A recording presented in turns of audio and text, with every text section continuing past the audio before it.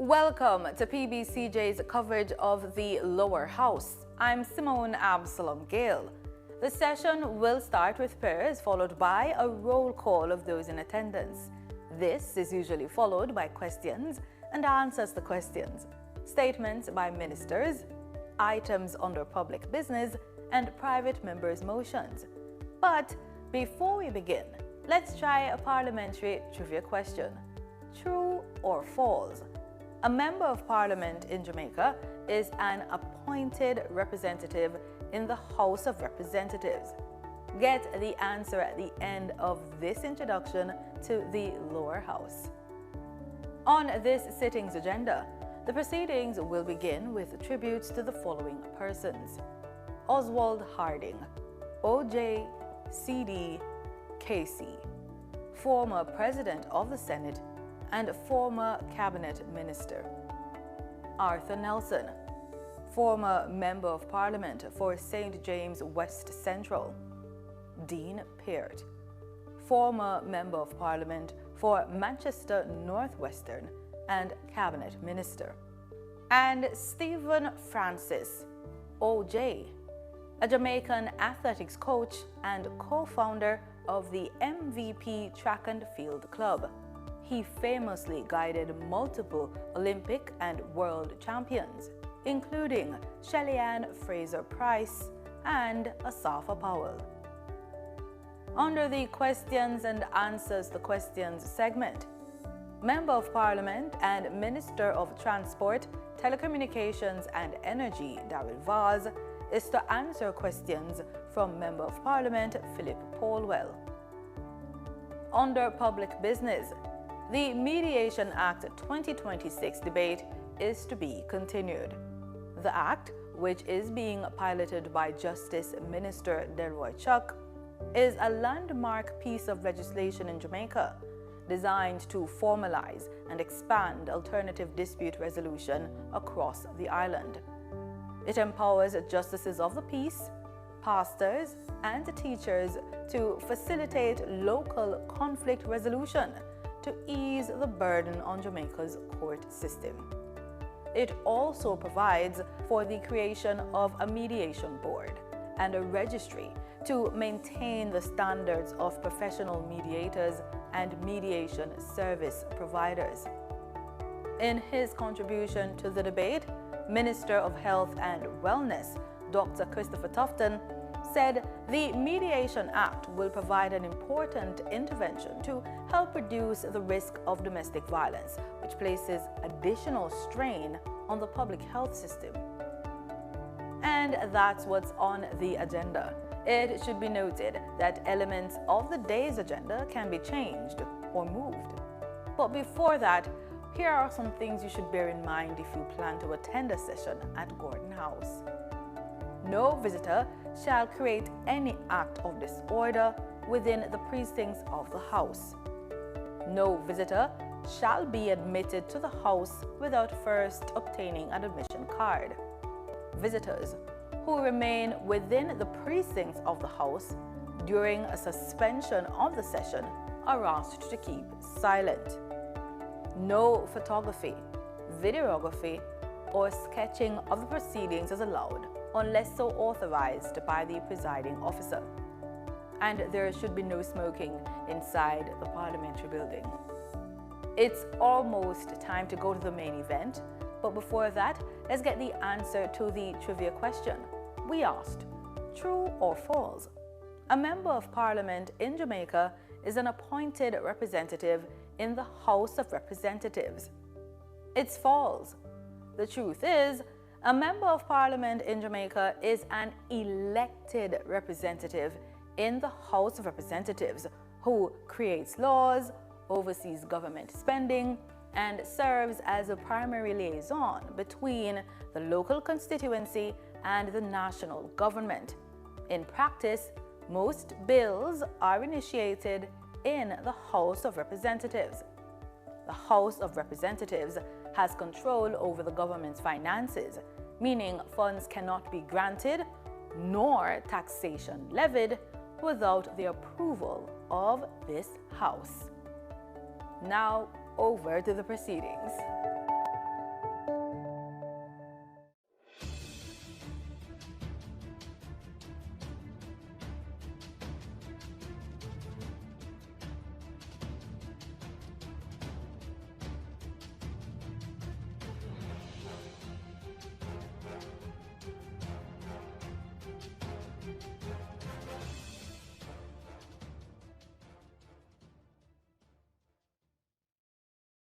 Motorists, certificates of fitness are now digital.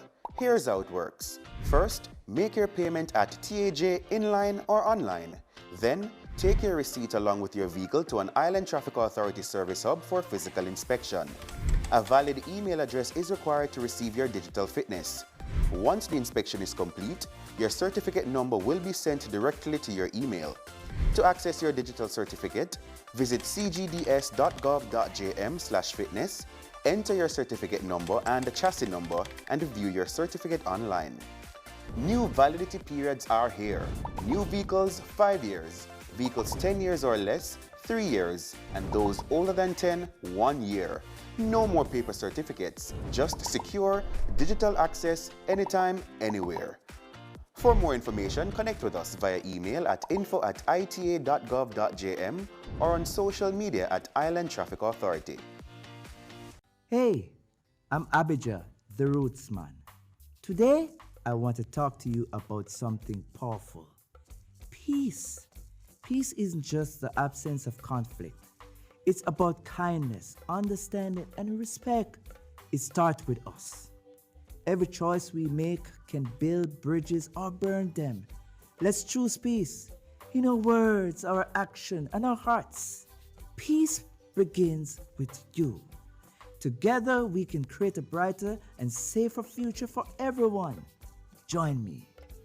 Let's be that change we want to see.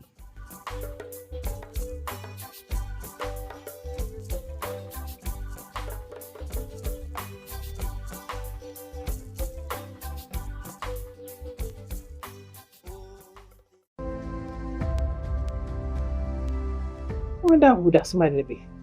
No, sir. Let me look for my glasses. Oh, that somebody look like right, sir. It's Lottie, walk on. Me glad for see you, right. Although things never go on for you, America, me glad say you there. Yes. Lift your head high. Yes. Stay out of trouble. Yes. And you can have a fresh start back home. All right, Mr. P. Thanks, you hear? Let's all work together for a fresh start back home. The following is brought to you by the Office of the Prime Minister. Tell me something.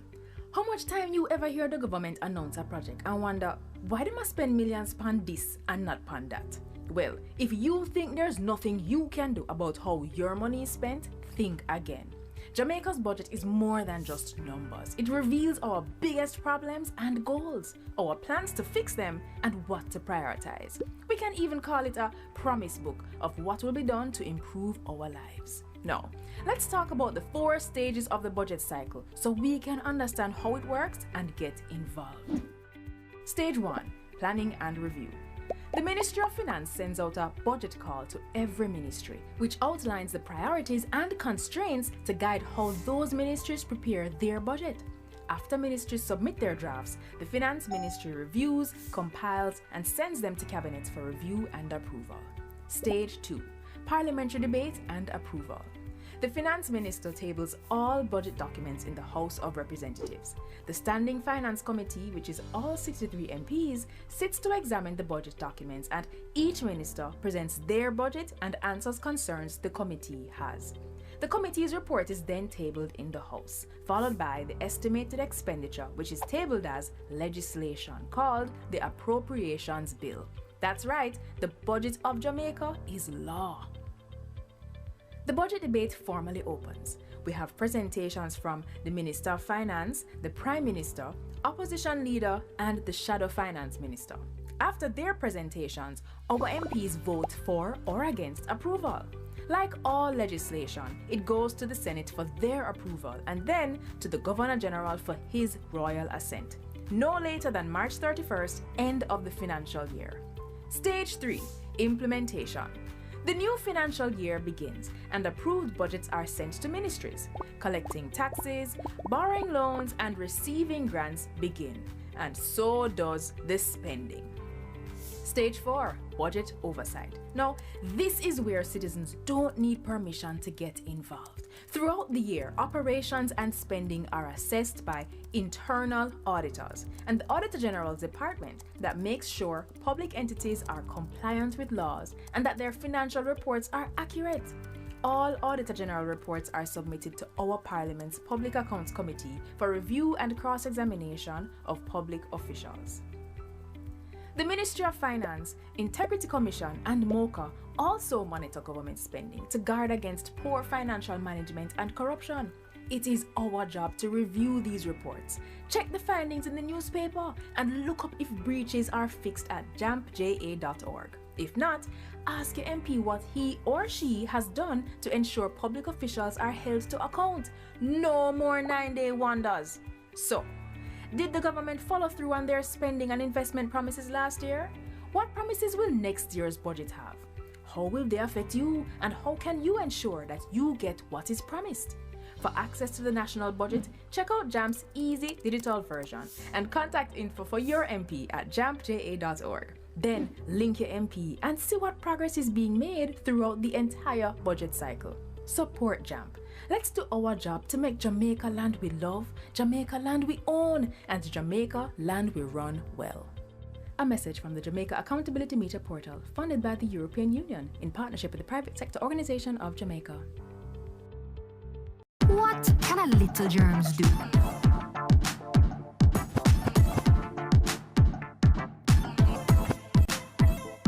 Pink eye running belly even flu. Germs can make them happen to you. Put germs on our manners with these. Cover your mouth when you cough and sneeze. Always wash your hand with water and soap. Keep dirty hands from your eyes and your nose and your mouth. You don't want to be sick, take care. Practice every day, no germs round here. A message from the Ministry of Health. Yo, babes, why me I call you so much time and I nah get you? Sorry me lick you again yesterday. Yo, me know me mess up, but I can't wear them something there road and I expect me to react. I know me jealous and fool and easy to lose my temper, but call me back here. Still nah get tired. Hey, girl, think me have to call your phone? You know who you deal with? You think I want lick me again next time? Eh? It doesn't have to be this way. You can leave an abusive relationship. Just call 876-553-0372. We will help you.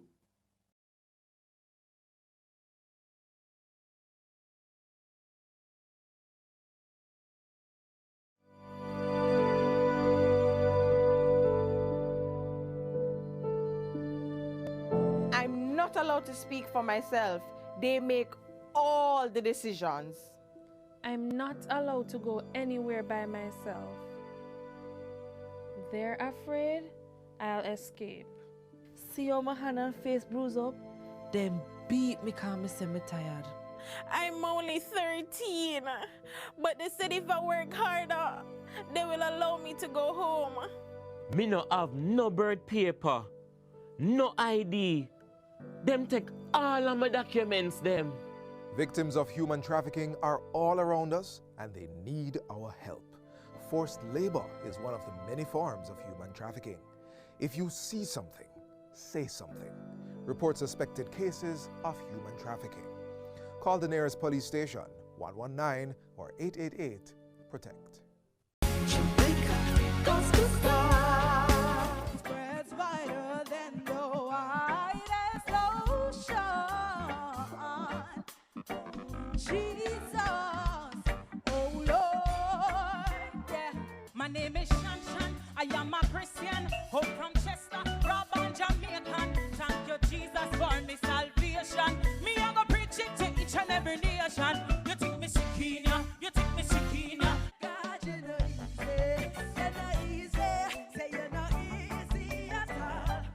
God, you know easy, shooby-dooby-dooby-doo. I wanna be more than an ordinary servant. Gotta be more. Say, 'cause I feel like the world is moving too fast. And if it's not too much to ask, oh Lord, let me cross my love. So hear me now, we're living in the last days, and I'm pouring out on my spirit in the earth. My people don't have fear, just get ready for what I'm about to write. Nobody can put him in a no box, not even dead could have pulled him in the grave.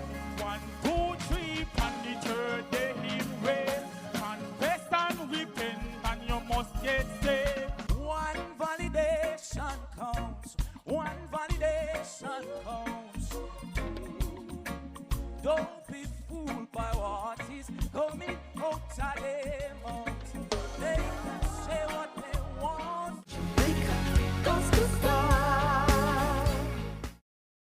Peace begins with us. Every act of kindness, every step towards understanding brings us closer to a brighter tomorrow.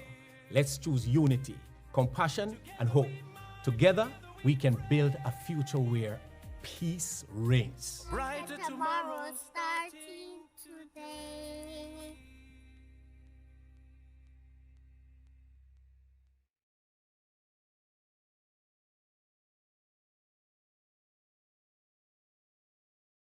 Me, I go show them my way of justice. I'm abused.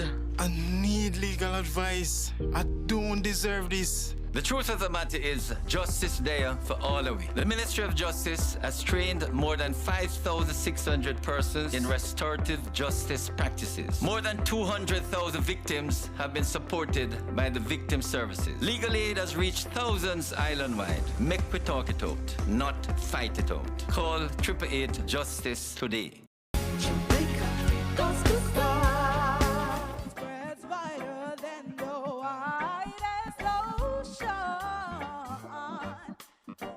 Jesus, oh Lord, yeah. My name is Shan. I am a Christian. Home from Chester, Robin, Jamaican. Thank you, Jesus, for me salvation. Me, I go preach it to each and every nation. You think me sick in ya? You think me sick in ya? God, you know easy. Say you're not easy at all. God, you know easy. Shooby-dooby-dooby-doo. I wanna be more than an ordinary servant. Gotta be more. Say, 'cause I feel like the world is moving too fast. And if it's not too much to ask, oh Lord, let me cry my love. So hear me now, we're living in the last days, and I'm pouring out on my spirit in the earth. My people don't have fear, just get ready for what I'm about to write. Nobody can put him in a no box. Not even death could have pulled him in the grave. 1, 2, 3, and the third day he raised. Confess and repent, and you must get saved. One validation counts. One validation counts. Don't be fooled by what is coming out of their mouth. They can say what they want.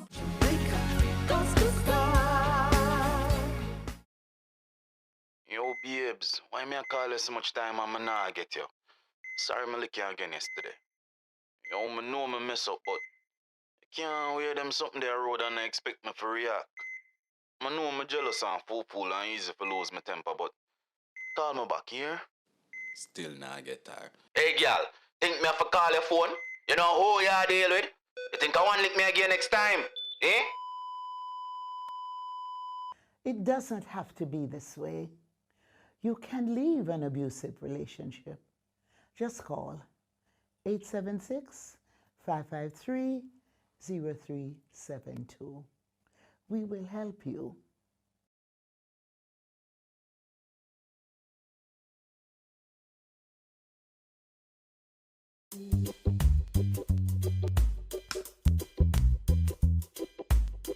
From seed to sale, Jamaica's future grows through innovation. Introducing Export Jamaica, a global market intelligence and compliance gateway that connects your effort with global opportunities and makes international trade easier, safer, and more convenient for Jamaican businesses. Powered by the Jamaica Trade Board Limited, Export Jamaica is designed to position your products competitively and guide you through international trade. Find high-demand international markets. Gain access to trade analytics that guide your business decisions. Identify and engage with potential buyers. Know your costs up front. Trade confidently. And keep your exports safe and secure. Through Export Jamaica, you can discover all there is to know about exporting and grow your business sustainably. From the processing of your goods, to packaging and shipping, to seeing your products reach international shelves and enjoyed by customers abroad, Export Jamaica provides the market intelligence and insights behind each step, helping you identify demand, understand export pathways, and unlock financial growth. Say hello to a prosperous future. Visit tradeboard.gov.jm/Export Jamaica to sign up today. Expanding Jamaica's reach, empowering our people. Most Jamaicans will tell you corruption in politics is deep-rooted, and I just saw it set, and nothing can do about that. But actually, there is, and another 152 countries are doing it. It's called asset declaration, and it works best where citizens themselves understand it and help to ensure the law is enforced. Corruption happens when public officials abuse their power to benefit themselves, family, or associates. Jamaica's Integrity Commission Act was designed to prevent corruption, and here are 5 things you should know. 1. Under this law, every year MPs and senators must report what they earn, own, and owe, and if they don't, they'll be sanctioned. 2. Their report must include the same kind of information for their wife or husband and children. 3. If they get a gift worth more than $100,000 from anyone who's not family, they must declare it. 4. A summary of the declarations of our Prime Minister and opposition leader must be published where the public can read it. 5. Parliamentarians can now be prosecuted by the Integrity Commission. They can be fined up to $2 million.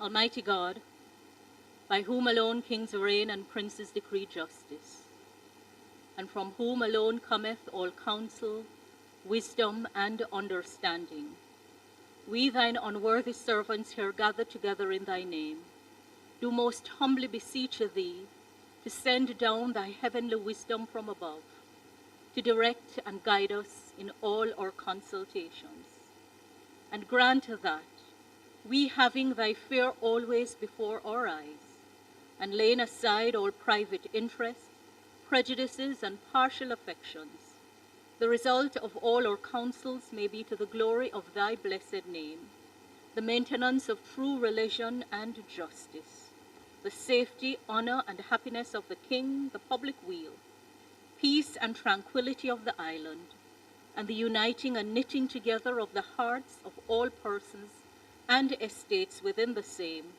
and true Christian love and charity, one towards another, through Jesus Christ our Lord. Amen.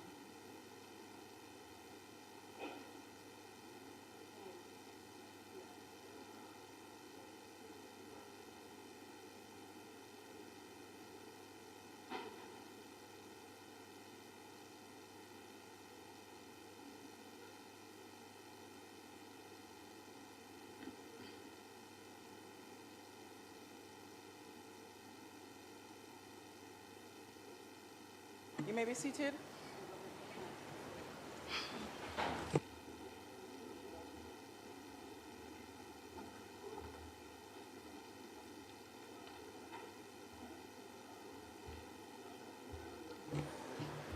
This honorable house now resumes its sitting.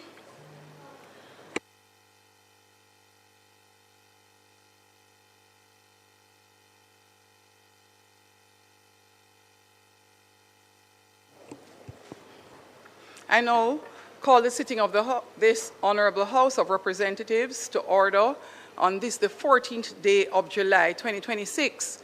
I take this opportunity to extend welcome to all members of the Honorable House and members of the media or visitors in the gallery, and to the many Jamaicans joining us online and through the various broadcasting platforms. Although we come to this chamber from different constituencies, different political traditions, and at times sharply different points of view, we are united by a common responsibility to serve the people of Jamaica and to advance the interests of the country. This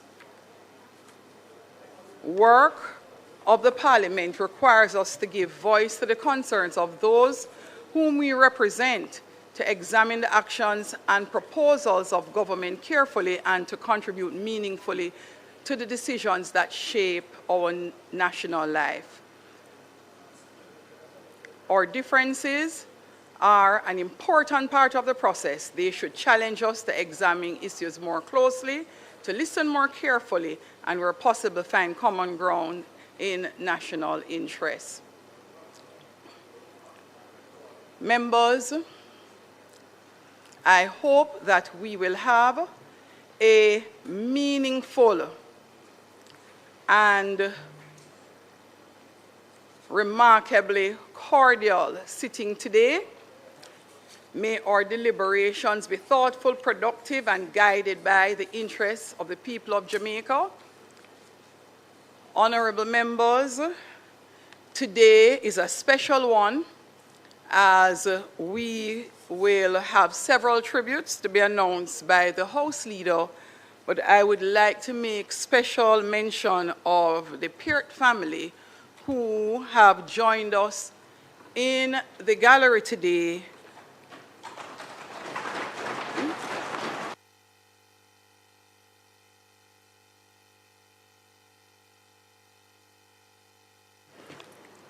Additionally, the Nelson family is also in the Parliament today.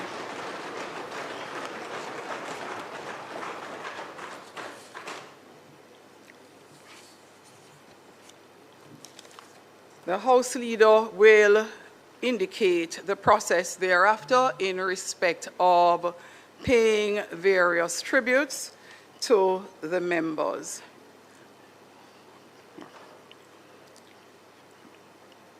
To the members, former members' family.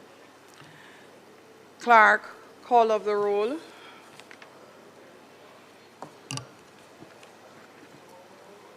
Mrs. Holness, Mr. Clark, here. Mr. Green, Dr. Holness, Dr. Chang, Mrs. Williams, Mr. Bartlett, Ms. Grange, Dr. Tufton, Mr. Mackenzie, Mr. Montague, Mr. Vaz, Daryl Vaz, Mr. Chuck, Mr. Charles Jr., Mr. Robert Morgan, Ms. Marks, Mr. Samuda, Dr. Wheatley, Mrs. Cuthbert Finn, Mr. Terrelong, Mr. Witter, Mrs. Dalrymple Filbert, Ms. Morrison, Ms. Lee, Mr. Donovan Williams, Mr. Main, Ms. Crawford, Mr. Delroy Williams, Ms. Hamilton, Mr. Sivright, Mr. Azan, Mr. Brown, Mrs. Brown-Burke, Mr. Buchanan, Mr. Bunting, Ms. Burchell, Mr. Campbell, Mr. Cousins, Mr. Crawford, Ms. Daly, Dr. Dawes, Mr. Golding, Mr. Gordon, Mr. Hales, Mr. Hines, Mr. Hilton, Mr. Jackson, Miss Jess, Mrs. Malahu Fort, Mrs. Miller Bennett, Mr. Morris, Mrs. Natalie Garvey, Mr. Newell, Mr. Paulwell, Mr. Phillips, Miss Perkis, Mr. Robertson, Mr. Robinson, Dr. Russell, Miss Shaw, Mr. Smith, Dwayne Smith, Mr. Vaz, Dwayne Vaz, and Mr. Everall Warmington. Clifford Warmington. Thank you, Madam Speaker.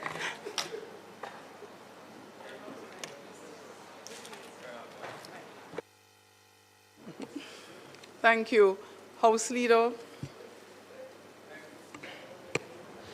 Thank you very much, Madam Speaker. I want to echo your sentiments in welcoming the family members of the Pearts and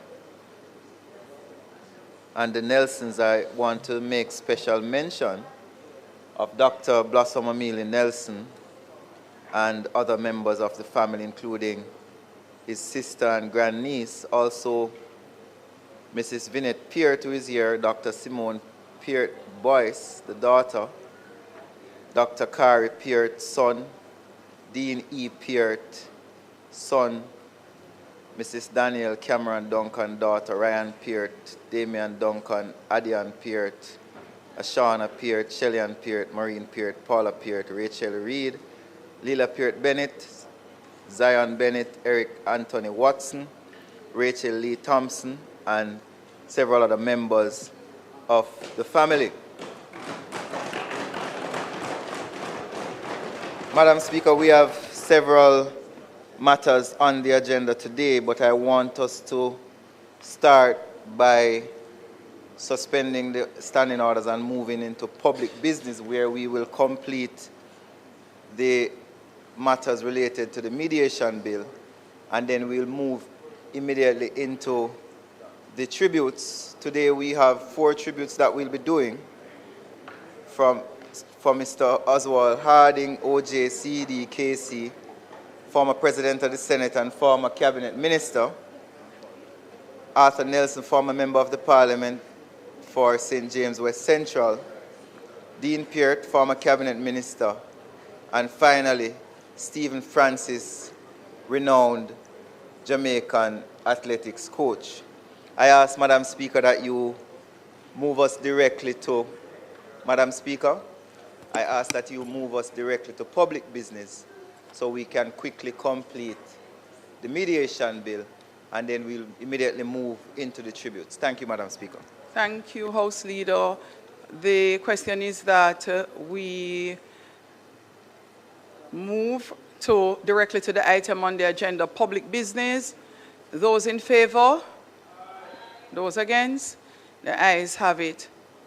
Members, I have just circulated the last 2 amendments. I hope everybody is in receipt to the mediation bill.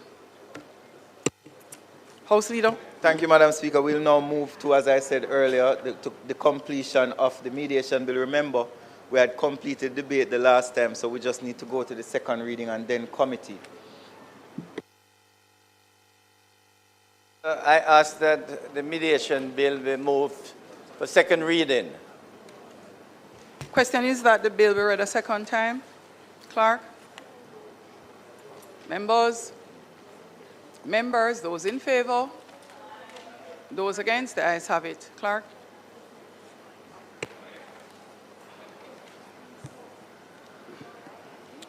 A bill entitled An Act to Establish a Regulatory Framework for the Conduct of Mediation in Jamaica, including community mediation, to provide for the registration of mediators and the licensing and regulation of mediation service providers, to make provisions for facilitated contract negotiation, to give effect to the provisions of the United Nations Convention on International Settlement Agreements resulting from mediation done in New York on the 20th day of December 2018, and to provide for connected matters read a second time.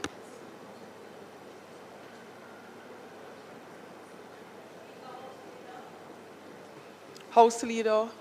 No. Madam Speaker, you're to put the bill, you're to put the clerk, tell her, no?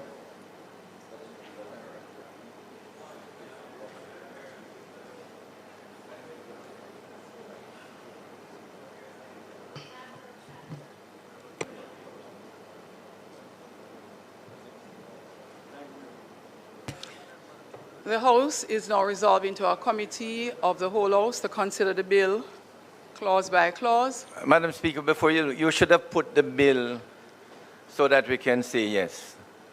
The question that the bill should be read a second time. We did that, Minister. Oh, okay. Very well, Madam Speaker.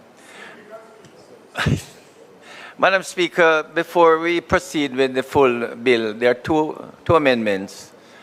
And it was the member from Northeast St. Elizabeth had indicated, using the word ordinary, it's on page 4, the third line, and on page 5, on the B, big B, we're using the term ordinary.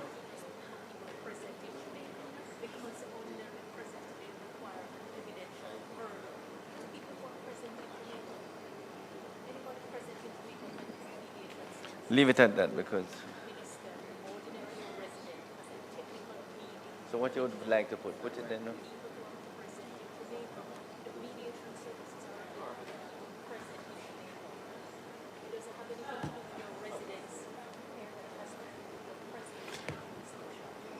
You want to say ordinary resident or present in Jamaica? I don't want to change it because it went to Judith send this. You want to put it then? No? I'm not doing it. No, Minister, how do you wish to proceed? The other change, Madam Speaker, is clause 11.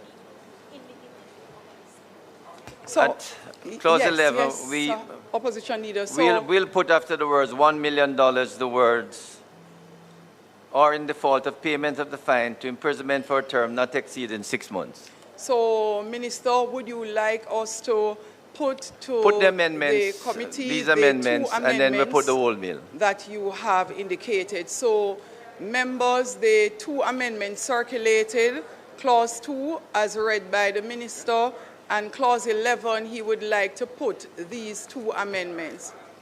Opposition Leader. Madam Speaker, there is a process for taking a bill through committee. You put the clause, if there's an amendment, you put the amendment, you vote on the amendment, and then you move on to the next clause. If All you right, can put so clauses in block, but you can't leader, put 2 on the 11. It's far away. Okay. All right, All so right, Madam Minister, Speaker, could you put... Minister, take clause 1, which has no amendment, then take the amendment clause, which you have already read, and then we will put it as amended, and then do 3 put to 10. Clause 3 to 10. And then we do 11. 3 to and 10. Continue. No, so start from 1, Minister. Well, will you put clause 1, Madam Speaker? Hold on a minute. Madam Speaker, I know that you are a stickler for the standing orders, and I'm with you. So I want us to observe that as we do this. So in my head, I know that there is a seating procedure, not just the removal of the mace, in terms of that, certainly from the leadership, and also that you are addressed as Madam Chair. So when you are sitting there and we're addressing you as Madam Speaker, for our young people who are looking and listening, we are not and trying to understand how we operate. It is confusing. And I'm just asking for us, as you normally say, I echo today, for us to just follow through. Thank you, member. No, because there's no space. That's what I indicated earlier. There was no space. So what we did was, to move to committee and indicate that we are in committee. Ms. Brandon or Mr. When are you leave?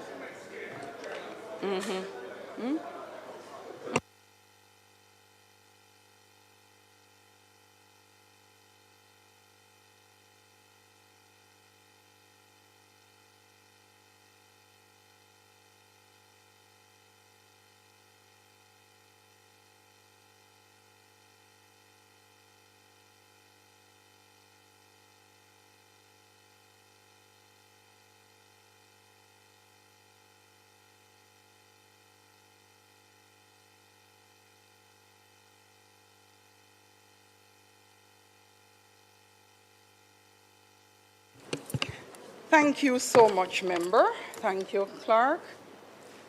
Members, so there are two amendments put forward by the minister. Minister will start in committee with clause 1.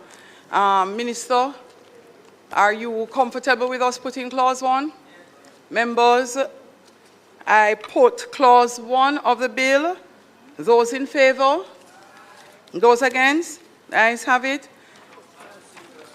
Put clause 2, there's one other at page 6 on the B, big B, reference is made to the habitual, so we should change that to ordinary residence of the party. That's the third habitual. Yes, so you had read that amendment earlier, so... With the two habitually, and then a third one on page 6 at big B, put ordinary residence. Okay. So, Minister... Clause 2, still on clause 2. No, he's at clause 2 now. So we're at clause 2. So, Minister, just for absolute clarity, the members are indicating that they would like you to clearly put what the amendment to clause 2 is first, so that we may vote on accepting or rejecting the amendment before we go to the entire wonderful, clause. wonderful, Madam Speaker, and Chairman. And page 4, small a, third line, instead of habitually, we are going to put ordinary.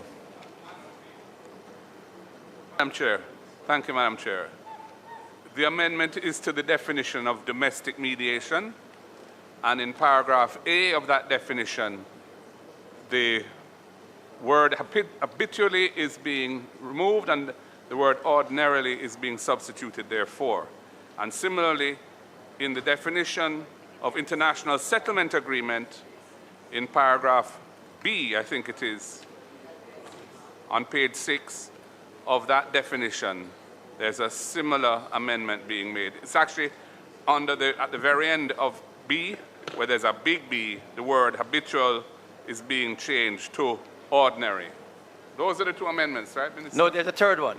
Sorry, there's a third one? Yes. In clause 2? Yes, at page 5. At page 5. On the big B. On the big B. On the big B, same. Of the definition of habitual residence. In the definition of international commercial mediation.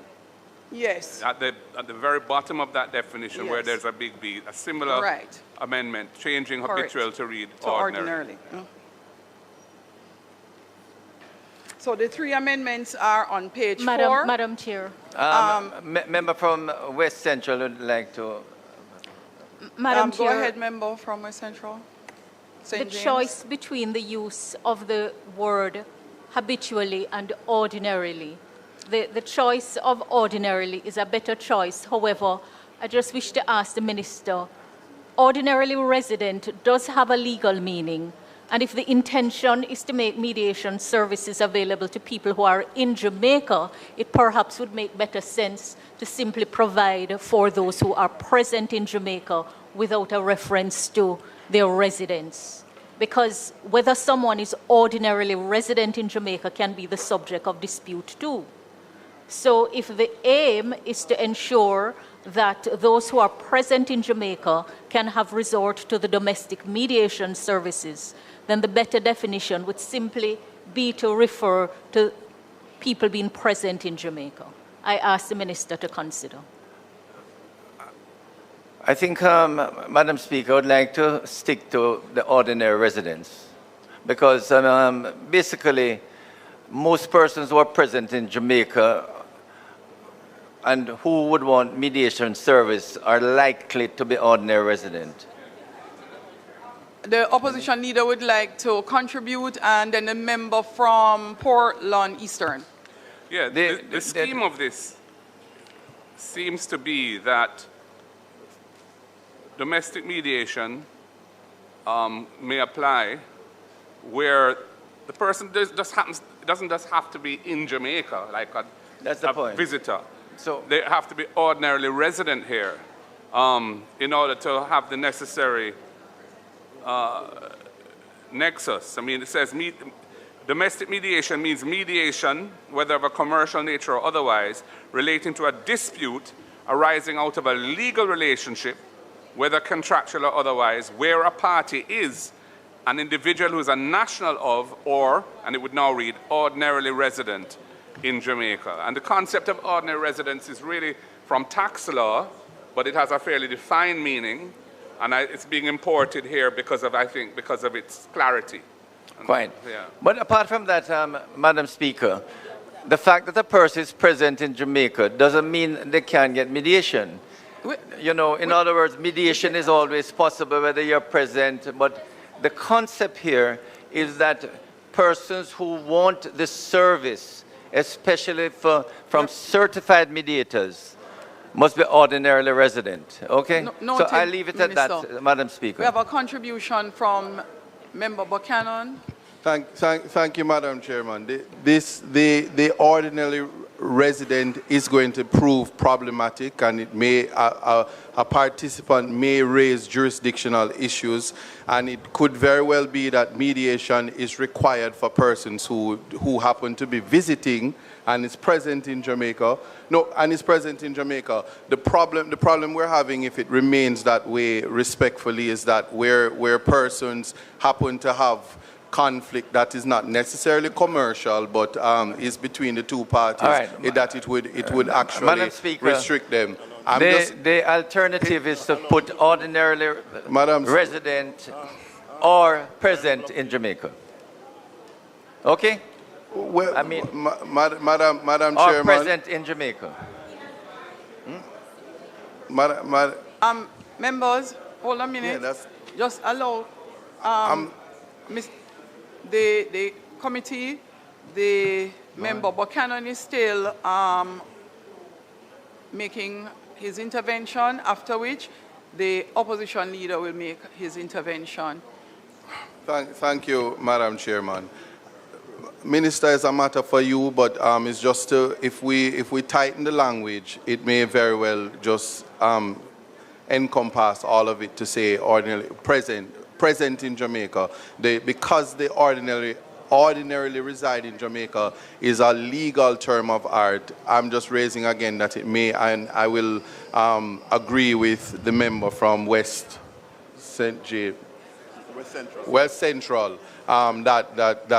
So your suggestion is remove ordinary resident and just put presence in Jamaica. Present in Jamaica, because it certainly, and I don't know if the drafters are here, but it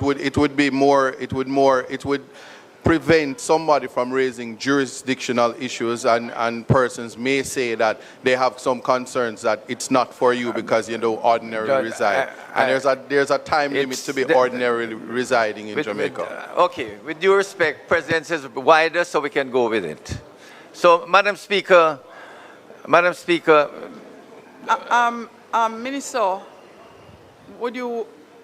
the House sounds very like humming almost of talk, like several conversations happening at the same time. So members and Minister, I'm going to ask Minister to allow the opposition leader to make his intervention, after which, Minister, if we are still having this discussion, I would recommend that we move on from clause 2 for now, go through the remainder, and in that time you would do the consultations and come back to clause 2. Somehow the House sounds very noisy though.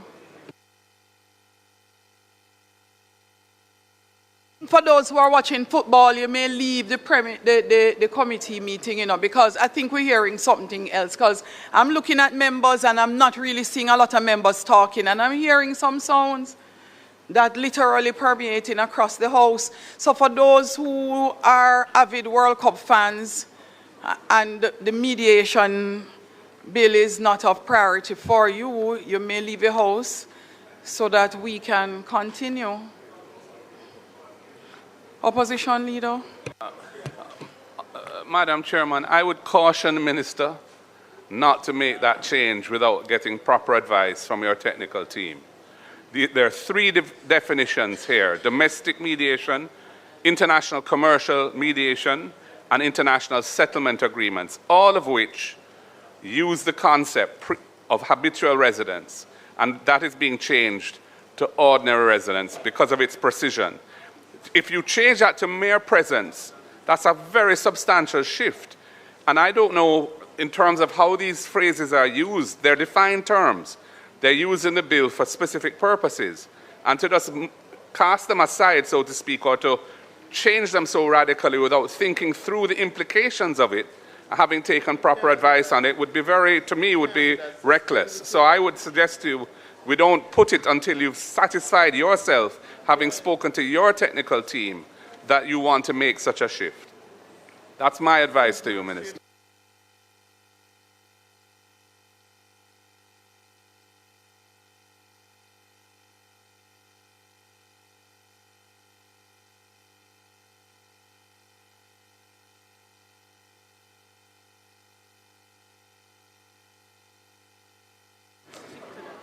Members, as there are no other interventions, I will ask that we hold on clause 2 and we will put clause 3 to 10, which is not of any discrepancy, for the House, the committee.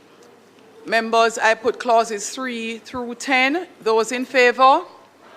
Those against? The ayes have it. Minister, could we take a look at the amendment for clause 11? Member Dalrymple Philibert, a moment, please. Clause 11, Madam Speaker, we are going to add, or in default of payment of the fine, to imprisonment for a term not exceeding 6 months.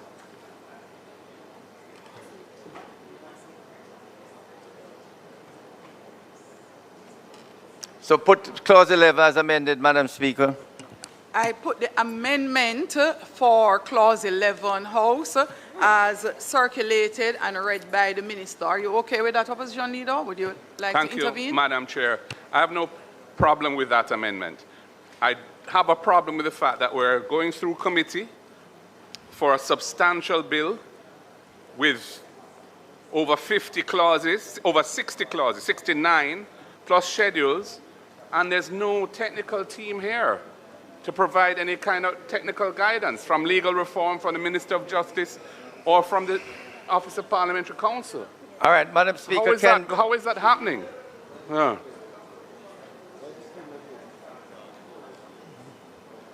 Yes, Minister. Clause 11, could you put it as amended, Madam Speaker? I put the amendment to clause 11. Those in favor? Those against? The ayes have it. I put clause 11 as amended. Those in favor? Those against? The ayes have it. Madam Speaker, can we put the rest of the bill from clause 12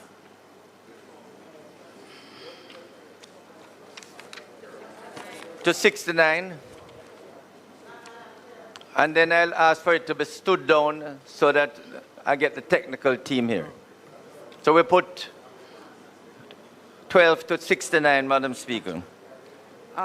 Do you have an intervention, Member Brown-Burke?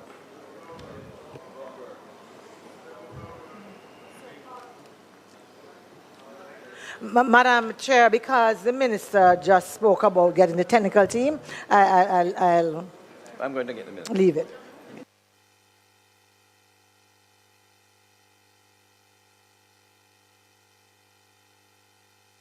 I heard you, Minister. I'm going ahead. I put clauses 12 through to 69. Those in favor? Those against? The ayes have it. I put schedules 1 through 3. Those in favor? Those against? The ayes have it. I put schedules 4 through 7. Those in favor? Those against? The ayes have it. I put the title and enacting clause. Those in favor? Those against? The ayes have it. We will now temporarily adjourn the committee meeting, go back to the House, while the Minister confers with his legal drafters in respect of the amendment for Clause 2, and we will then reconvene for committee. Thank you, members.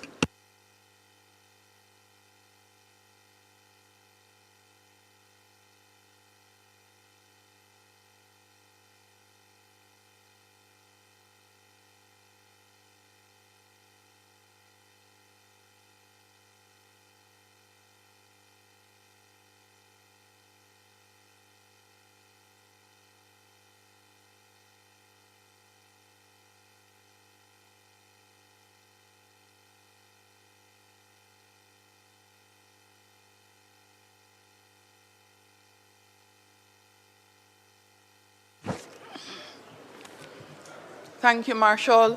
We are now back in the House. The House sitting resumes. Public business, House Leader. Madam Speaker, as was said earlier, we will now start our tributes. And the first tribute we will have, based on what is in the list, is for Oswald Harding, OJ, CD, KC, former President of the Senate and former Cabinet Minister. We will start with Deputy Prime Minister, the Honorable Dr. Horace Chang. Dr. Chang.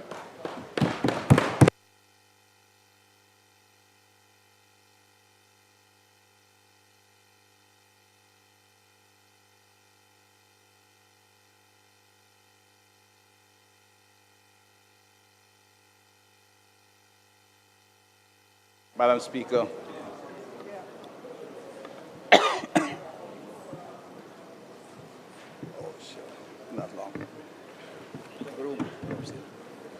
Madam Speaker, I rise on behalf of the Government of Jamaica to pay tribute to a distinguished Jamaican whose life was defined by service, intellect, integrity, and unwavering commitment to the institution of democracy. Professor Oswald G. Harding, as a statesman in the truest sense of the word, I confess that I had the privilege of starting my political activism in the constituency he ran for the first time, East Road, St. Andrew, back in the 1976 general election. I met Ozzy then, but his entry into politics was preceded by a long career in the public service. For more than 3 decades, he devoted his talents to the service of this honorable Parliament and the people of Jamaica. While many public figures are remembered for the offices they held or the political contests they fought, Dr. Harding will be remembered for something far more enduring, his steadfast commitment to the rule of law, constitutional government, and the dignity of Parliament itself. He understood that democracy is not sustained by election alone, but by strong institutions and by men and women who dedicate themselves to protecting those institutions. Throughout his career, whether as lawyer, senator, minister, president of the Senate, educator, or constitutional scholar, he approached public life with discipline, fairness, and unwavering respect for the Constitution. As a lawyer of exceptional ability, Dr. Harding brought to the public life a deep understanding of the Constitution and parliamentary law. His contributions were never guided by the pursuit of political victory, but by determination to strengthen Parliament, uphold the rule of law, and preserve the democratic institutions upon which our nation depends. Dr. Harding's journey in public service began long before he entered the Honorable Parliament. As a young lawyer in Jamaican Foreign Service, he served as the country's first charge d'affaires in Mexico, helping, in fact, to establish Jamaica's diplomatic presence in Latin America at this early stage in our development. At a time when newly independent nation was expecting to expanded his voice on the international stage. That early assignment reflected both the confidence placed in his judgment and his willingness to serve wherever the country called. In fact, he had just returned from the United Kingdom, where he was serving in the embassy there, in the High Commission at that time, and they sent him off to Mexico with very short notice. On his return to Jamaica, he continued his service in the Ministry of Foreign Affairs before joining the Attorney General's Department as Crown Counsel, and where he further developed the legal expertise that would define his career. He later entered private practice, establishing what became a highly respected law firm, while also observing a legal counsel, serving as legal counsel life of Jamaica, then newly established financial house in Jamaica. These experiences across diplomacy, public service, and private practice gave him a unique understanding of the law, governance, and national development. His commitment to public service naturally led him into politics. He contested seats in East Rural St. Andrew and later Central Manchester. His greatest contribution to public life would come through the Senate. Appointed to that chamber in 1977, he would go on to become the longest-serving senator in Jamaica's history, serving with distinction for nearly 3 decades in the Senate. His record of public service speaks for itself. He served as president of the Senate on 2 separate occasions, leader of the government business in the Senate, minister without portfolio in the Ministry of Foreign Affairs, Attorney General, and Minister of Justice. In every role, he approached public office with fairness, discipline, and unwavering respect for the Constitution. Although he was a committed member of the Jamaica Labour Party, he understood that offices he occupied demanded impartiality, restraint, and fidelity to the rule of law. He discharged those responsibilities with distinction, and in doing so, earned the respect of colleagues across the political divide. Within the Jamaica Labour Party, he was a trusted advisor, a strategist, and one of the foremost constitutional minds. His counsel was valued because it was thoughtful, principled, and always guided by the long-term interests of both party and country. Retirement did not mark the end of his service. Instead, he devoted himself to educating the next generation. After earning his doctorate, he became the founding dean of the Faculty of Law at the University of Technology, where he helped establish an institution that continues to shape Jamaica's legal profession. The student remembers him not only for his scholarship, but also his insistence on discipline, ethical conduct, and intellectual rigor. His legacy, therefore, extends far beyond this Parliament. It lives on in the lawyers he trained, institutions he strengthened, and the constitutional principles he defended throughout the distinguished career. Oswald Harding also possessed a deep appreciation for Jamaica's cultural heritage.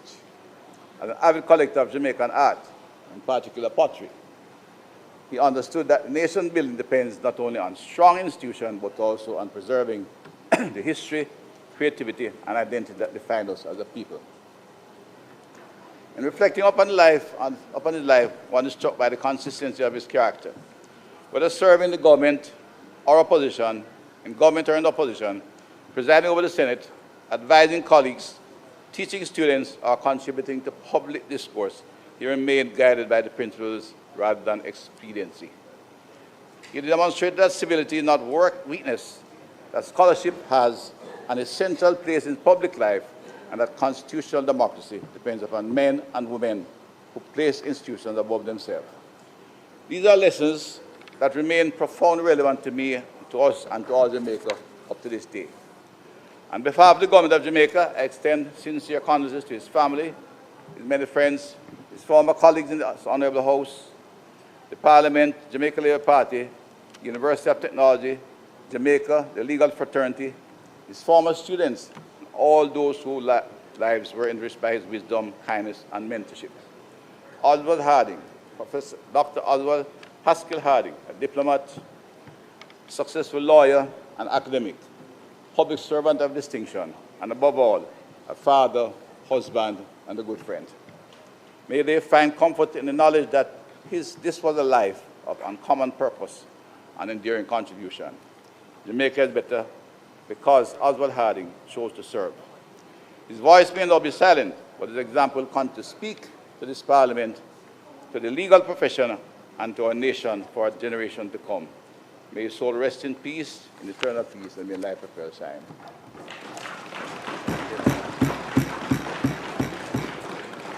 Leader of the Opposition. Thank you, Madam Speaker. And I wish to thank the Deputy Prime Minister for his tribute to the late Oswald Harding. Most of us know him as Ozzy Harding. And he went into some amount of detail on his career. And that was a useful exegesis of the life of the man. I came to know Ozzy Harding when I entered the Senate in 2007.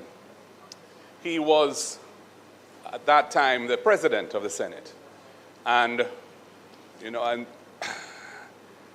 spent a few years watching how he operated as president. I must say, there was never any hint of bias or partisanship in how he administered the Senate.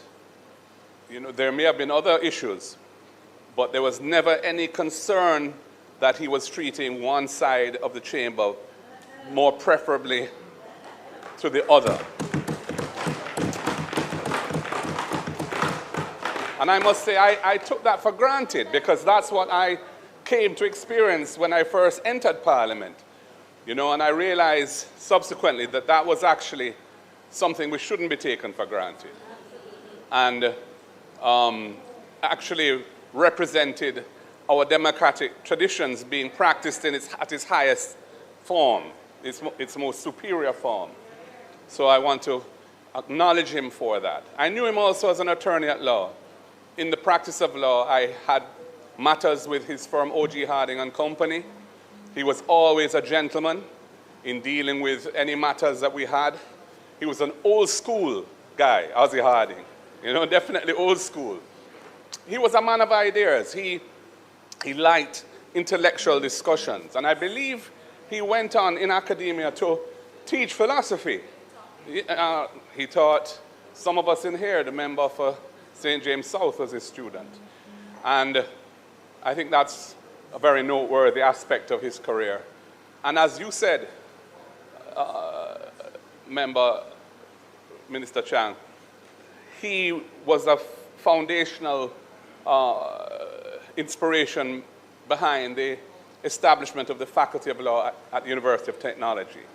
And that was somewhat controversial because the existing arrangements for legal education in Jamaica were predicated upon the law school access, which was automatic, essentially, for University of the West Indies graduates. And UTech established a Faculty of Law, but the arrangements for what happened to their students after they graduate had not really been settled. And in fact, that remains an outstanding issue and has been for a long time. And I hope that some arrangement can be carved out to settle those issues once and for all in memory of Ozzy Harding and the work he did in establishing that Faculty of Law.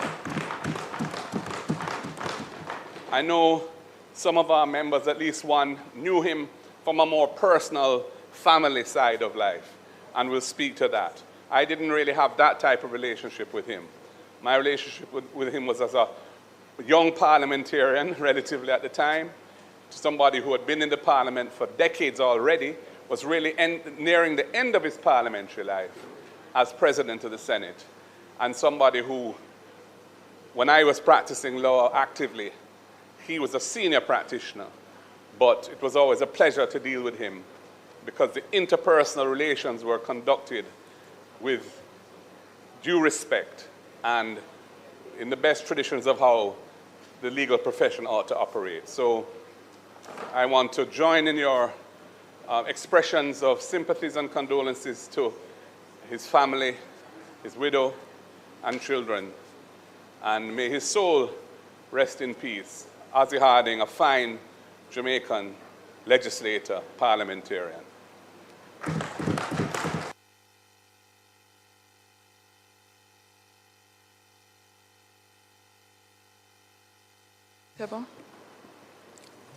I think next is Minister Bartlett, member from St. James, East Central.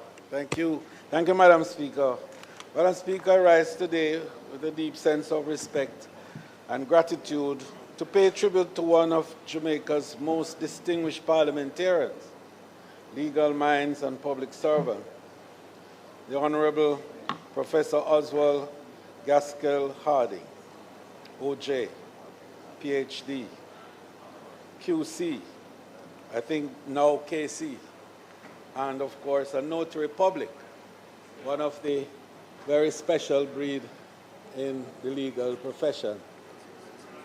His passing marks the end of an extraordinary chapter in Jamaica's democratic history, but his legacy will continue to inspire generations of legislators, jurists, scholars, and others who have committed their years to public service.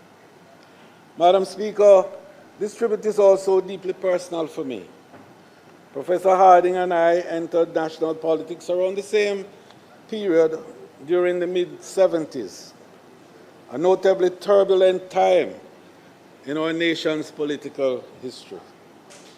Over the decades, I had the privilege of watching him serve this nation with uncommon dignity, remarkable intellect, and unwavering commitment.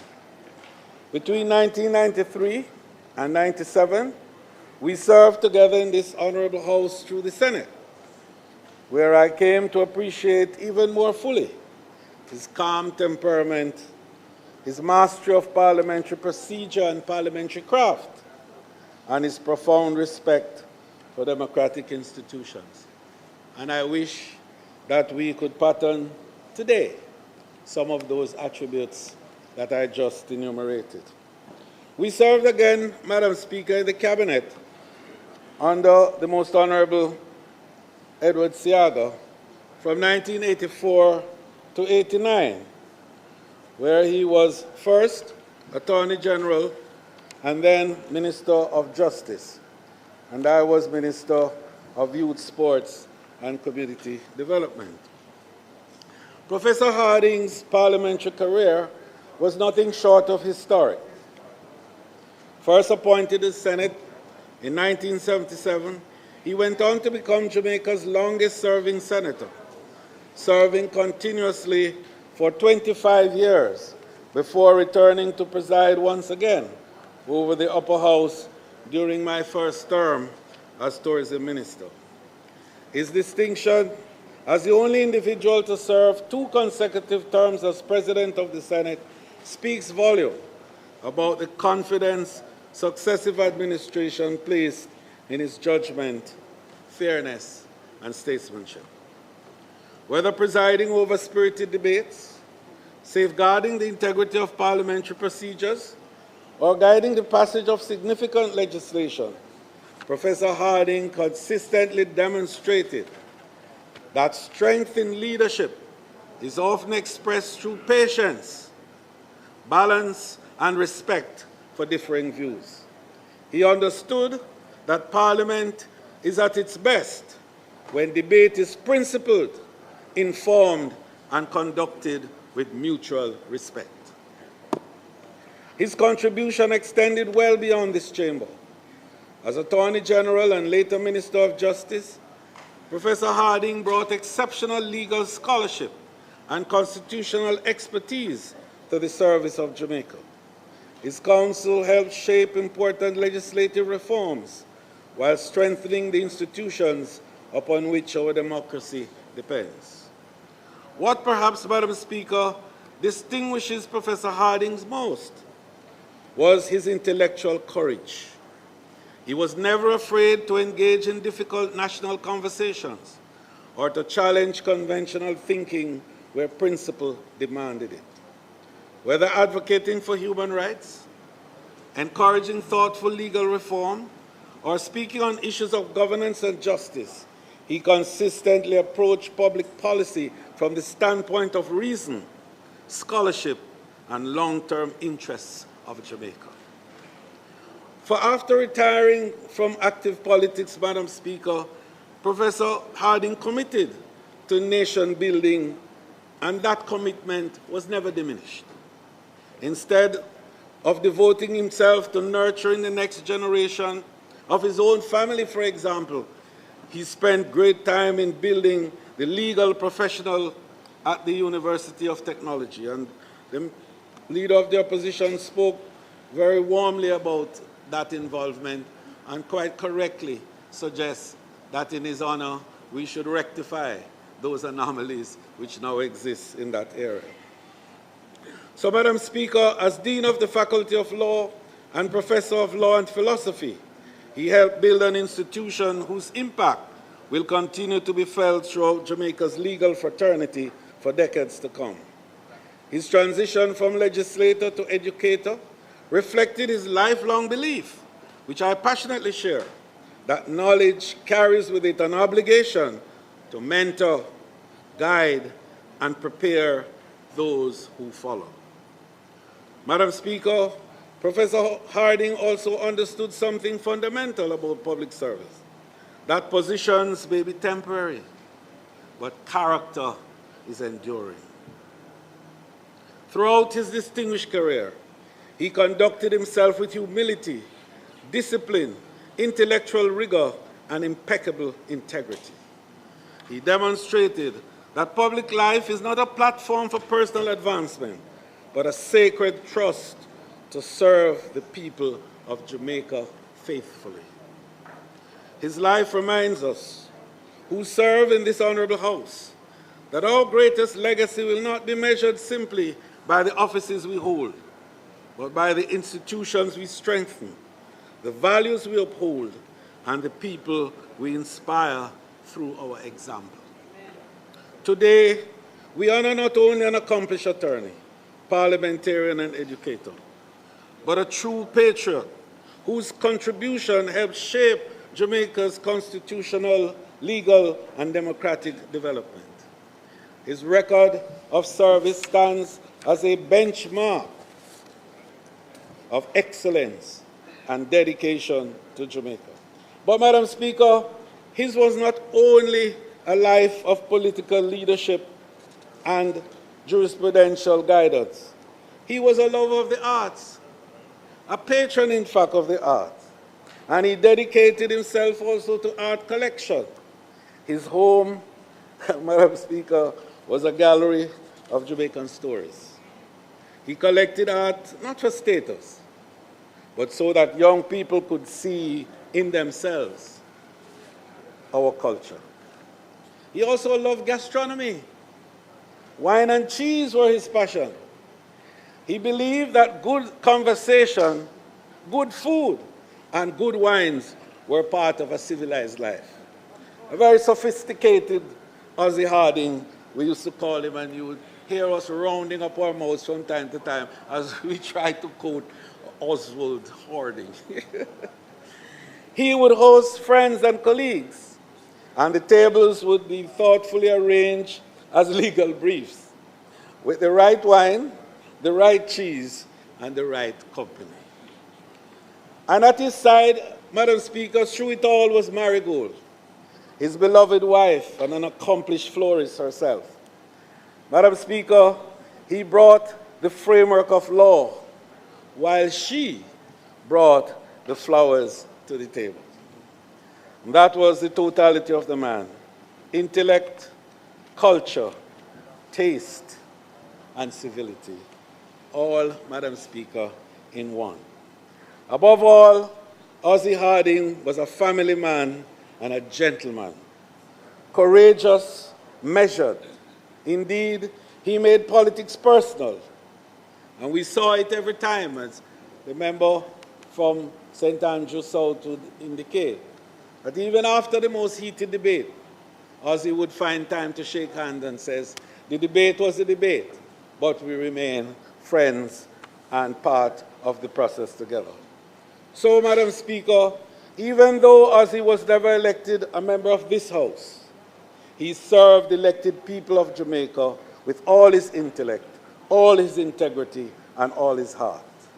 He leaves us an example that scholarship must be married to service, that law must be married to culture, and that public life must be guided by principle and seasoned grace. To Marigold and the boys and the girls and the family overall and the grandchildren, on behalf of this honorable House, I extend our deepest condolences.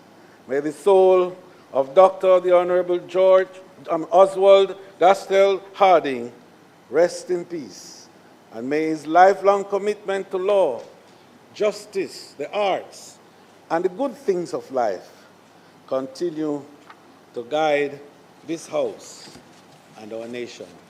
May his soul rest in peace and light perpetual shine on him. Thank you.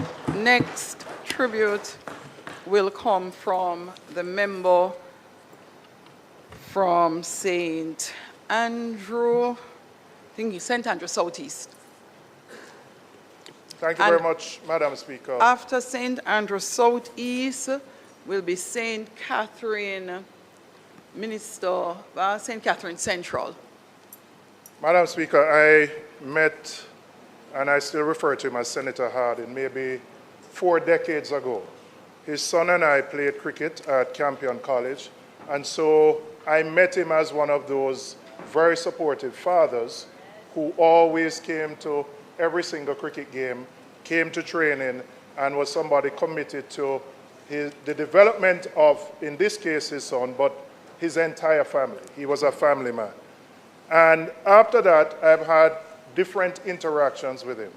And as a member from East Central, St. James said, what stood out for someone who served the Labour Party for maybe 5 or 6 decades, he was absolutely non-tribal. He was absolutely someone who was a nationalist at heart, committed to the development of his country, someone who believed in fairness, was urbane, was a gentleman to the core, and quite frankly, an example of how we should practice politics. To defend your positions, stand on points of principle, but at the end of the day, maintain very civil and cordial relationships. And as such, I want to pay tribute to the example that he has set for many of us and the way in which he has conducted himself both as a senator, but as an individual and as a person overall. And I think the country has benefited from the type of person he has been, and certainly we should aspire to practice politics in the way that he did. May his soul rest in peace, and I offer my own condolences to his wife, the children, the grandchildren, and all of those who would have interacted with him. Thank you.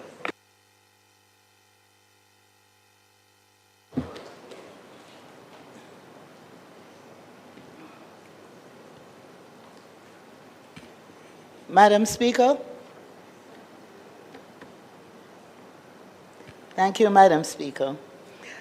I rise to join my colleagues in paying respect to the life and contribution of the Honorable Oswald Harding, OJ, CD, KC, and the late former President of the Senate. He was first appointed in 1977, served continuously until 2002. Then he rejoined the Senate in 2007 until his retirement in 2011. His first period as a senator was the longest continuous tenure in the Senate's history. Madam Speaker, Oswald Harding served as Senate President for 2 consecutive terms, and I had the pleasure of serving in the Senate under his leadership as a young senator, and I benefited greatly from his leadership and his counsel. Oswald, Ozzy, was a very approachable person who was quick to dispatch advice. He was always willing to say, now, listen here, this is what you should do, and this is how you should do it.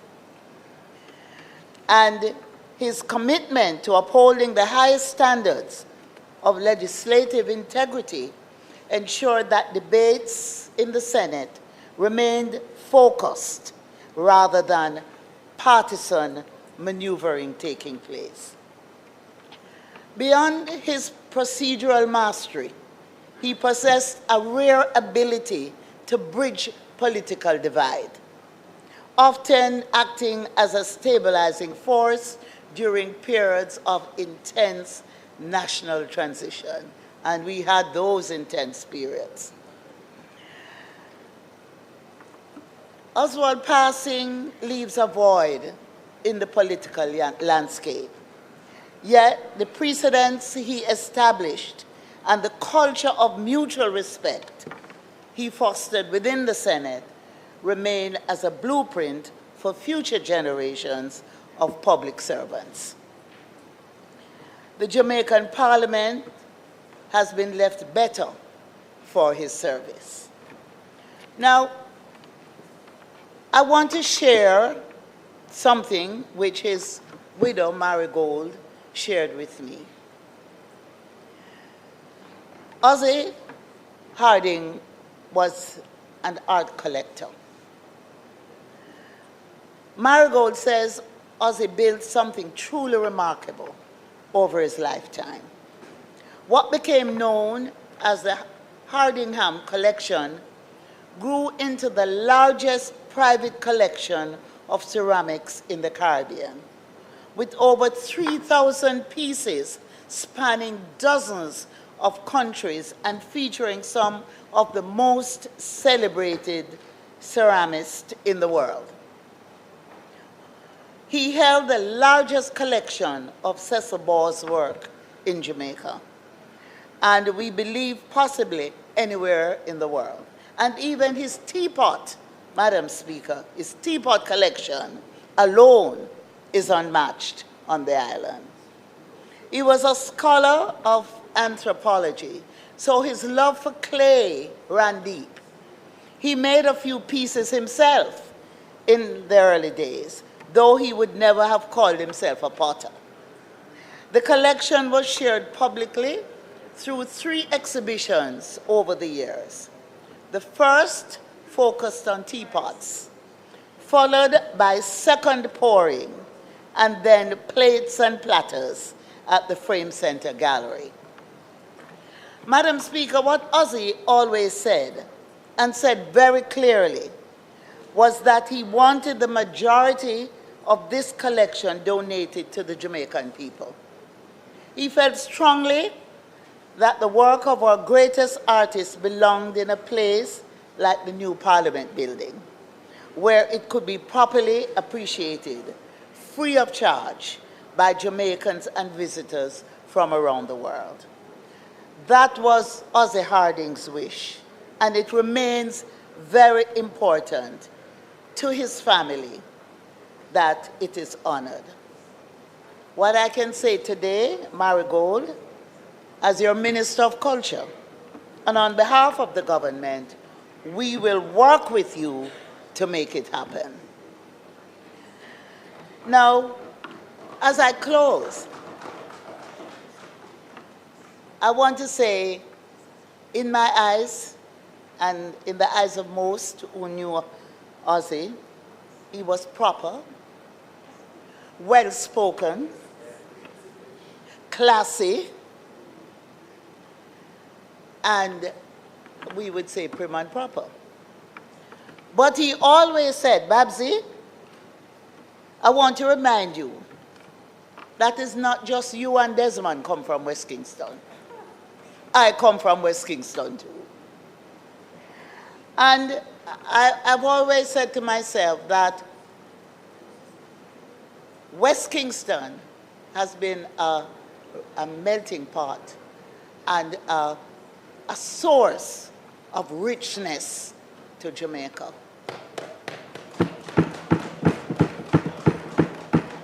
we have given the world, through all the artists who have come out of the belt of West Kingston, Trenchtown, downtown, we have given the world the music.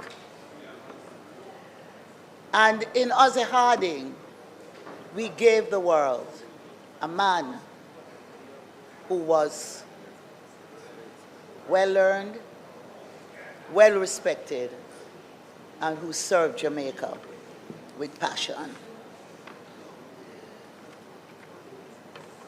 I want to just say to Marigold, Zachary, Jeremy, and the rest of the family that our thoughts and prayers are with you, and that may the angels of comfort surround the family at this difficult time, and remember that we are here to give you all the support you need. May God rest his soul. Thank you, Madam Speaker. Thank you, Minister. Next is Minister Charles, the member from Clarendon South East. Thank you, Madam Speaker. I have known or knew Oswald Harding all of my life. Can't remember not knowing him. Our families intersected clearly as one of my father's contemporaries. And I just wanted to take the opportunity on behalf of all of the students, young professionals, and others that have been impacted by him to say thank you to him and to his family. Mr. Harding was always kind. He conducted himself, walked in a way that gave no room to any suggestion that he had anything less than excellence in everything that he did, whether it is as an exceptional legislator, attorney, teacher, administrator. He was really an example for many who had the chance to speak to him.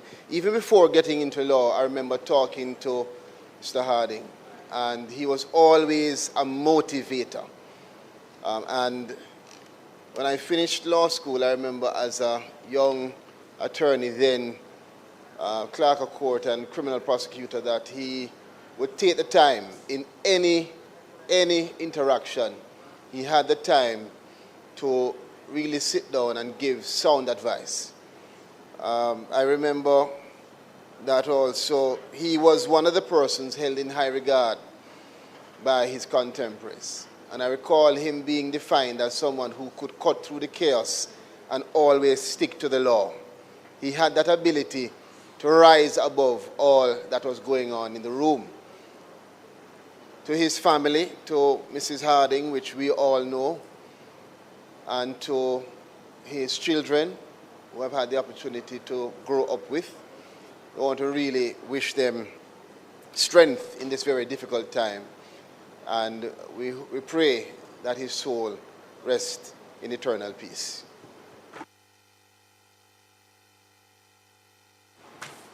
The member from St. James, West Central. Thank you, Madam Speaker. In the interest of time, Madam Speaker, I simply put on record my condolences to the Harding family and to acknowledge the work that Professor Harding has done, as said by all others who have spoken well. When I first came into political service, he was the president of the Senate, and I do recall him with fondness. He has served his country well. May his soul rest in peace, and may his family find comfort in the contributions he has made.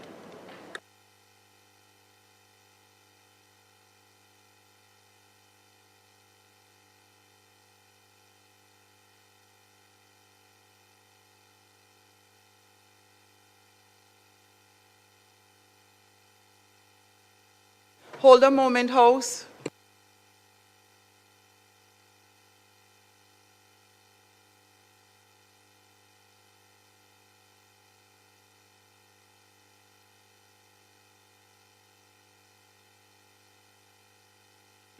Thank you very much, Madam Speaker, for those, and thanks to the members who have offered tributes to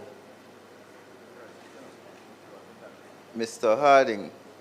I am aware also that he did have some interaction with the constituency of which you now are the Member of Parliament, and I know that there are many members of that constituency who have also expressed their condolences to his family and to his friends. Madam Speaker, we now will move to the other tributes. We have Mr. Arthur Nelson, who is a former Member of Parliament for St. James West. I know his family is here. Mr. Dean Peart, former Cabinet Minister, and Mr. Stephen Francis. I want to also ask members, there are some members who will give individual tributes, but other members may wish to also join their tribute so that we can be very efficient in the use of parliamentary time. Thank you very much.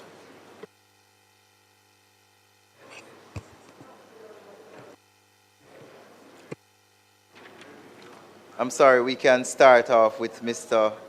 Nelson. Members, the question is, what do we mean when the House Leader said join? He's saying some members may want to give tribute on only one individual. So when you stand, you do that person and sit. If two, then you do both. And if three, you do. So you call the name. You're right. So say when you stand up, call the name of the person you're giving a tribute about, and then their tribute, and then you could move to the next and the next. And then when you sit, that would be the end of your tribute contribution. Thank you, members. The opposition leader, would you like to go first, opposition leader?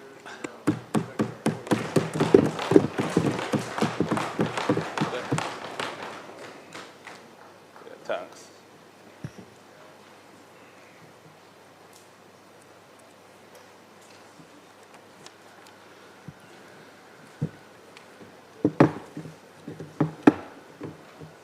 Thank you.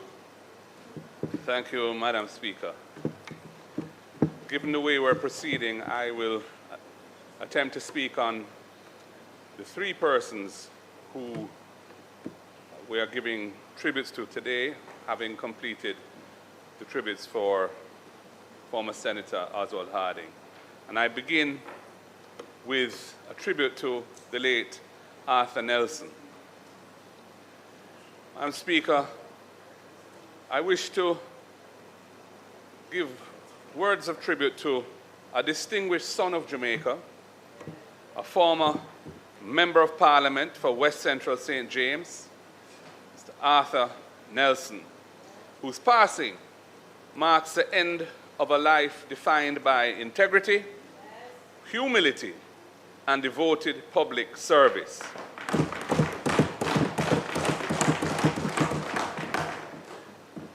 Arthur Nelson belonged to a generation of public servants who understood that elected office was not a privilege to be enjoyed, but a responsibility to be faithfully discharged. He served the people of West Central St. James with determination and unwavering commitment, earning their trust through his genuine advocacy for their welfare. Before entering representational politics, Arthur had already established himself as a respected and leading civil engineer, bringing his professional expertise to the service of national development. He served on the Advisory Planning Committee for the Town and Country Planning Act and contributed to the development of other legislation as well. In 2015, he was awarded the Order of Distinction, Officer Class, for his outstanding contribution to the fields of politics and engineering. And throughout his career, whether as an engineer or a parliamentarian, Arthur Nelson was guided by competence, discipline, and an unshakable sense of duty. Those who knew Arthur often spoke not first of his achievements, but of his character. He was humble, modest, and unassuming. He never sought the spotlight or personal acclaim. And indeed, it is said, Madam Speaker, I didn't witness this personally, but I heard this, that he used to attend Parliament when he was an MP by bus. He used to take public transport to come to Parliament. And that, I think, is an indication of, mind you, the bus system in those days was, of course, better than it is now under the current leader of that ministry. But nevertheless, it is a remarkable thing to consider. Arthur Nelson understood that leadership is measured by how faithfully one serves. How faithfully one serves. His colleagues recall a man of strength, thoughtful judgment, and unwavering principles. He conducted himself with dignity and respect, contributing to our parliamentary democracy in a manner that elevated public life. After leaving this honorable House, Arthur remained committed to national development and continued to support our political movement to build a more just and equitable Jamaica. And I want to say that I knew him personally, not really through politics originally, but his sons were contemporaries of mine. We had mutual friends from the Mona campus. And I remember going down to, in those days, watch Reggae Sunsplash in Montego Bay. And I would find myself to the Nelson's residence for some refreshment and fellowship, other things. And I met him then. And then later on, after he had retired now from the politics, and we were in the West campaigning, ultimately with great success, I must say, he would play a role in hosting us. He had a property, which was a lovely property by the water, but you know, where there was ample green space and trees and also buildings where one could refresh oneself, and he would host our meetings there, and of course he never charged for that. So, you know, I have fond memories of Arthur Nelson, and indeed, Mrs. Nelson, his widow, is somebody who I've been in regular contact with, and she too has always been a stalwart supporter, and I want to pay tribute to her as well in this presentation. So on behalf of the parliamentary opposition, I must extend deep condolences to the family, friends, former constituents, and all who mourn the passing of Arthur Nelson. We thank them for sharing him with our nation and for supporting his years of public service. May his soul rest in eternal peace, and may his legacy continue to inspire all who answer the call to serve Jamaica.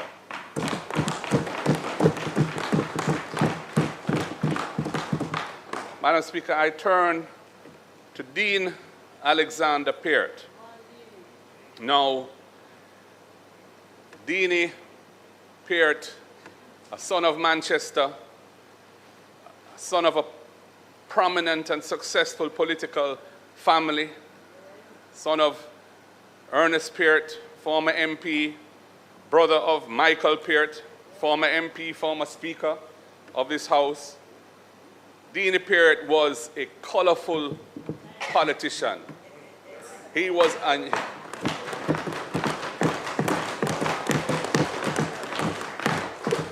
really a unique personality, a son of the soil. They would say nowadays, one Deanie, never two. You know, his use of the language was itself a regular cause of mirth and joy for those listening. Sometimes a few choice words interspersed those communications, when necessary and appropriate, I would add. But he was a loving person, and he was a formidable political operator. He won the seat of Northwest Manchester, I think, 5 times, and never lost it, as far as I know. And he also was a key organizer in his brother's seat in South Manchester, you know, because I don't think Mikey Peart's political energies were quite at the level of Deanie's. And so Deanie took on the responsibility of making sure that Mikey was all right as well, and he did that with great success.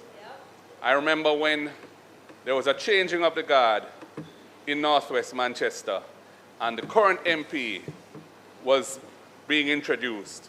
And Dini was very much part of that transition, of course, and did his very best to make it seamless. And it was seamless. And the victories for the People's National Party have continued ever since. Dini served in government as a Minister of State and as a minister in several portfolios.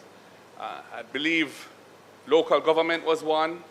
I believe labor and social security was another. I think environment, works, yes. He was a practical person, Dini. You know, he got things done, and he was looking for practical solutions to real problems. That was his approach. Impeccable integrity was his hallmark. You could never question that. If you ever tried, you'd get an earful of the choicest words. And he was mayor of Mandeville. That's before my time. Yes. And, you know, that just shows, you know, the depth and experience of Dean Alexander Peart. He was a friend, somebody I got along well with. And, of course, as in his later years, where he was battling illness, it was tough. But, you know, we tried to stay in contact. And it was a very sad day when I got a message from his very good friend, the former Custos of Clarendon, Billy Shaguri, to tell me that Dini had passed that morning. I want to express my sympathies to his wife, Vinette, his daughters and sons, and many family members who are here. You have lost a great patriot, a great stalwart of our political movement, but more so a great Jamaican, son of the soil. May his soul rest in peace and power, and light perpetually shine upon the great Dean Alexander Peart. And since this is the only opportunity I will get to speak on these tributes, I will say a few words in honor of the late Stephen Francis. Now, Stephen Francis is a pioneer. He is an innovator. He took Jamaican track and field, not single-handedly, but as one of a very few core entrepreneur sportsmen, technicians, who saw the opportunity of honing Jamaican talent in track and field right here at home.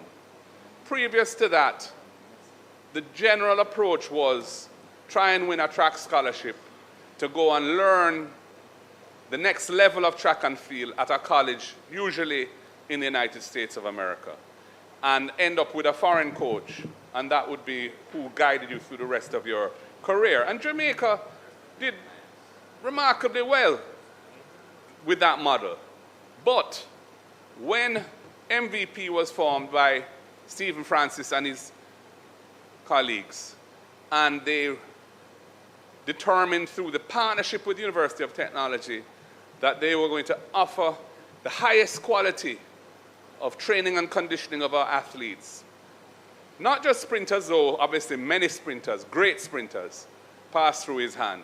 I don't even want to attempt to list them, but I know Shelley and Fraser Price was one, Asafa Powell was another, and of course, I believe our daughter from Banana Ground, Elaine Thompson's a third.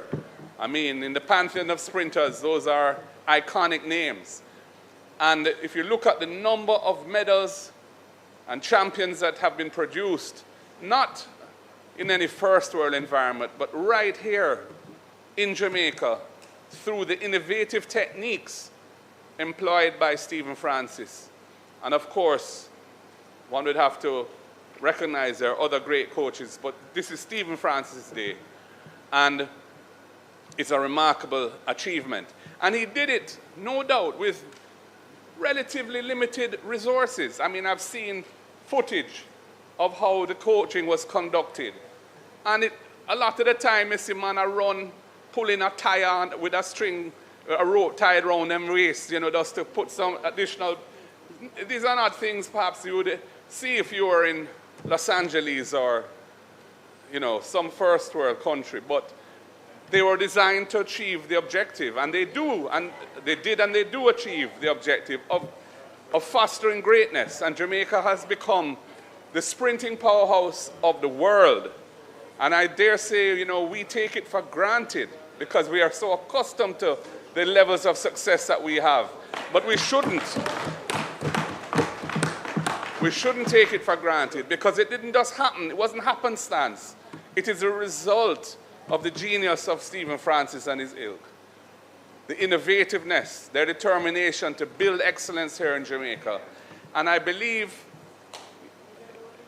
that approach is a fine example of how we should be looking to build Jamaica, how we should approach national development, where we use our ingenuity and our energy to hone the talents, the God-given talents, where we have a competitive advantage over others.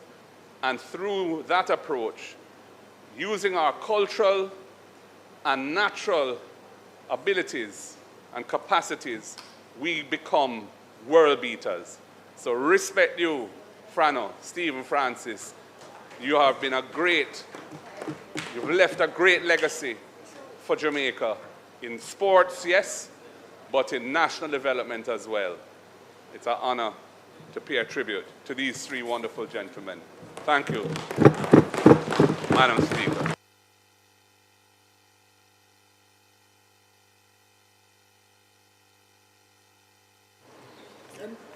Next will be the Minister and member from Kingston Western.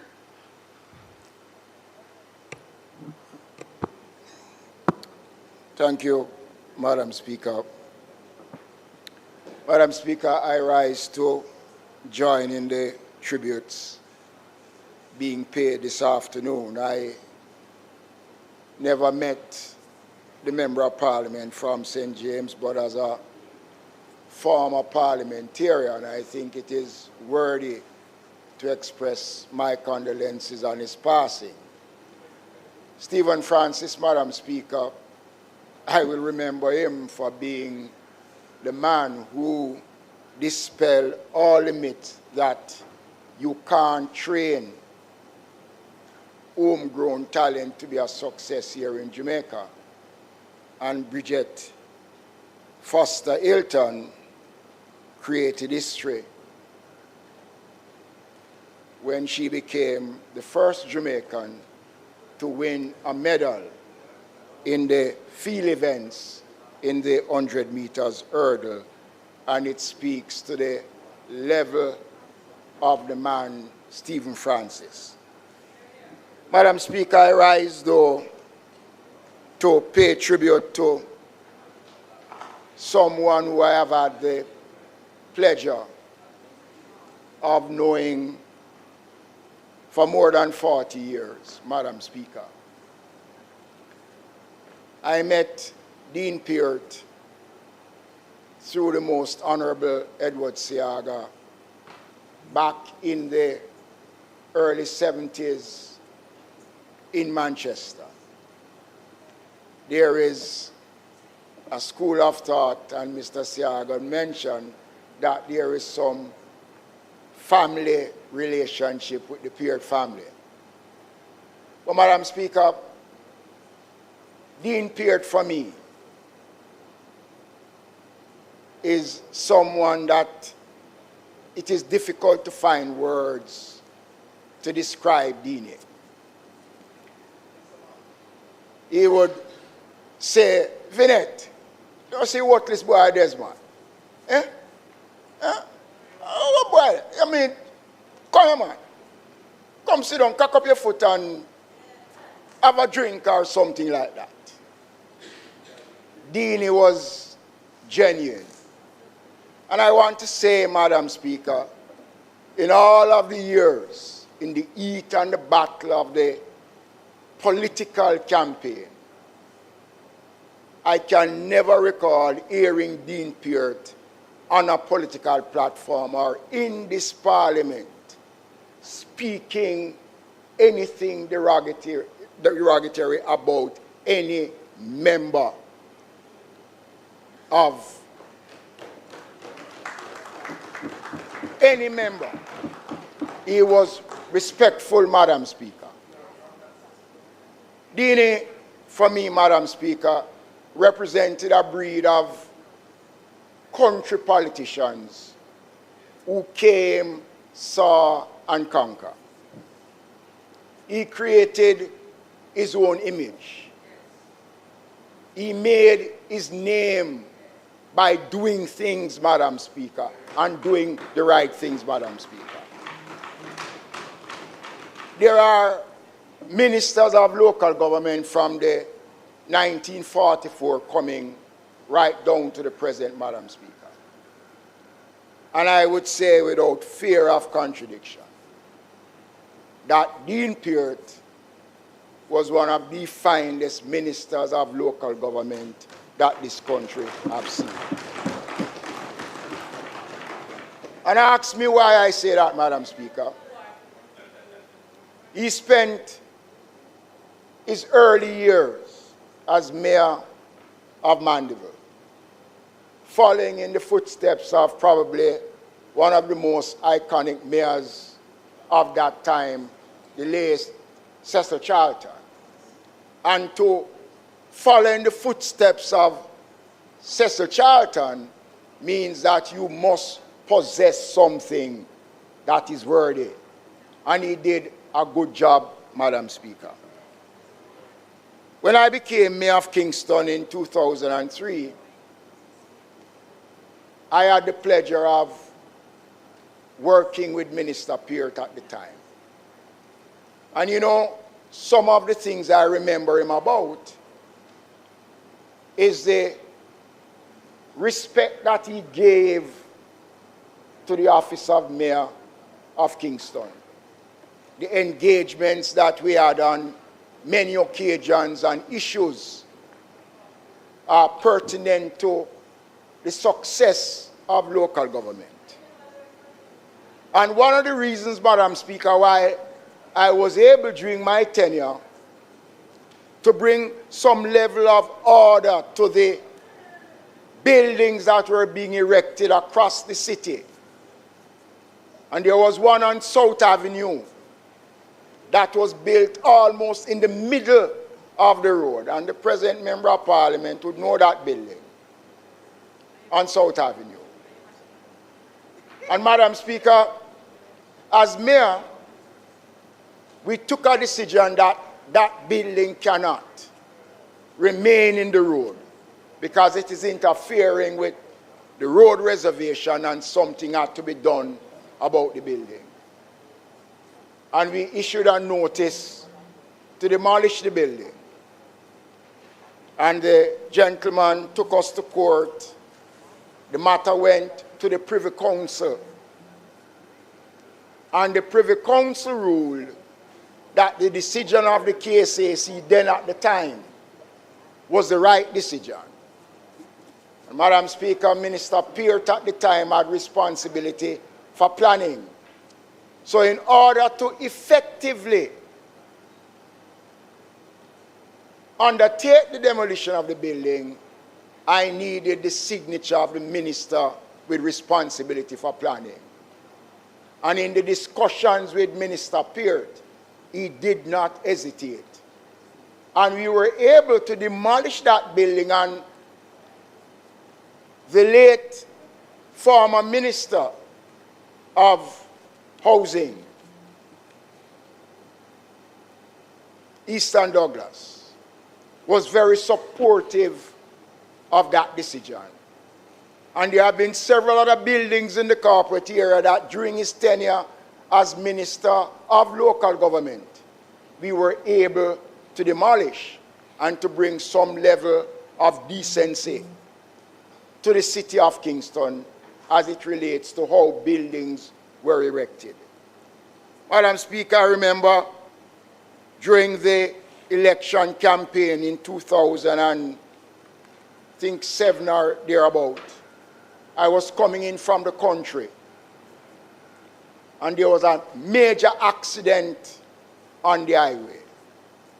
And when I drove past, somebody called me and said, look, you passed an accident on the road. It's Dean Peart. And I had to go all the way back, turn around to get back where the accident took place. When I went there, the vehicle was, the 4 tires was up in the air. And Dean was there, and I went over and I said, what happened? And he said, boy, old man, boy, vehicle turn over, but at least me have life. And I stayed with Dean Peart. And the good thing about it, the labor rights was coming in from the country, and they saw what was happening, and everybody stopped. And they gave support to Dean Peart. Madam Speaker, he was an outstanding Jamaican, Madam Speaker. And when I became Minister of Local Government, he would call me and he would offer advice, Madam Speaker. And his wife, Vinette, is someone who, she was a part of an organization that used to keep parties, functions. And every party that was held, I had the privilege of playing the music. And you know, sometimes he would call me on my radio program and say, oh, where you get them the full recorder from, man? Play a record that people know, man. Play something sensible. That was the kind of person that Dean Peart was, Madam Speaker. And I think this country has lost an outstanding public servant, Madam Speaker. And I believe that we owe it to Dean Peart, not just to talk about his contribution as a member of parliament. When you look at the legacy of the family, his father, his brother. You know, Madam Speaker, when I first came into this chamber, Michael Peart was the speaker. And there was an issue that I wanted to speak on. And the speaker said, he's not going to allow me to speak. And I said, why? He said, no, I'm not going to allow you to speak. So I had the opportunity on the Sunday at a year accounts meeting to speak. And I spoke at the year accounts meeting about what I wanted to speak. I got a call from Speaker Peart on the Monday to say, no, listen, you said something on Sunday. And when you come to Parliament on Tuesday, I am going to ask you, before we start the business, to apologize. I said, no way. The records of the Parliament didn't have me saying anything, and you won't get me to apologize. When I came in the Tuesday, he sent and called me, and he said, look, you need to do it. I said, no. Spoke to House Leader Derek Smith and the leader. And then after some discussions, I came in and I apologize, Madam Speaker. Madam Speaker, the Peart family's contribution to Jamaica's growth and development should not be crowded in politics, Madam Speaker. And I'm very passionate about it because here is a man who would call you and talk to you and offer advice, suggestions to you. And my wife Marcia and I and Vinette, we used to meet regularly with Deanie. Used to go to the country where parties was being held, and I used to play. Dean Peart, outside of being a member of the PNP, was somebody I had immense respect for, and he, in return, respected me and my family.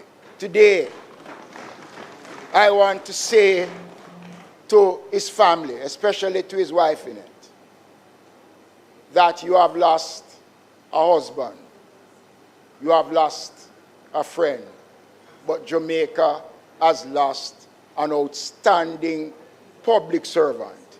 We should not only use the Parliament to pay tribute to him today, and after we finish, we move on.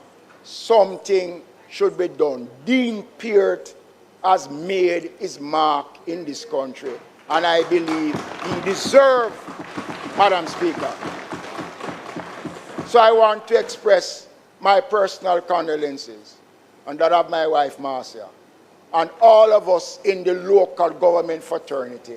And I know I speak on behalf of both sides of the political divide when I say Dean Peart was an outstanding Jamaican. May his soul rest in peace.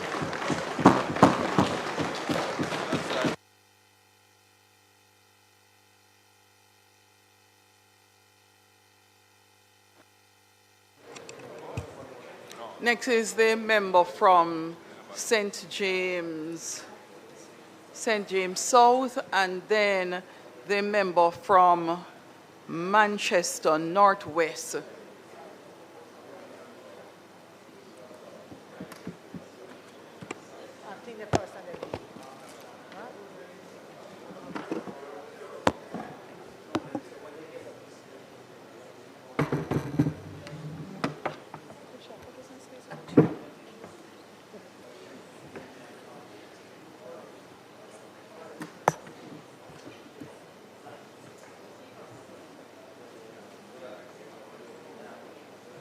You'll have to turn to your mic, member, otherwise I'll have to go through the process with everyone.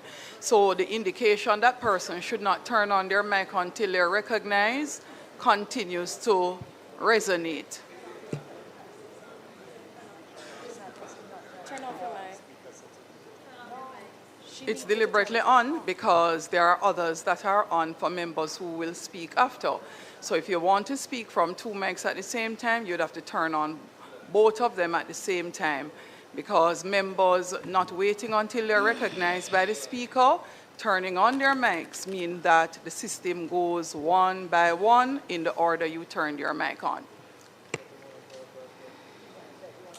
Member, you may begin.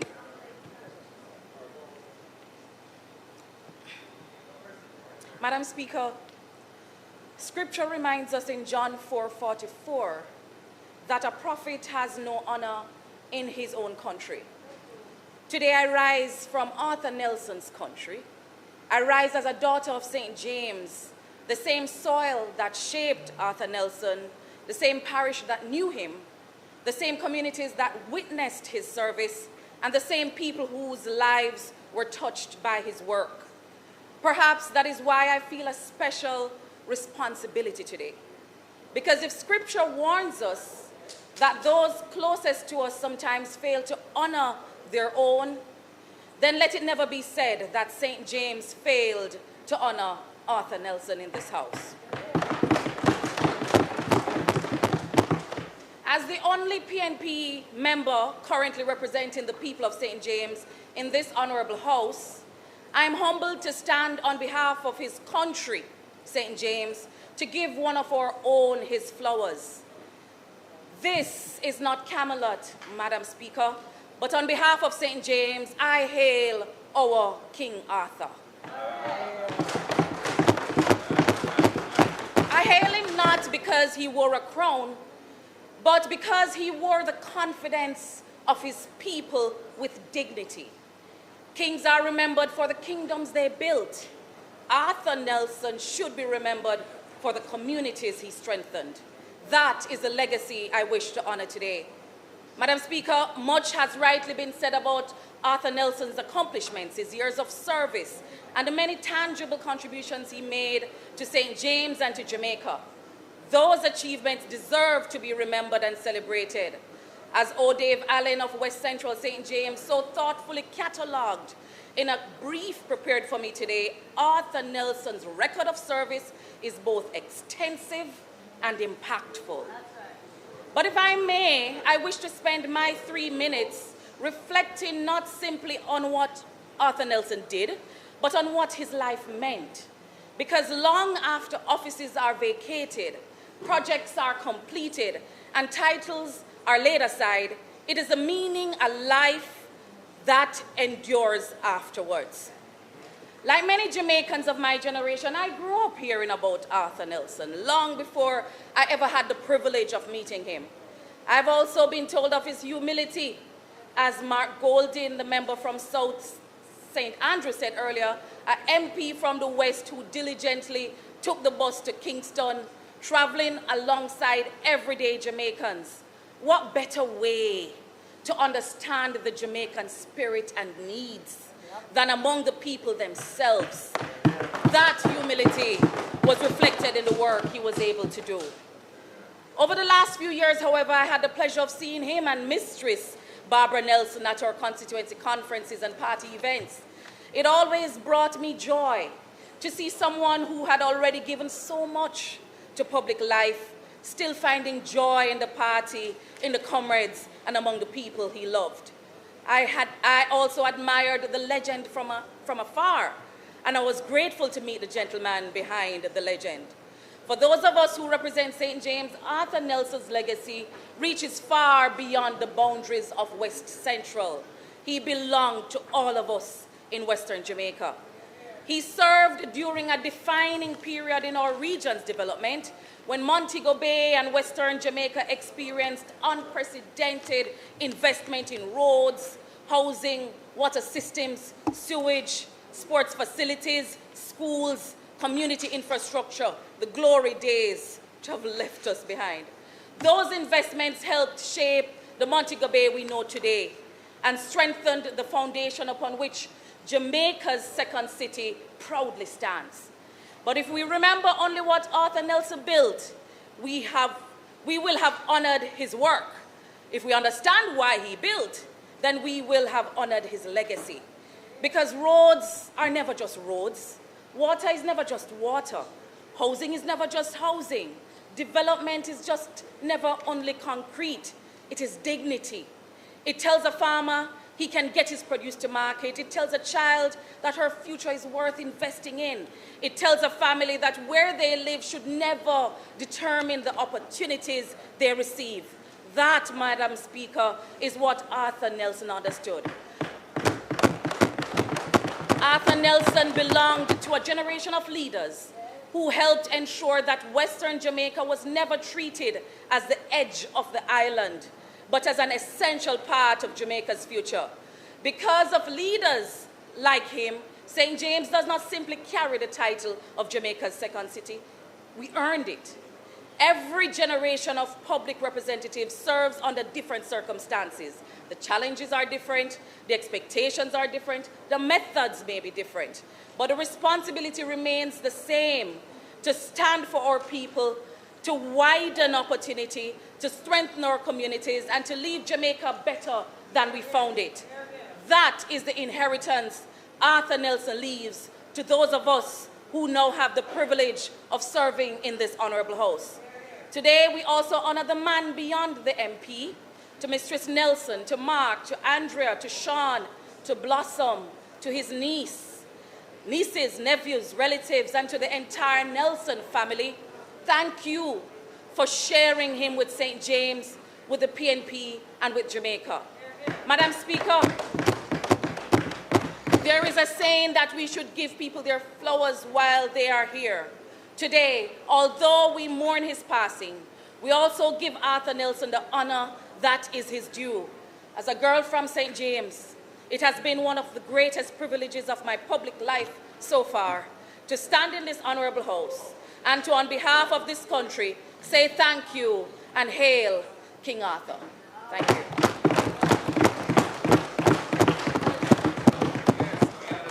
Members, turn your mic off.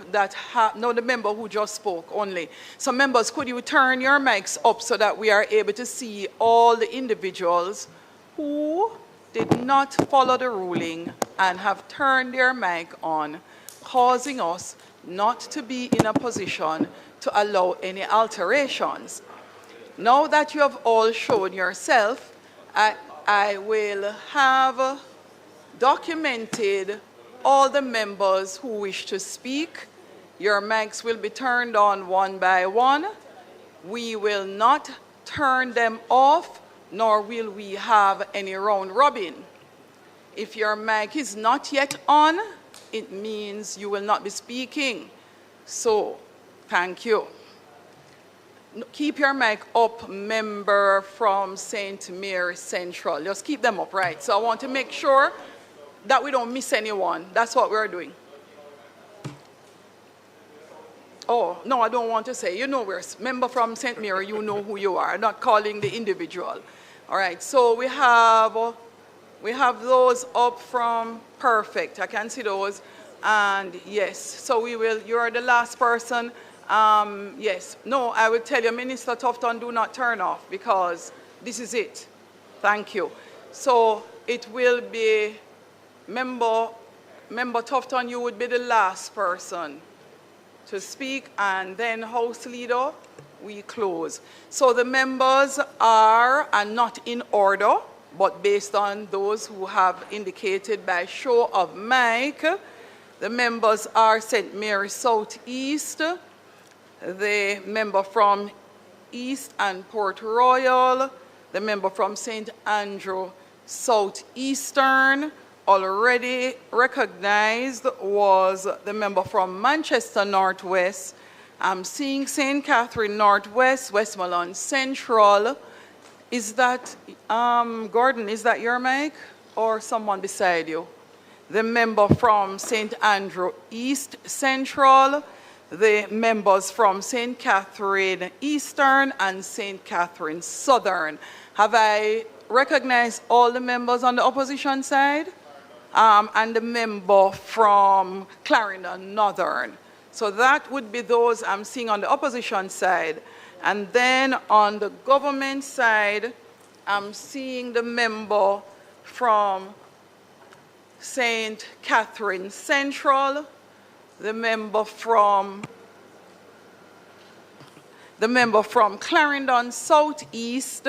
I'm seeing the member from St. James West Central, and the member from,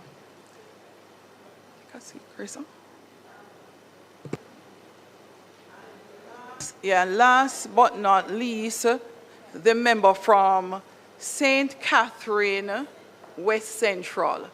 He would be the last. Thank you, members. You may continue with your contribution, after which the House Leader will take to his feet.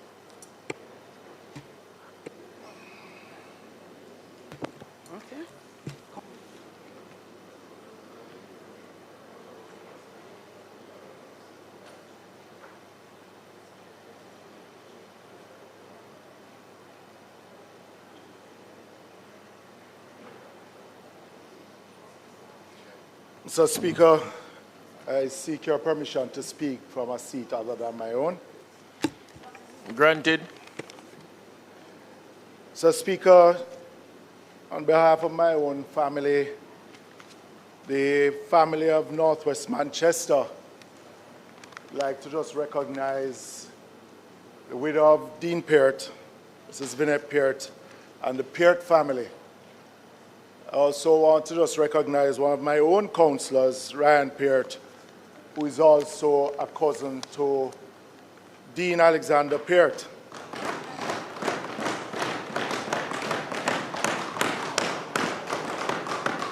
And also to the family of Arthur Nelson. Dean Peart had a genuine love for people and politics. His love for politics further sharpened by being with his older brother, Michael, who had one of the sharpest political minds in Jamaica. They campaigned in Manchester as double trouble when Michael entered representational politics. The story has been told that Dean had no social life outside of politics, and being with his people was what he desired. On weekends, when others were going to beach party and other events, Deanie would put on his shorts and simply drive around the constituency of Northwest Manchester, stopping at any home with farmers in their fields or at the shops or on the corner, just checking on who he called his people. Dean Peart ran and lost as councillor in 1981 in the wipeout after the 1980 election. and immediately started to rebuild the political organization, himself and Michael Peart, not only in northwest Manchester, but in the parish of Manchester and St. Elizabeth, and other adjoining parishes. By 1982, the political foundation of the constituency and the parish by extension was rebuilt with appropriate recruitment of young comrades and others within the political organization. He extended his reach across Manchester, and with his ride and die, his brother Michael helped to rebuild the divisional and political organization, as I said before, resulting in the PMP winning 14 of 15 divisions in 1986 local government election. He then became mayor and remained committed to his style of politics. As the member from West Kingston spoke about his tenure as mayor and as minister of local government. The towns of the parish became his office, dragging along the parish council staff, listening, identifying problems, and engineering solutions. It was under his watch that he created what still remains known as the Other Towns allocation, where today, with 15 divisions within the parish of Manchester, the money is shared in 16 parts so that major towns can receive some special incentive treatment. Dean Peart was a political animal, but he was not a tribalist. He liked to share his ideas, and he never held a grudge. But believe me, if he did grudge you, if he did have that grudge, him cut you off permanently. Yeah, man. In the early 1990s, Deanie got a lovely community center, I was told, built. And a special guest at the opening was Cliff Stone, then MP for Northwest Clarendon. And when people said that he was not political, I mean, knowing Deanie, his best friend was William Shaguri, who was Custos of Clarendon. That was his party. Never left out each other. Deanie's work in the constituency was legendary. Consistent and non-partisan. Representation was his mantra. And he was rewarded by the people with 5 consecutive terms, from 1989 to 2011. But when we speak about that he was non-partisan, I was told a story that in a JLP stronghold in the constituency, Breeze Hole, where PMP would get probably 2 or 3 votes during that time. The road was in very bad condition, and Deanie decided to do some repairs on the road. It was the residents who told him that they didn't want him to repair the road. They didn't want a PMP repair the road. But Deanie didn't back down. Deanie reached out to the former JLP candidate at the time for his assistance, telling him to tell the people that it was he who was fixing the road, the candidate, and not him, Deanie. But he just wanted to ensure that the road be fixed. It wasn't about the politics.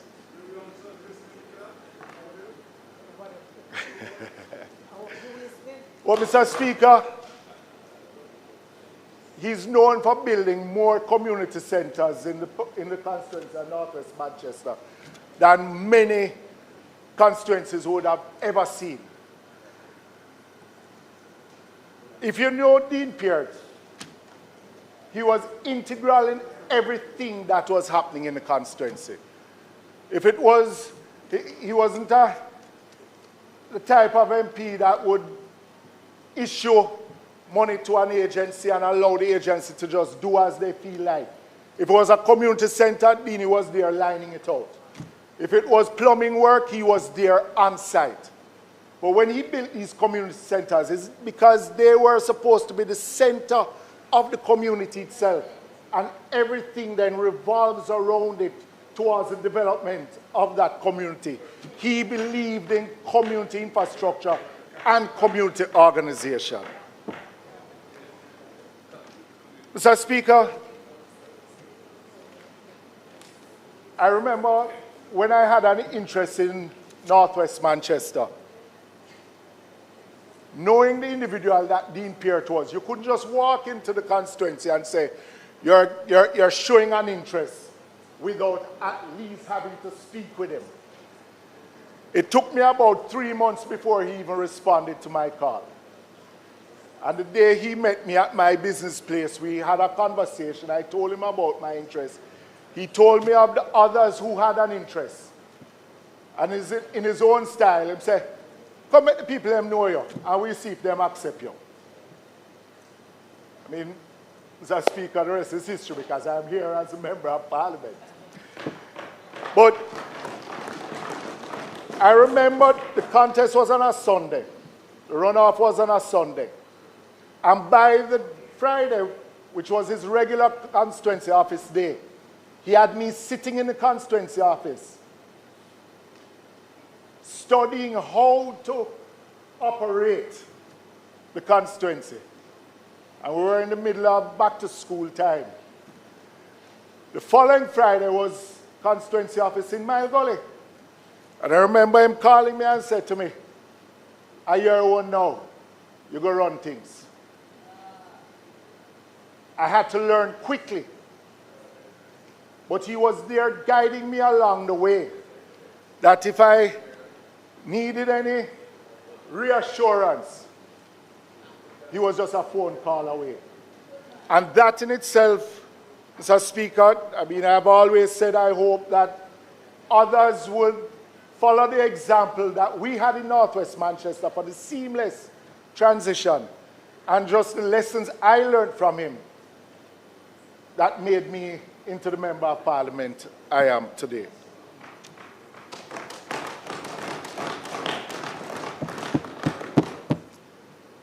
Mr. Speaker, even while not being Member of Parliament, he would still regularly come to the constituency. As his family still has a family house in Knowles Road, and his family still having family in Battersea, community which he hails from. But he had members of the constituency who he referred to as his own family. And he would still come down to the constituency, drive through on a weekend to come and visit those persons who he considered his family, while he was still able to drive. Even in the last local government election, Dini was present in Northwest Manchester. I remember my election in 2011. He came with us on nomination day. Then he said to me after we signed I was duly nominated. I remember him hugging me and said, "You're good now, man. The team have you." And he went to East Rural St. Andrew to campaign with the member then from East Rural, who then won the seat in 2011 with Dean Peart by his side.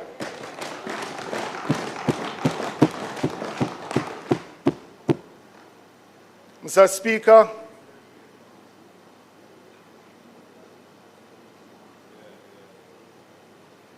Dean was a family man.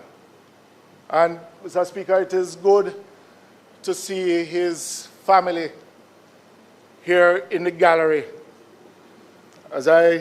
When I went up there, I remember when I first got to know the Peart family much better. I remember Kyrie being in prep school, and he's now a doctor at the University of the West Indies. And just to see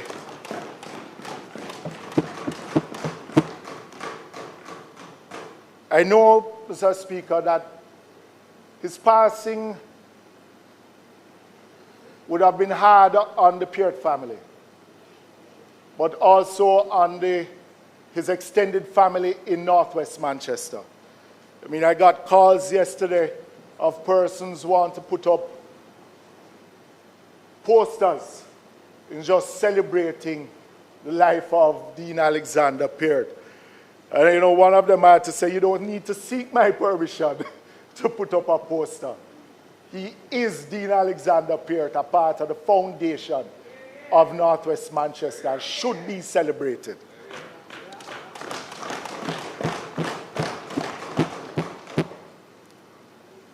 He loved the people of Northwest Manchester. And in one of my interviews, Mr. Speaker, I said, Dean Peart hailed from the constituency. His father was Member of Parliament. He became Member of Parliament in 1989. But he was what I would term a true countryman, a man who believed in development of rural Jamaica. No matter he was minister or not, you could not change the person that he was. And that's how he operated outside of being Member of Parliament and just in his regular life. I mean, he wasn't what we would term a fridge. You know, give him nothing and tell him to keep it. Because if you tell him, say, that the man down the road, they take 2 rooter, 2 hill of yam out of Mass Mark ground. Believe me, he was going to go to Daryl and say, me here say, you, Mass Mark, tell me say you thief 2 hill of yam out of him ground. Yeah? Was that type of person. So anything you ever want anybody to know, don't tell him. Yeah? Don't tell him. But people from all walks of life who knew him, from the little boy going to Miss Bailey's school in Mandeville to the big-time grassroots politician, remember him as simply Deanie. But as we celebrate and recall his life, I would like us to keep his brother, Michael Peart, in our prayers as he continues to struggle with significant health issues. And as he mourns the loss of his little brother, because most people thought that Deanie was the elder one here, was the older brother. But it's the other way. Michael is older than Deanie. But Deanie just had a personality while Michael was more reserved, but Deanie was the one that will go out there. So, Speaker, Dean Alexander Peart is a one of a kind. A man of the people who was loved by the people. And I want to end again, Mr. Speaker, condolences to the Peart family, from my own family, and from the people of Northwest Manchester and Jamaica by extension, because he served with dignity, he served with pride, and he was a true Jamaican. And I tell you, Mr. Speaker, as most would know, that after 20 years, each Member of Parliament is due national honours for his years of service. Deanie never ran it down. And he served over 20 years because he didn't think that what he did was for those honors, but to serve the people from the heart. May his soul continue to rest in peace.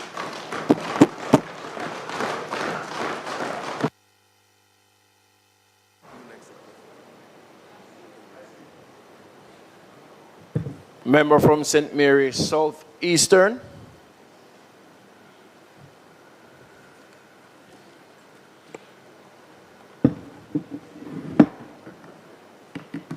Thank you very much, Mr. Speaker. Permission to speak in a language other than the English language at times. All right. Mr. Speaker, I rise to pay tribute to the life and legacy of the Honorable Dean Permission is granted. Peart, former councillor, former mayor, former member of parliament, former minister of state, and former minister of government. I rise in my personal capacity as someone who had the privilege of interacting with him over the past almost 30 years. During that time, I came to know not only the public servant, but a man whose dedication to country was unwavering, whose respect for people was evident in everything he did, and who remained firmly grounded in executing the beliefs and principles that he held throughout his life. I also rise on behalf of the people of Southeast St. Mary.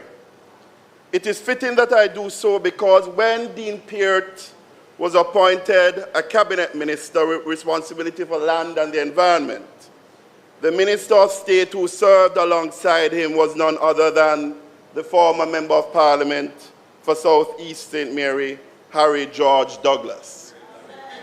Their partnership in public service is remembered with pride by many in my constituency. And so today I pay tribute also on behalf of the people of Southeast St. Mary. Dean Alexander Peart represented a proud tradition of unwavering family commitment to public service, following in the footsteps of his father, Ernest Peart, and serving alongside his brother Michael. The Peart family left an indelible mark on the history of public service and political representation, not only in the parish of Manchester, but across Jamaica. Dean Peart was a man of the people. He possessed a personal touch that made everything feel valued. He was warm, approachable, and genuinely enjoyable to be around. Long before I entered this honorable house, I had the privilege of meeting Dean Peart in the late 1990s. As a young politician, from those early encounters, he made a lasting impression on me and my understanding of political service and political leadership. He taught not through grand speeches, but through quiet example that public service is ultimately about people. You may enter politics with knowledge, experience, professional training, or technical skills, but your effectiveness as a leader will always be measured by your ability to understand people, respect people, connect with people, and serve people with humility and compassion. His contribution was not small, it was great. Through decades of dedicated public service, he touched countless lives and helped shape his parish, his constituency, and our nation. His legacy will endure in the people he served and in the institutions he developed. Mr. Speaker, allow me to share a few personal moments that I had and memories with Deanie. I remember when I just returned to Jamaica and went to work with Peter Phillips at the time in 1998. At that time, Deanie was the Minister of State with responsibility for the Works Department, Public Works then. And I had the occasion, in terms of my responsibilities, to prepare speeches for both then Minister Phillips and Minister Peart.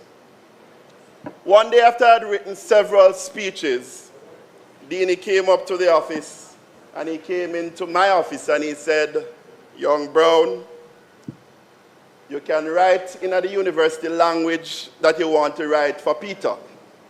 but when you're writing my speech, write them simple. That lesson remained with me. I am told by Dr. Guy, former member from Central St. Mary, that when Dini became a cabinet minister and he had Harry Douglas as his junior, he gave the same admonition to his team in relation to speeches. He said, when you're writing speeches for me, write them simple. When you're writing for Harry, write them simpler. In 2001, following the Northeast Centre by-election, a group of us formed the Patriots, which is now an affiliate of the PNP. And we became very active in the media and very active in terms of organizing. And we were releasing press releases left, right, and center. And at that time, one of the releases went out about the former Prime Minister and then leader of the opposition, Mr. Siaga. I was the founding General Secretary of the Patriots at the time, and I remembered I was abroad when we issued that statement.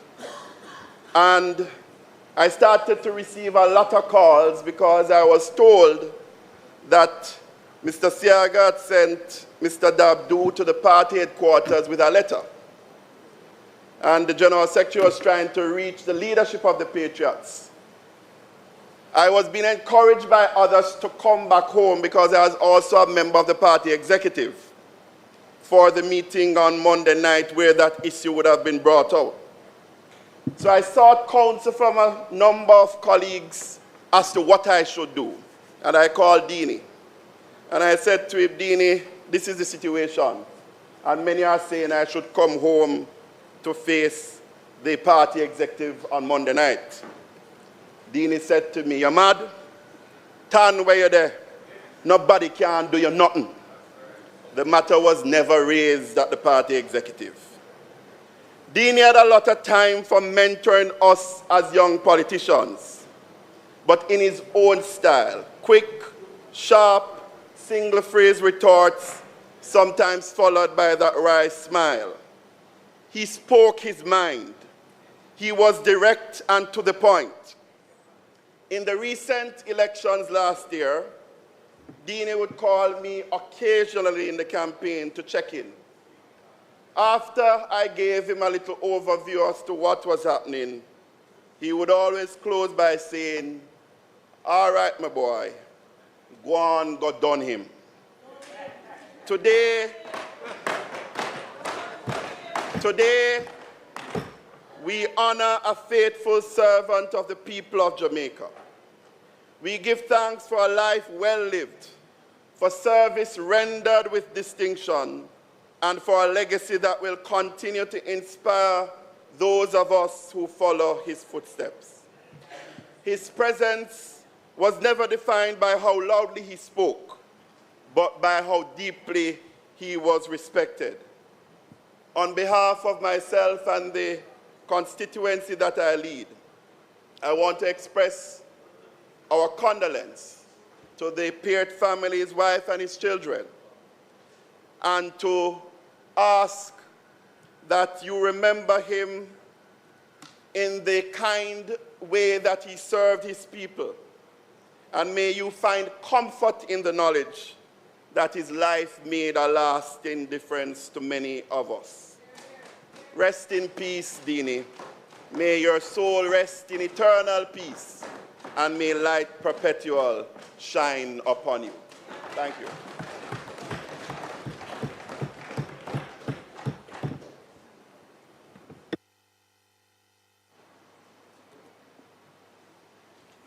Member from East Kingston and Port Royal. Thank you very much, Mr. Speaker. Of course, I will be brief, as I'm wont. I have often been involved in organizing these tributes, and I tend not to speak too much about our departed colleagues, and I'm so happy to hear the various speeches. I'm hoping, though, that there will come a time when we make these speeches before the passing of our colleagues, and that we say so consistently about each other. But I've always used these occasions to recognize those whose faces you don't see, those who are not in the limelight, but those who feel the burden, the pressure, the hurt, the pain of public life. And that's why I'm so happy that the two families are here today, and I want to pay tribute to them who stood by Arthur Nelson, by Dean Peart, and no doubt in relation to Ozzy. I want to pay tribute to them and to say that your sacrifice has been our benefit. Our benefit. I know Mrs. Nelson couldn't be here. She's not in the best of health, and we wish her well, along with her children. But we're so happy to see Blossom, who is here. So happy to see Blossom. Who's here. And of course, your Arthur's grandniece. I am ecstatic that the Peart's family has responded so well today.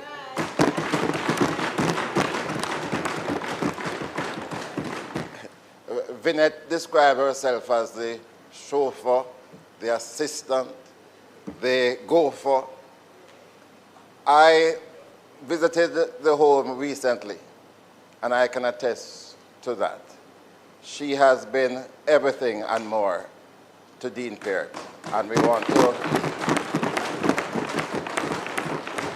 really want to genuinely thank you for the sacrifice, and all of you who are here today, for the service that you have made to this great country of ours. And we say to both Arthur and Deanie, may your souls rest in peace and light perpetual shine. And to announce that for Arthur, the funeral service is going to be on August 8th at 11 a.m. at the St. James Parish Church. And I know the family, Dean's family, are working now on finalizing the funeral for him. I want to thank the Minister of Culture for the assistance that she has been provided in relation to both funerals. May their souls rest in peace, and big up to the family members who are here.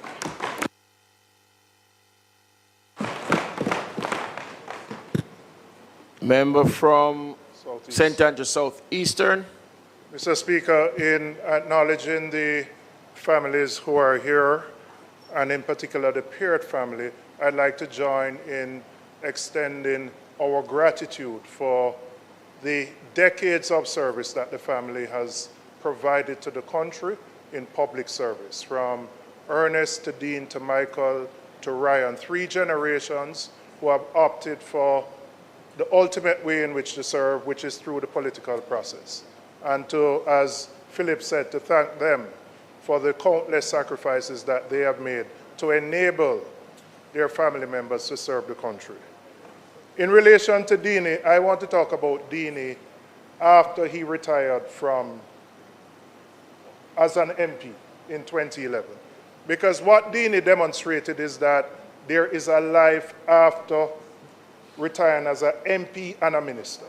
And he devoted himself to being a mentor, a guide, and a friend to many of us, including myself, as younger members of Parliament and younger members in the process.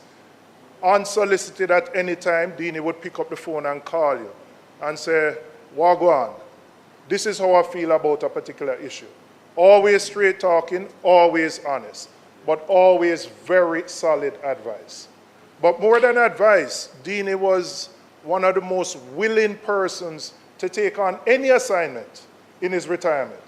If there was a by-election somewhere, if he was asked to go to a constituency to do work in East Rural, where he lived in Garden Town, he did what was required for the benefit of the party, and most importantly, to assist those younger party members who were trying to get into a seat. And that I admire the most about him. And really, Dini's life is an example of just total dedication to public service. From being a councillor in the 80s to being a mayor, a 5-term MP, a minister of government, an entire life just committed to serving others. Obviously, characteristics that would have come from his own father, but something that we should celebrate and emulate.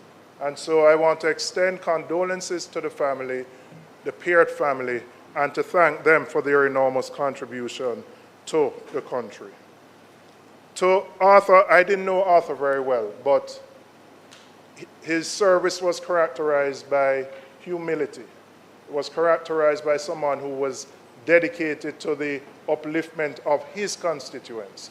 And that sense of humility is something which should serve as an example for other members of Parliament who opt to serve in this Parliament.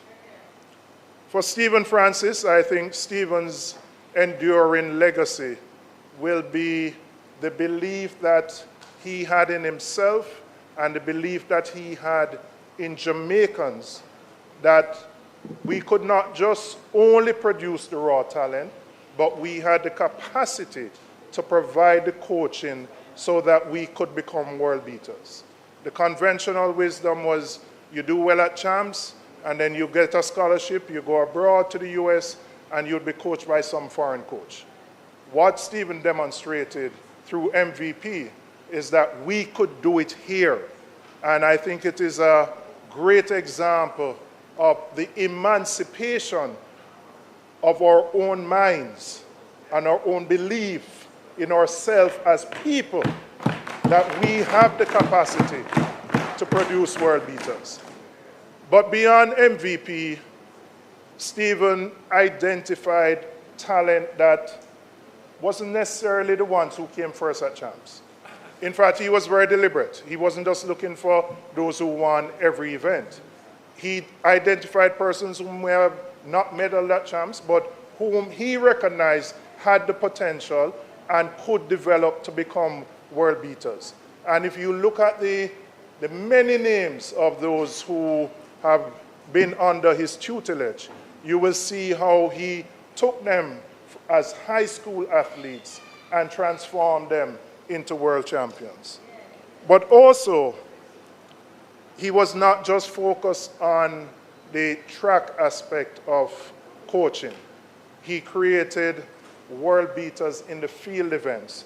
And in fact, I believe at our last Olympic Games, we got as many medals in field events as we did in track events, which is moving from a situation 12, 16 years ago where 90% of our medals were on the track.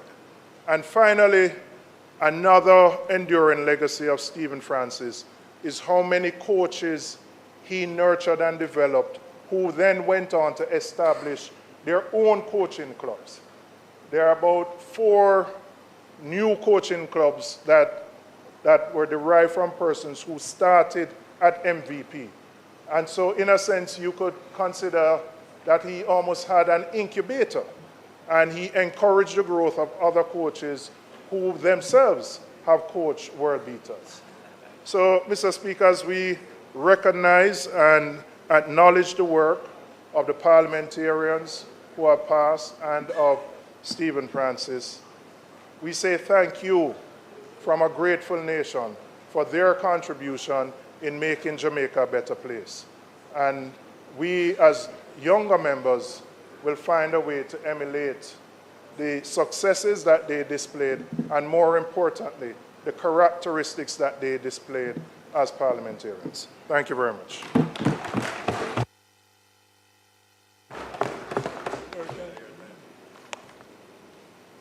Member from Westmoreland Central.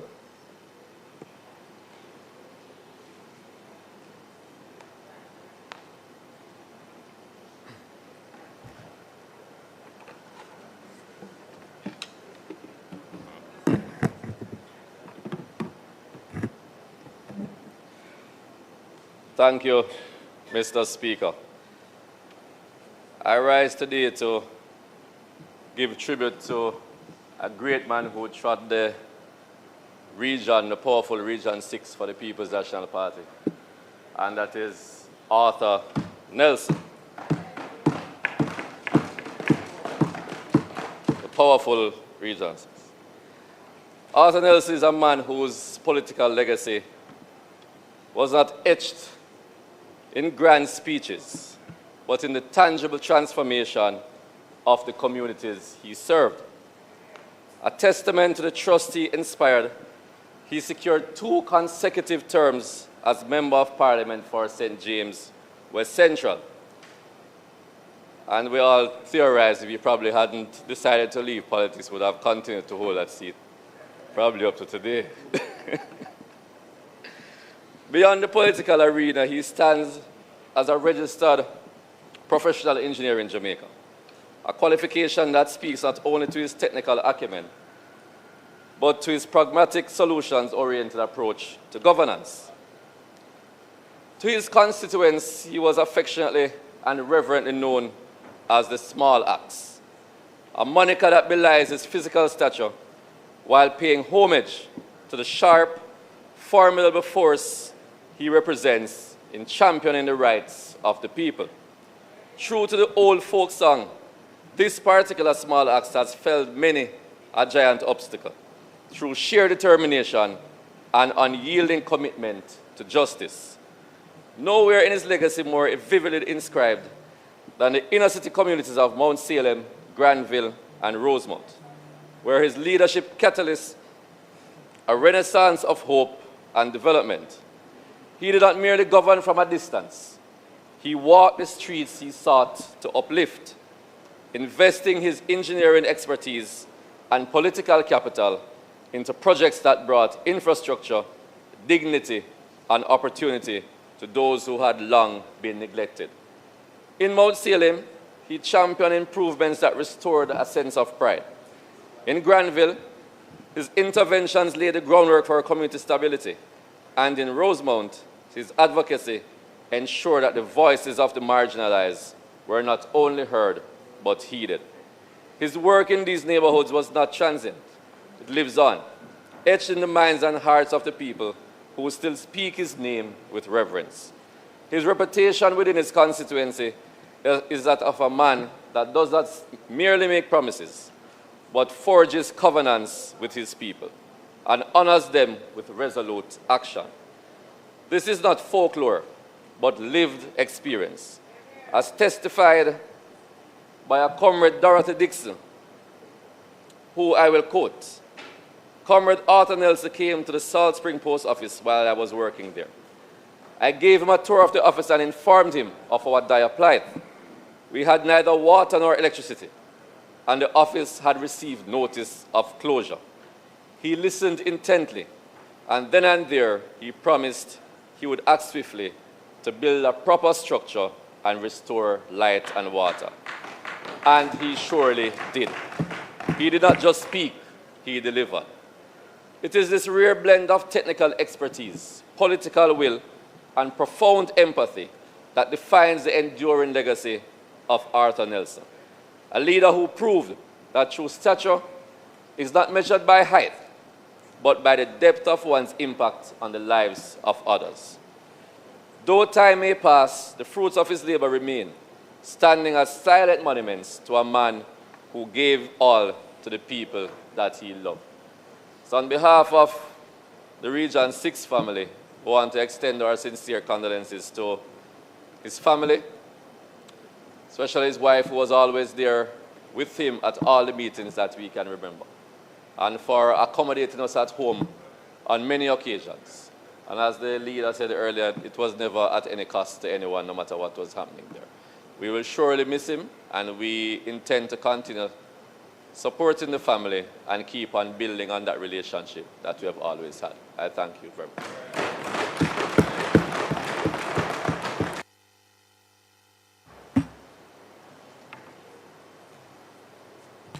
Member from St. Catherine Southern. Oh, it's okay. Thank Thank you, Mr. Speaker. Like my colleague from East Kingston and Port Royal, I will be brief. In fact, speaking after so many speakers have spoken about the same persons, there's not much that I can say about the persons, except for my own personal experiences with our former members of this chamber. I'll start first with Arthur Nelson. Concur with much have been said about his personality and character. I can't imagine a more humble political representative or public servant than Arthur Nelson. And I believe what underscores that characteristic of Arthur Nelson is that Arthur never had to try to prove to anybody who he was, whether he was somebody of worth or not. He had the confidence of who he was. As was mentioned, he was a civil engineer and well accomplished in his field. He had nothing to prove about himself, but the desire to serve is what brought him into public office. And you know, Mr. Speaker, it is good that we're having these shared reflections on these former members of this chamber, because for someone who have served with them both, regrettably, much of what we celebrate about them has been lost, and it's unfortunate. And I believe that out of this reflection, I believe many of us will have some introspection and reflection to see how we can be better from those things that we applaud from these former members of the vocation that we are now current members of. Arthur Nelson, as was mentioned, is part of that humility of him. He would travel up to Kingston. I know he would fly up. You know, when Air Jamaica was around, he'd fly to Kingston from Montego Bay and take the public transportation with his pullman and come to Parliament, and he would do the reverse when Parliament is over. And it was nothing to Arthur. I enjoy a very personal relationship with his family. In fact, he invited me and my family in the early years to come and, if it's leave the corporate area and come to Montego Bay, boast about the serenity of that area. And I have spent a weekend at his home at the invitation of himself and his wife. And something I'll never forget. I got the instructions from Arthur how to find his house. And you came off the main and you drive through some bush, not urban area. And the road to his house was terrible. And when I went to Arthur, I said, Arthur, if I was a voter, I would vote for you, you know, because the road bad to come to your house.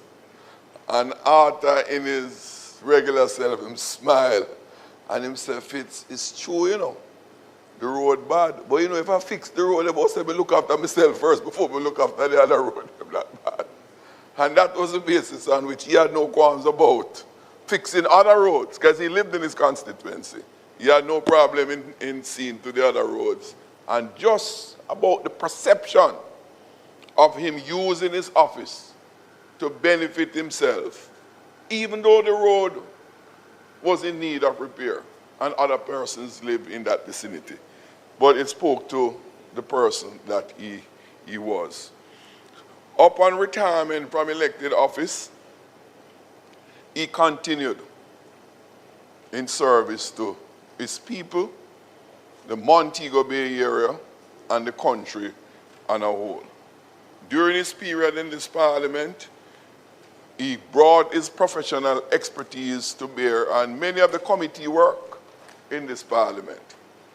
And the country benefited from that expertise that he had. We are better for Arthur's service in this parliament and to this country. And I can't really applaud Arthur Nelson without acknowledging his dear wife, Barbara. That lady is of a wonderful soul. You know, I believe when it comes to the politics, I think Barbara is more a comrade than Arthur. She is a very fierce campaigner, quietly, but very fierce and committed. Admirable couple, and one who together have given great service to our country. For Deanie Peart, you know, again, much has been said about Deanie. Deanie was a character that is not easy to try to describe Deanie Peart. But I want to highlight something that someone made. I think it was a member from Southeast St. Mary. He, as a young politician, I could say as a young, I would say younger politician then, when I just came to this house, I remember there was a little group of us, new MPs, usually meet. About 6 of us, newer ones and younger ones, where Deanie Peart would be the one who offered suggestion, guidance, recommendations into how we can become effective members of parliament in our respective constituencies. And I believe all who listen to Deanie never lose an election. That means he taught us well how to be of effective service to your constituencies. So I have personally benefited as a member of parliament from the relationship. I remember in my own internal selection exercise in South St. Catherine, he was there. Very unassuming when it came and said, Fitz, you must be the member of parliament. And so was it until then. So for me, even if I don't see Deanie for a long time, even if I don't see him for a long time, because of who Deanie was, he continued to live with you and be with you from his own characteristic. I want to highlight a couple of things about Deanie Peart. Some have been said already. Very frank, very direct, very committed to the cause of the People's National Party, very committed to the development of his constituency and Jamaica. And when it comes to integrity and honesty, many of us will know Deanie's favorite words. And when the member from Southeast St. Mary asked if he could speak in another language, I thought he was going to give some of the very direct quotes from Deanie Peart. Damn teeth, damn teeth, damn teeth. Not nothing to do with them. Go ahead. Oh, I know he stuttered sometimes. Them teeth, let them go about them business.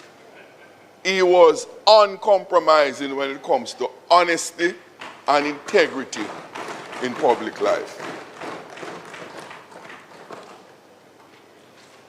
I believe that, I don't just believe, I want for those characteristics to be renewed among current and future political leaders. Jamaica will be better for it. To his family, his wife, Vinette, brother Michael, all the rest, his sister, all the rest of his family members, I want to applaud them like my colleague from Southeast St. Andrew.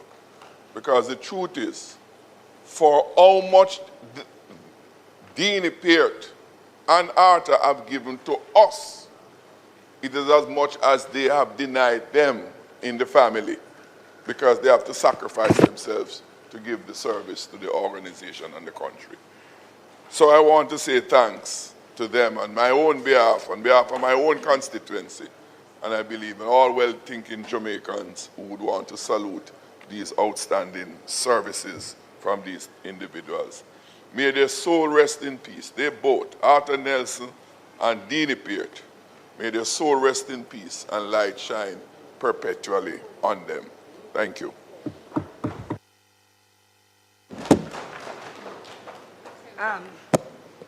Thank you very much, Mr. Member Speaker. from St. Catherine Eastern. Thank you very much, Mr. Speaker. I won't be long because I've realized that most of what I wanted to say has been captured by my colleagues. But just to state that Deanie Peart and I became elected in 1986 as a councillor. When I was sworn in, I heard him asking everybody about me. Who is this little girl? Because he continued to call me a little girl. And how old she is. And all of that. Until one day, he said to me, come here. Just whisper in my ears and tell me how old you are. I'm not going to tell nobody. And from I told Deanie my age, him start to call me, come here, little pitney girl. I was very upset each time he said, come here, little pitney girl. And sometimes I didn't answer him. And he said, what you want me to call you? You want me to call you counselor? So I said, Deanie, whatever you want to come, but don't call me little pitney girl. But that was Deanie Peart. He spoke in a language that everybody around could understand. He walked with kings and queens, but he has never lost his common touch. I remembered that we had this delegation coming from the St. Catherine Parish Council, and they asked us to go and meet with him to speak to him about salaries for councillors. And I felt very good now because I said him can't call me a pitney girl in there, so because it's a delegation and so forth. And we went to his office at that time. He was Minister of Local Government. And I sat there. We laid our case on the table. We told him what we were expecting. And then I got so brave and I got up and said, so Minister, we are going to give you a guideline. You know, go from me, girl. That put me back right to my seat because I couldn't believe that at that time and in that space, Deanie would have referred to me again as little pitney girl. I say all of this, Mr. Speaker, to say that a man who has served with distinction, with honesty, with integrity, somebody who you could rely on. Deanie give you his word was his bond. You would have to kill Deanie before Deanie give up. Deanie believed in what he used to believe in, and nobody could get him away from that. He always try when we have a leadership race to find out where I am. And then him always say to me, come here, let me see if you're on the right side. And I always said, Deanie, I'm not telling you nothing because tomorrow morning I'm going to air it on the news. But, Mr. Speaker, Deanie's service that he has given to this country is something that should be recorded. Not just him, but his entire family. I personally believe that there's going to be a big void in the Peart's family. I want to say to the family, thank you for lending us Deanie in a period when we in Jamaica needed him most. Thank you for making sure that he was able to deliver to the people of this country. May his soul continue to rest in peace, and light perpetual shines upon him.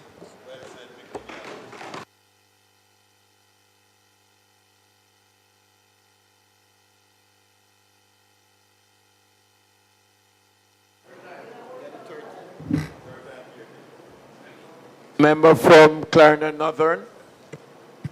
Thank you, Mr. Speaker. First, I want to give my condolences to the Peart family. I wouldn't have served with Mr. Peart, Comrade Peart, for any period of time at all. But I know a few members of the family, Leila, Zion, Zika, and Corey. So I want to say to them, stay strong. Your Dean Peart would have served us well, and we, the People's National Party in Jamaica, is better for it. Thank you very much. I want to speak on the late, great Stephen Francis, who a great Ulmerian, a pioneer, a father, a coach, a mentor, and an entrepreneur. Someone who would have revolutionized track and field in Jamaica. And as I think about Stephen Francis, and I think about sports and us wanting to create a world-class industry, and without doubt we can say track and field is our leading sport in terms of performance in the recent past. And if I just suppose that against the sport that I am from, cricket, and to see the contrast in how they have gone in the last 20 years, where West Indies cricket, to which Jamaica is a member, would have been on the decline, unfortunately. I would have seen where track and field would have been on the rise and would have maintained that position, and would have seen how Stephen Francis would have contributed to the blueprint as to how we would have taken homegrown talent, trained them at home, and made them into world-class athletes with world-class performances consistently, and how we are trying to replicate that in cricket, but it is not happening. It shows the strength of Stephen Francis' contribution and how he would have done that through the great club of MVP, where he was not just a co-founder, but also a former president and technical director. And we have heard of the many athletes that he would have produced. Sharon Simpson, Sherika Jackson, Shelley-Ann Fraser-Price, Asafa Powell, Elaine Thompson, sorry, Banana Ground. And we would want to understand that, like we have seen in sports, especially football in Jamaica, where we do a lot of recruitment. People look for the best and try and transfer them to their space, their school. Stephen Francis would have gone to our Boys and Girls Championship and would look at the athletes who are not necessarily the best, but could see the talent in them and would have taken them to the MVP and refined them, uncover the talents, refine, and then put them on the world stage to produce world-class performances. And that in itself is a credible thing that he would have done. He would have also not just formed the MVP track club, but he would have joined it to the University of Technology, because he had the foresight and the vision to know that sports needs education. It needs training and it needs consistent development. And once the mind is properly developed, then the physical and technical attributes will merge together and bring about world-class performances. So I think we have lost a great son in Stephen Francis. The sporting fraternity has certainly lost a pioneer and a champion. And we must not only think about celebrating our athletes, which I have called for in the past, but we should look at recognizing and celebrating Stephen Francis in a significant way. And one of those ways is to put a statue beside some of his athletes that are at the National Stadium, so that we can recognize that he's a pioneer.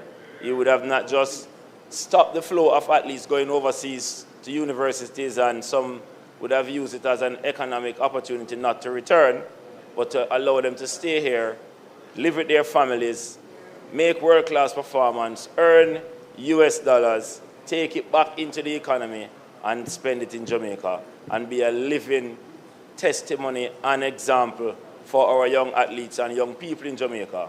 And Stephen Francis is certainly, was certainly a nation builder, and we must recognize that in a significant way. So to the family, our condolences. To Jamaica, we would have lost a true champion. And of course, to the athletes we would have served and all the coaches and administrators, we say regards, condolences, and may his soul rest in peace. And may our track and field and sporting industry be better for it. Thank you very much, Mr. Speaker.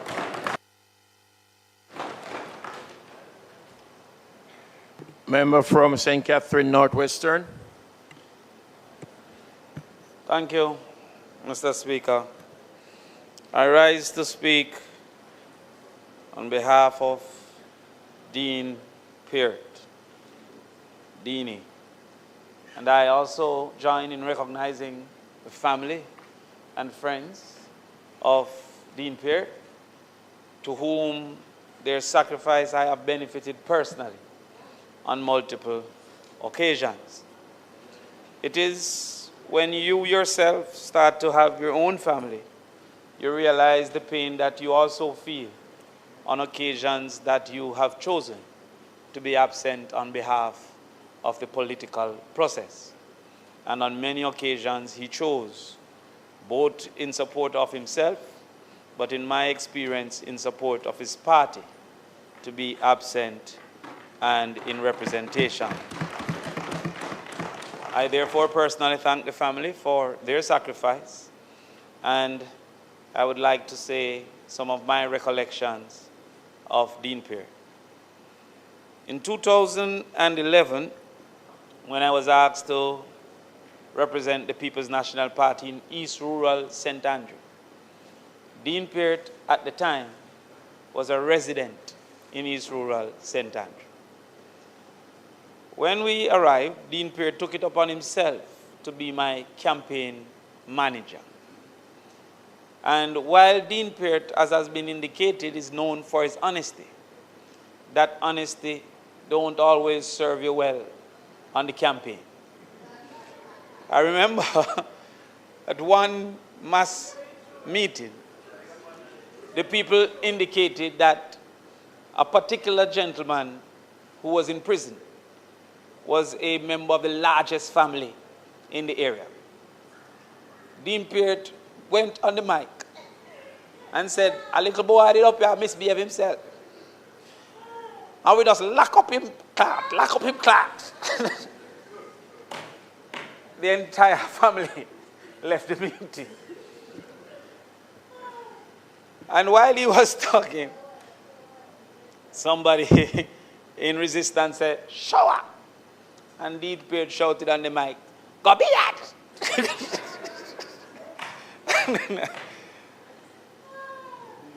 And in all his efforts as my campaign manager, and therefore I felt I was special, I learned in 2016 that it was run of the mill for Dean Peart, as I saw Dean Peart then move on to be campaign manager for Imani Duncan.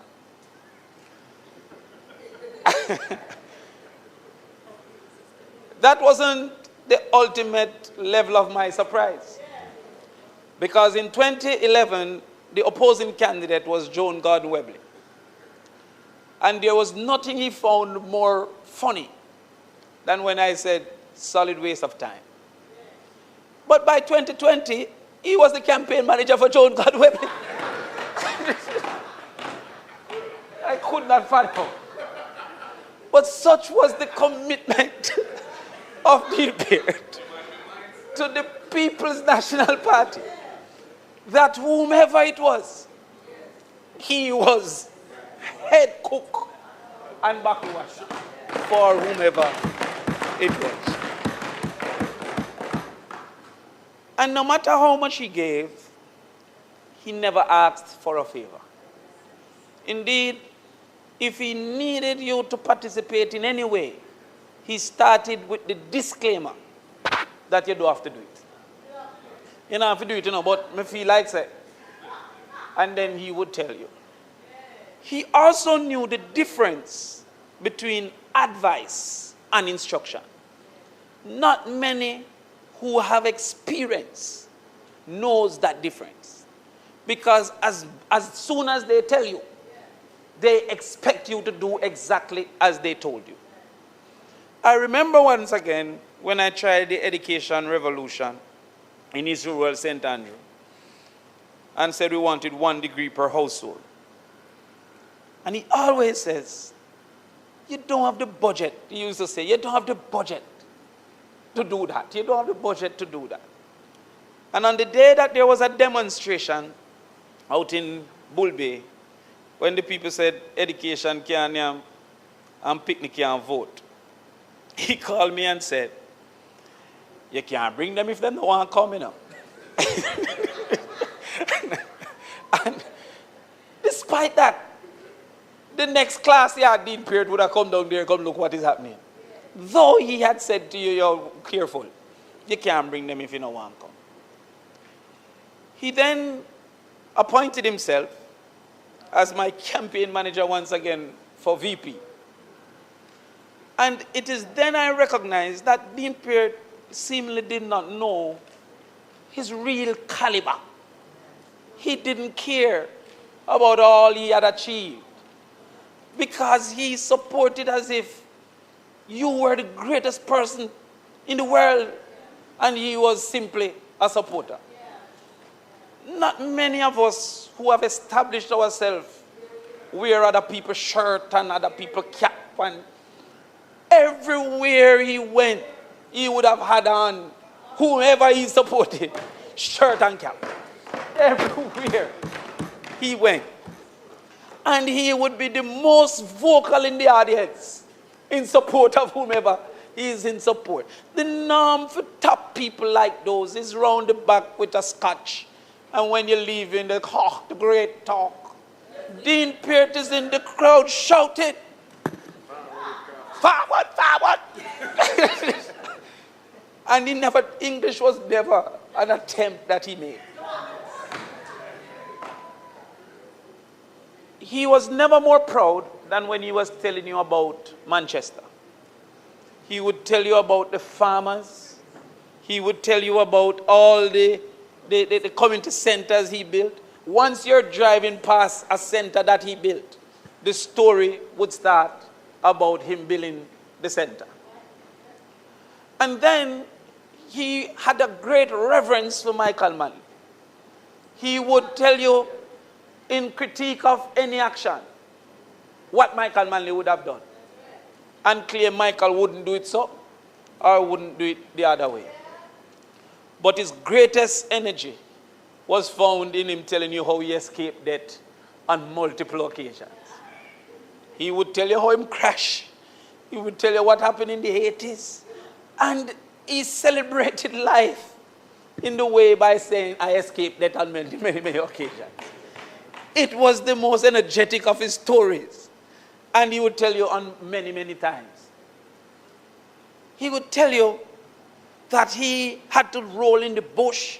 And I think he was making up some of them. Because only John Wick could have done some of the things. And MacGyver, that Dean Peart told you that he did. But in all of that, he loved his party, he loved his family, and he loved his country. He always felt that any young person with potential that could serve was his duty to train. And he would take them on under his wings.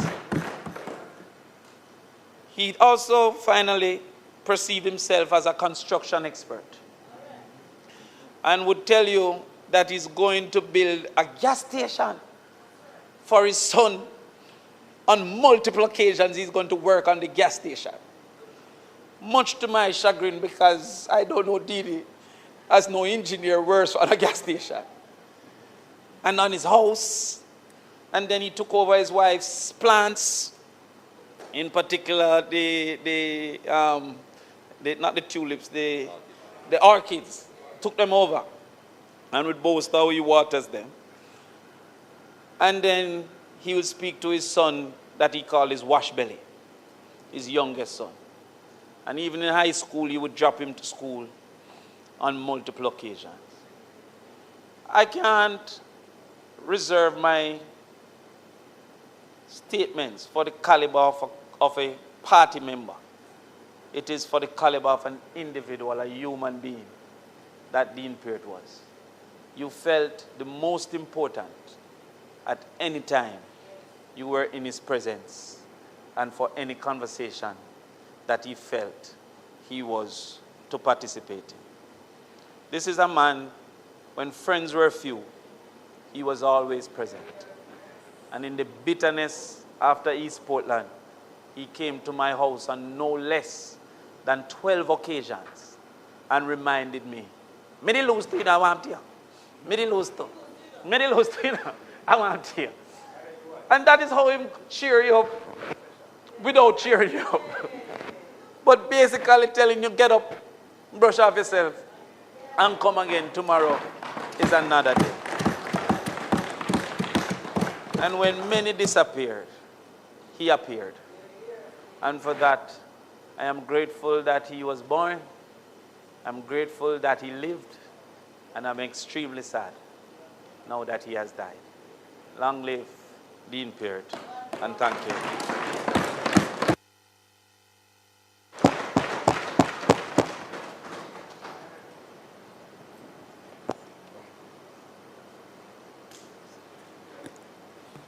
Member from Clarendon Southeastern.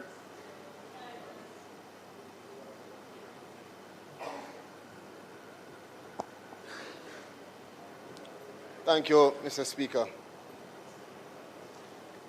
I want to share in the sentiments expressed in relation to former Member of Parliament Arthur Nelson and former MP and Minister Dean Peart, and just to express condolences to their families, as well as prayers for strength in this time of bereavement. I have a few words in relation to Stephen Francis, but before, I would like to, as Minister of Labour and Social Security, I want to recognize that Dean Peart was not only Minister of Local Government, he had a short but impactful stint in 2002 between April to October as Minister of Labour and Social Security. And I'm compelled by the ministry to acknowledge his contribution. We are all, as ministers, to recognize that we are building on the work done by those before us, regardless of affiliation. And so every minister makes a contribution to the chapter of what is the development of the ministry. So we acknowledge Dean Peart. One of the longest serving staff members, Mrs. Bolt-Williams, had this to say about him. She said, I joined the ministry on April 22nd, 2002, on the day that Minister Peart was introduced to the public assistance team as our new minister. It coincided with the implementation of the mass enrollment of PATH beneficiaries. Minister Peart embraced the activities as a personal mission, traveling around the island with the team and speaking with applicants and team members wherever they could be located. He didn't stand much on ceremony. He would jump in whatever vehicle was available, including my car on one occasion as we traveled through Trelawney. Minister Peart was easy to work with. End quote. His passing and that of Mr. Nelson reminds us that public service is measured not only by the offices that we hold, but by the lives that we touch, and we hope that their souls rest in peace. As it relates to Stephen Francis, Mr. Speaker, his name was Vincent Stephen Frano Francis. And to many across the world, I know he is seen as a legendary coach, celebrated globally in the sporting fraternity. But to myself and my siblings, Stephen is our big cousin. His mother, Aunt Doreen, you might know Aunt Babs. His mother is my mother Gloria's best friend before she passed in 2022. And a treasured aunt. And we grew up with Donna, his sister who passed in COVID, Stephen, and Paul, his younger brother, who will now have the responsibility of carrying on this enormous legacy. And I'm sure Paul, together with Bruce James, Adrian Laidlaw, his best friend, and Mr. Clark, and many others will take on that responsibility of preserving Stephen's legacy. He lost his father last year, and I know that there are many who understand the complexities of Stephen's life and all that he has gone through. But for me, Stephen was a big cousin that was large in size and stature. And he almost gave off an atmosphere and a feeling like he knew what he was doing regardless of what it was. He was in control. And he had a certainty about him from when we were younger. And it translated in his impact in the sporting fraternity. So many athletes owe their success to Stephen. A man who, unlike many, not many can have a vision and turn that vision into success. Many can have a vision, but Stephen had a vision, and in 1999 with Paul and others, they put that together in MVP. And with hard work, they were able to really carve out their place in the global sporting fraternity, to take athletes and to build their confidence, and through discipline and sacrifice, to make many persons believe in Jamaica, not just MVP. Together with Glenn Mills, he's known, perhaps one of the most prominent coaches in the world who have caused reverse migration of athletes coming back home because they knew that we had the skill, the professionals who understood how to get it done.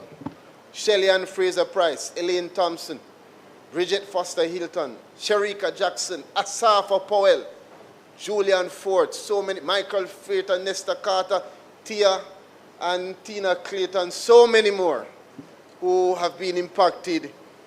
Navleen Williams, Melanie Walker, Kishane Thompson from Southeast Clarendon, and you had others from Barbados, Christine Day, many athletes whose name you might not know, but they are making an impact across the world, have come up through the impact, through the guidance of Stephen. And Stephen, to them, was much more than a coach. He was a life coach.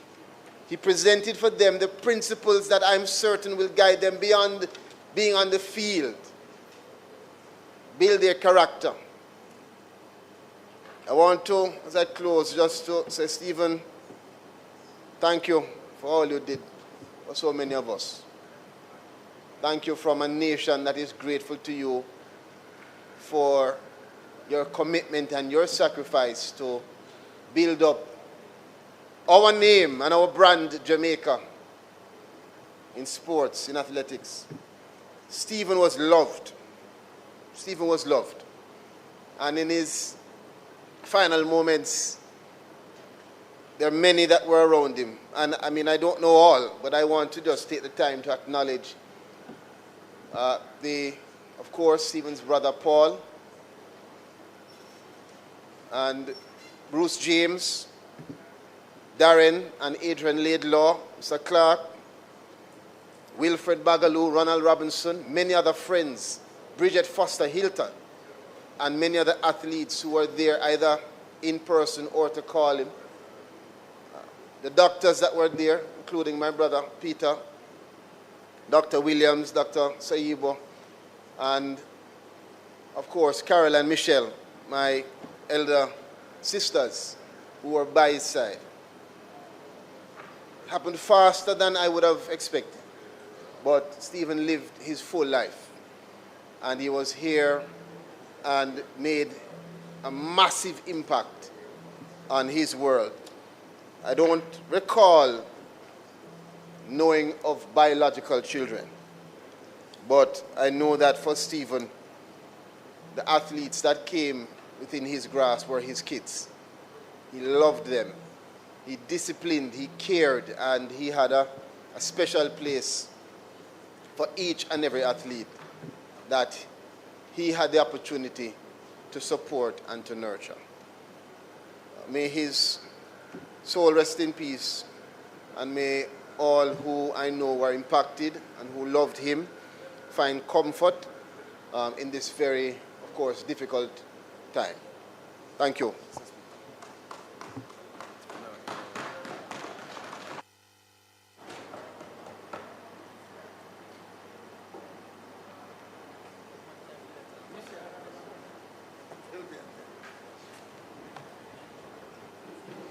Member from St.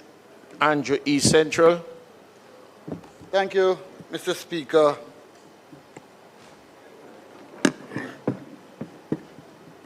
I'm not accustomed to batting this late, but it is important to play an innings on behalf of Stephen Francis.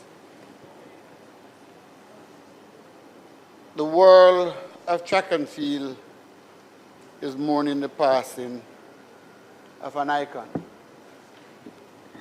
And Stephen would have transformed track and field in Jamaica.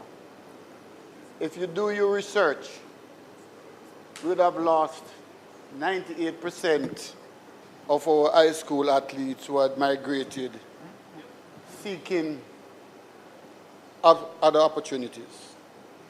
And the migration of those athletes back on our soil is testimony to Stephen's greatness. Stephen believes in building, and building a cadre of athletes who have made this nation proud. And we will be eternally grateful. Stephen was more than a coach. He was an intellect, a master's degree in finance. And that combination between education and athletics will serve us well. There are many who have benefited from his guidance. The names are too many to mention. But what I do remember about Stephen, having had the opportunity to travel with many national teams across the globe, was his humility. If you would have gone to the warm-up track, Stephen would be sitting by himself, pondering the next move. He was never one who sought headlines. He was never one who craved the media. He allowed his result to speak for himself. I too want to join my colleague to say to the minister that in honor of the late great Stephen Francis, a statue should be erected at the National Stadium as part of his legacy. And I dare to say that the other iconic coach, Glenn Mills, should also be honored with a statue. They have combined to produce over 200 medals for Jamaica at the global level. Unprecedented, never before happened. His legacy will continue on long before all of us in this chamber. But sadly, we were not able to monetize his greatness during our glory days between 2008 and 2020.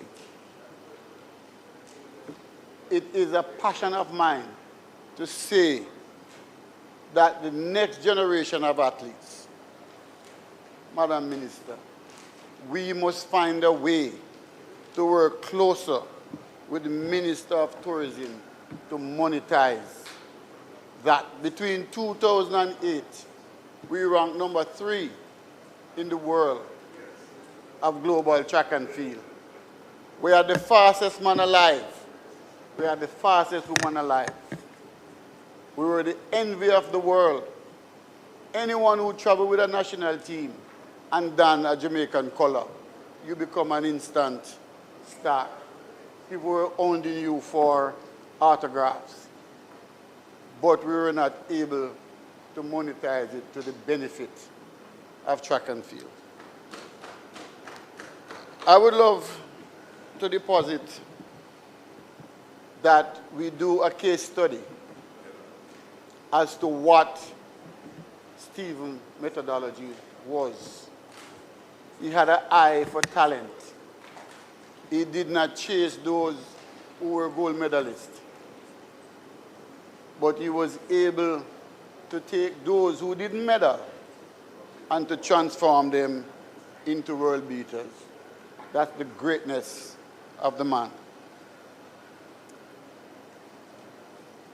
One of the legacy of Stephen Francis, as mentioned earlier by the member from Clarendon, is the number of coaches that you were able to deploy across various clubs.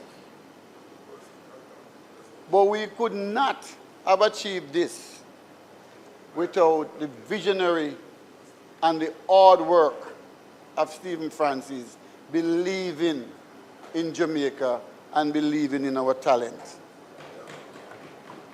We as a parliament, we're also blessed to have an Olympian among us, and she can testify as to what it takes to produce a medal. Let me share it with you. It cost this country less than 3,000 Jamaican dollars to produce a gold medal. When you compare that to the United States of 56,000 US, we understand the genius of the man. And we must continue to celebrate him.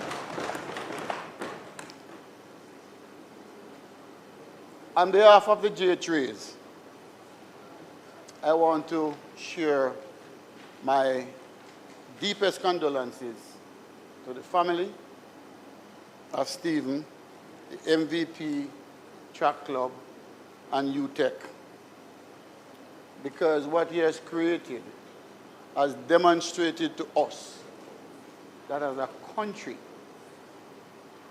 with fewer dollars than all the sporting giants across the world, we were able to beat them because Stephen and Glenn Mills were able to plan. And planning trumped money. When you look at the resources available to all the other federations, you name them, and we still rank number 3 in the world in spite of limited resources. It is therefore my call to the minister to ensure that in Stephen's legacy, we develop more track across this globe. We are rich in track and field. We are rich in coaches. We are rich in talent. And time now, Minister, that we put in place the infrastructure to support all of that. My last sojourn with the track and field team was in Budapest. And we were in awe about their training facilities when you juxtapose it against our national stadium. Time has come for us to put the infrastructure in place to match what our athletes produce at the world level. May Stephen rest in peace, and may his legacy continue, and may God continue to shadow the members of the MVP track club and Coach Glenn Mills, because there's many more medals to be won. I thank you.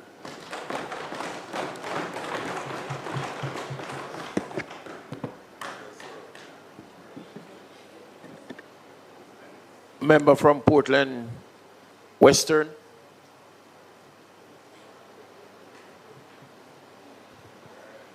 Thank you very much, Mr. Speaker. Permission to speak from a seat other than my own. Permission granted. Let me just first of all pay my personal condolences to the family of Ozzie Harding, Arthur Nelson, and Stephen Price. But I stand briefly to pay tribute to Dean Alexander Peart. While the tributes were going on, I was looking back in my phone to see the last time we spoke. And I realized that he had on disappearing messages, so there's no messages left for me to remember our discussions. But to say that there were two politicians on the opposing side who I always admired, pretty much for the same reason, and that was the late Roger Clark and now the late Dean Peart. Several people have come to me over time and said that they see similarities in relation to my style and Dean's style. I'm not sure whether it's the color. Some people say it's brown man. Some people say it's red man. Some people say it's white man. Well, pick whichever one you want. One thing you knew with Dean Peart, and I think that I can say it for myself as well, is what you see is what you get, and more importantly, our word is our bond. If Dean Peart tell you something, you don't have to ask him again. You don't have to call him again. You don't have to message him again. It is going to be done. And that is something that I really, really admired about him. Other similarities, he was a councillor. I was a councillor. He was a 5-time MP, consecutive.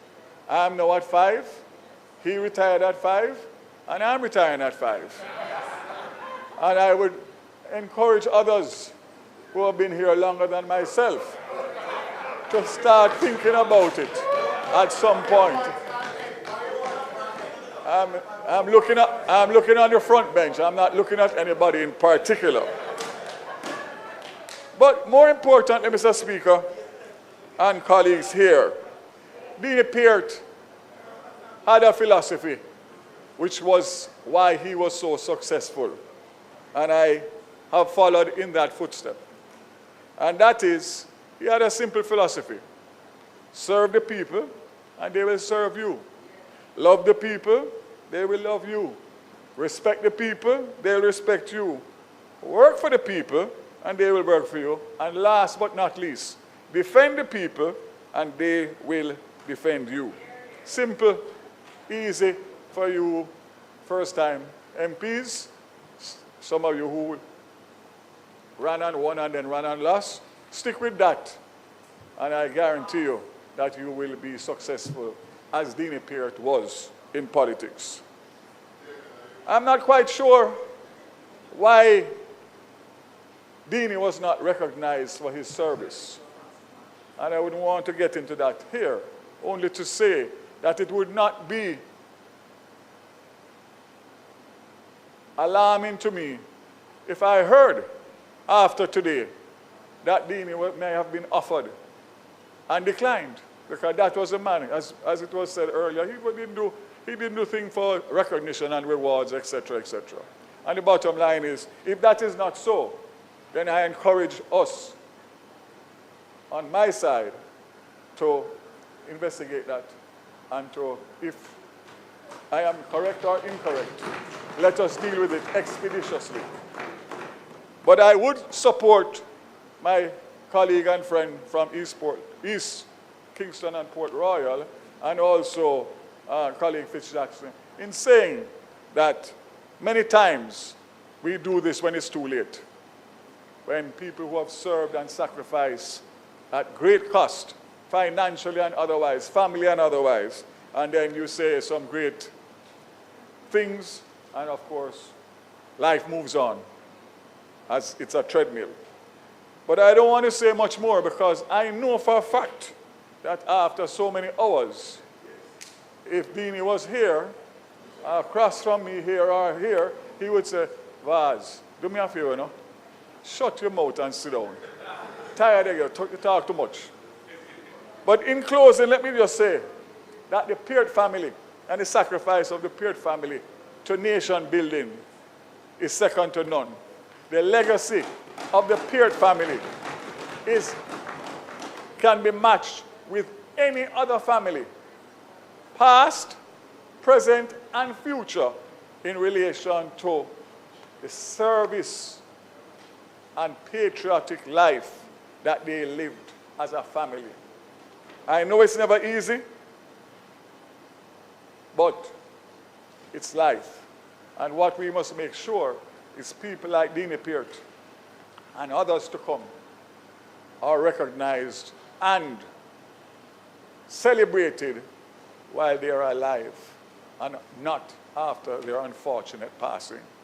So to the family, I say that Deanie is gone, but his spirit and his personality and his memories will live on in this house, outside the house, on the political trail, forever and ever.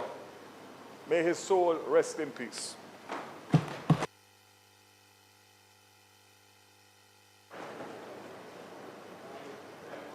Member from St. James West Central.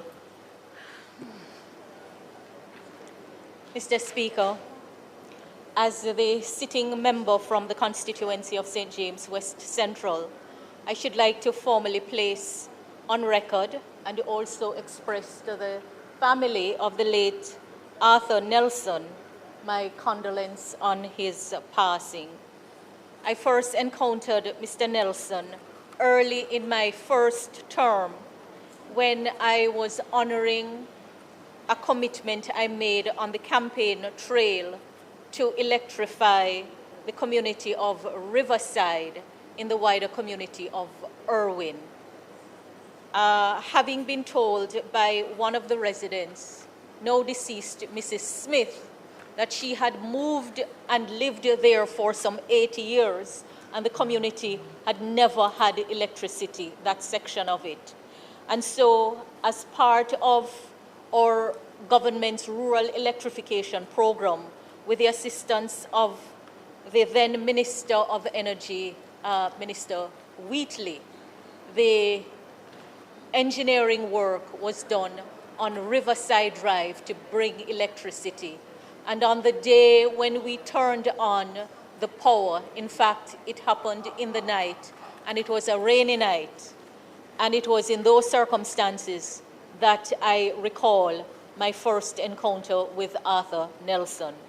Since then, I have seen him regularly at community meetings of the Irwin CDC, and he was always accompanied by his wife, Barbara, and his daughter, Andrea. Small in stature, unassuming, and obviously humble. But I so admired his devotion to his community. And I must say that it was always puzzling to me about the state of the Riverside Road and the lack of electricity in the area. But as I listened to the member from St. Catherine, Member Jackson, Southern, who shared Mr. Nelson's perspective, he too having expressed a view on why the road in the community was so bad, he was of the view that he didn't want to be accused of giving priority to benefit himself. Such is the nature of the work we do. I mean, they would say, damn if you do and damn if you don't. But, Mr. Speaker, all of us who serve in this role know the demands, and we can't do it without our families. I believe every time we rise to pay tribute, there is so much to learn. I'm particularly struck by the qualities that we all celebrate: non-partisanship, humility, going above and beyond the call of duty, cross aisles interaction, and yet sometimes it's so difficult to live them.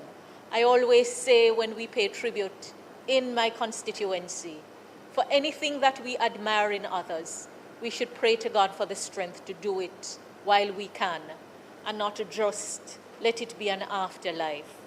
So, Mr. Speaker, Arthur Nelson made his contribution.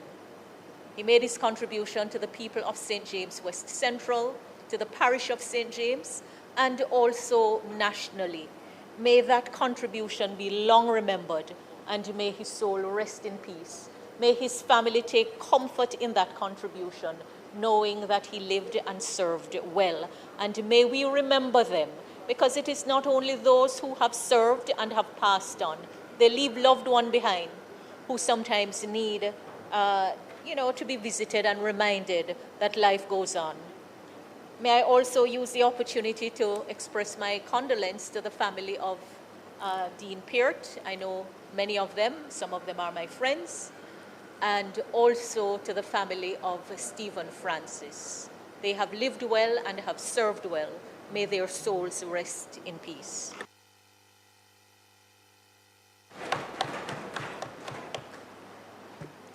Member from St. Catherine West Central.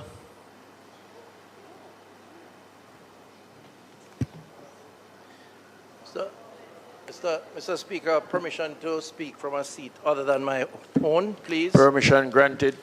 Mr. Speaker, I'm going to be brief because so much has been said already. I want to recognize, of course, and pay my tribute and condolences to the 4 individuals who are being referenced here today: Ozzie Harding, Dean Peart, Stephen Francis, and Arthur Nelson. And I won't speak on all 4, but I mention them by associating with the family members and their contribution to national life, but also to highlight perhaps the powerful symbolism of the tributes that are being paid here today. 2 quick points. Firstly, I think it's important for us to always reconcile with ourselves that once we are born, our destiny and finality is sure. And today brings that home as we recognize not 1, but 4 individuals who have really played their part. Secondly, in this House, though 3 of those individuals would have crossed both sides of the aisle, the tributes have come from both sides of the aisle, recognizing the individuals, whether they were on that side or on this side. And that for me is powerful. I just reference that as a passing point because sometimes we give the impression, Mr. Speaker, that we are the only person in the room and that our points are the only significant points. And we behave or act in a particular way that conveys that impression. Today, we are saying as a parliament that whether we're on that side or on this side, we all play an important role. And these 3 individuals in particular, Ozzie Harding, Arthur Nelson, and Dean Peart, obviously played their part in national life. I want to mention, in the first instance, and very briefly, Ozzie Harding.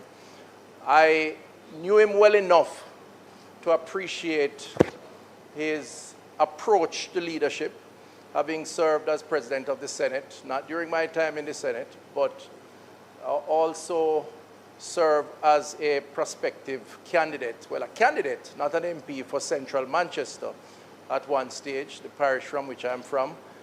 And his willingness to give advice, his intellectual capacity, and his love for the Queen's English, and to always be available to demonstrate a history lesson of Jamaica's role in the Commonwealth of Nations. And I enjoyed having discussions with him, learning from him, And today I want to just pay tribute to his family, his wife, his sons, and to say he played his role. He has finished his work, and we recognize him and pay tribute to him. To Dean Peart, I have to comment. Many may not know, but Dean Peart was almost family. And perhaps one would say not blood family, but family.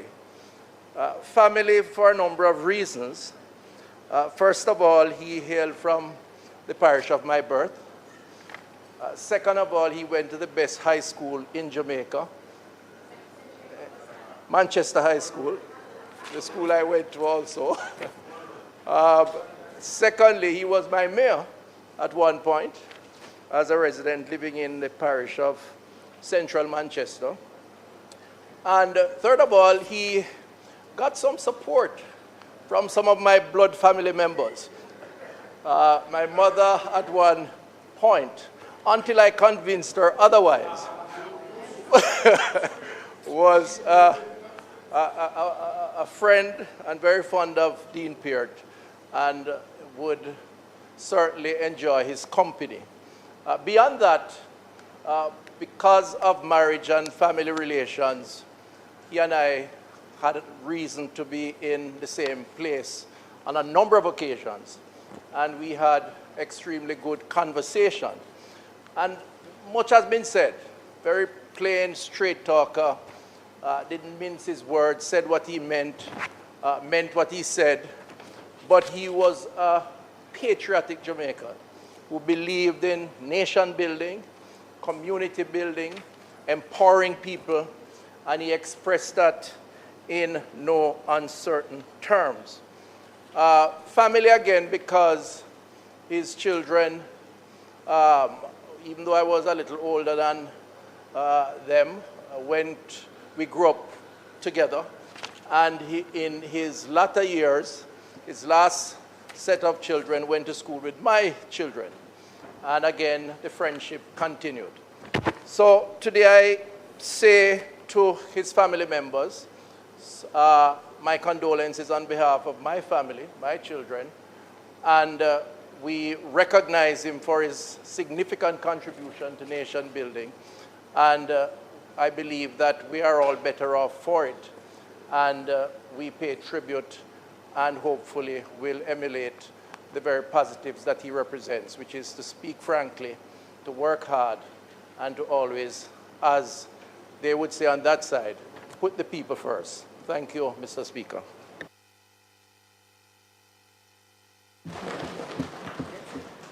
Minister.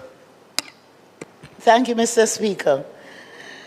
So at this time, I would like to just express condolences to Arthur Nelson's family and also to Dean Peart's family. But I just want to quickly indicate that Dean Peart was my brethren. And when I say brethren, a serious brethren. And when I became member of Parliament, the first major road I got repaired in Central St. Catherine, Dean Peart was the person who saw to it. Taximen demonstrated. In fact, one of the taxi men became my driver eventually because of Dean, because Dean fixed the road. And there was a property in Gordon Pen that the community played on for decades, used as a playfield, which was owned by a church, and the church decided to sell the property, and the people demonstrated. I went to Dean and I said, how can you help me? And he said, we don't have any money that we can buy the property, but I can be creative and suggest maybe a swap. So we negotiated with the church, and we were able to give them a different piece of land, which they could sell if they wanted, and the property in Gordon Pen was handed over to the community. So I just want to express how caring he was, and how considerate, and how we were able to communicate as across the aisle. And I really hope that some of the stridency and, antagonistic behavior I see in the House now, that if we could put some of that behind us, because it was a good period, and we had of course, nobody can change your mind. Yes, maybe you want to cross the floor, but the idea is let us live together and work together. And those who are ahead of us set a good example for us, and we should try. We should try to follow their guidance and their action. Now, as I close, I want to just speak to Stephen Francis. But just before that, I want to indicate that Oswald Harding funeral service will be on July 27 at Hewitt Chapel. We will be taking to Cabinet on Monday submission for Dean Peart to receive an official funeral as a cabinet minister, a former cabinet minister. And this morning, I met with Paul Francis, Bruce James, and other close associates of Stephen Francis. And we have agreed on a date for his funeral, which we are referring to as a celebration of life. And that's August 15 at the National Indoor Sports Center. And we will be announcing further details. So I just quickly want to say that it is with a great feeling of sadness that I rise to pay tribute to Coach Stephen Francis. Stephen lived his life away from the spotlight. His job was to thrust others forward. And in fulfilling his obligations, he created a great lineup of Jamaican stars that have become the envy of the world. He was daring and bold in executing his unshakable belief in the ability of Jamaicans to do it for ourselves. He created giants of the sport of athletics, and in so doing, mushroomed national pride that gave even the youngest among us the confidence that they could become world beaters. Stephen, or we call, as we say, Frano, disrupted the notion that Jamaican high school athletes had to migrate to the United States to find transition and success. Stephen co-founded MVP Track Club and set about, with very limited resources, transforming the approach to track and field, hauling numerous medals and world records that remain the envy of many in the sport. So, Mr. Speaker and colleagues, Frano's untimely departure has left a void not only in the track and field community, but in the very soul of the nation. Frano was not just a coach. He was a master architect of human potential who redefined the boundaries of what Jamaican athletes could achieve on the global stage. And his journey, characterized by an uncompromising commitment to excellence and a fierce, almost stubborn belief in local talent, transformed the landscape of sprinting forever. Stephen was known to be someone who would speak his mind. And he, one would say, confrontational with a purpose, but humble at the same time. So today, as we reflect on his life and we celebrate his achievements, which were Jamaica's achievement, I want to ask that we celebrate a life lived with singular purpose. And we extend our deepest condolences to his brother Paul, to the MVP Track Club, and the entire sporting fraternity. Stephen Francis, as I close, has finished his race, but the echoes of his voice and the impact of his mentorship will resonate through the annals of Jamaican history for generations to come. May his soul rest in eternal peace, and may his legacy continue to inspire the pursuit of greatness in all our endeavors. I thank you, Mr. Speaker.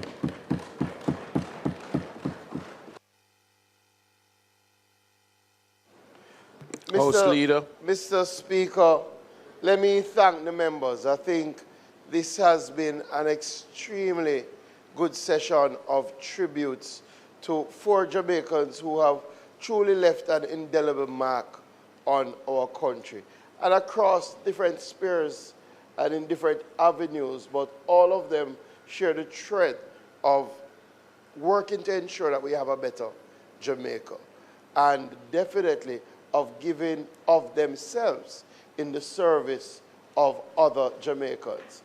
I won't add to the tributes, but just to say, as a youngster growing up, watching the TV, Dean Peart seemed larger than life.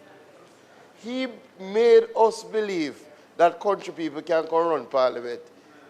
I tell you, Dean Peart and Danny Buck, and of course, Roger Clark, they had a demeanor in this house that really Harry Douglas was one. But maybe because, you know, I'm from the St. Elizabeth side, right? But I must tell you, they had a demeanor in this house that said rural people can really aspire and achieve.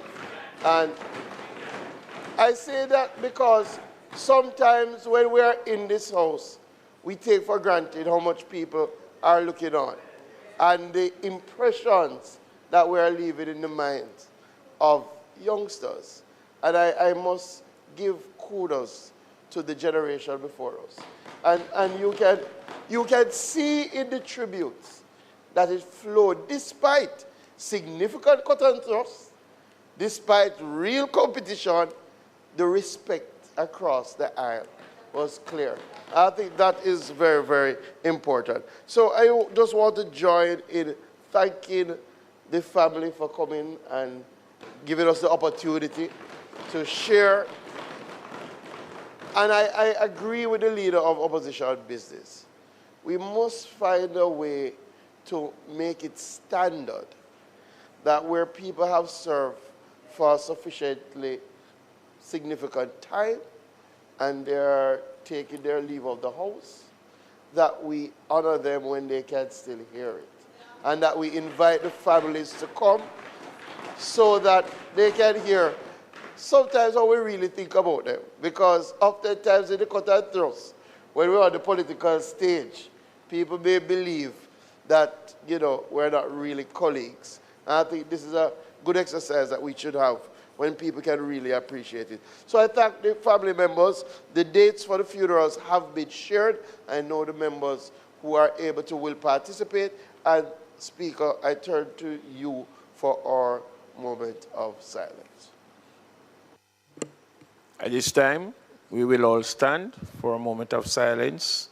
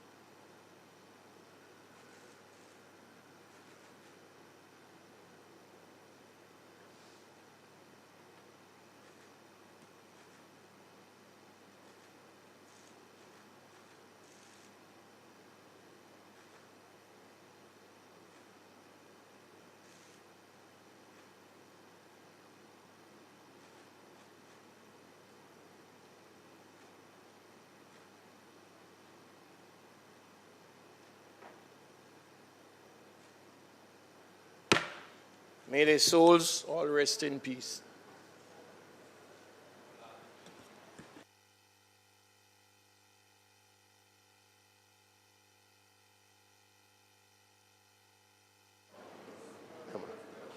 Mr. Speaker, as we are in public business, I will ask that the House resolve itself into committee so that we can complete the mediation bill, which we had, I think, one clause that the members had intervened upon, and the Minister had indicated he would take some guidance.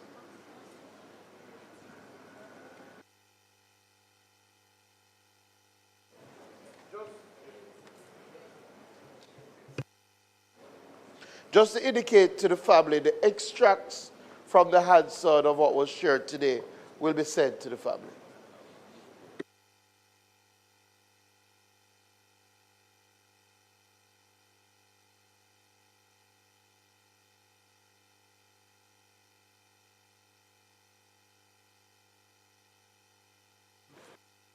Members, we will just revert to the Minister in committee as it relates to clause .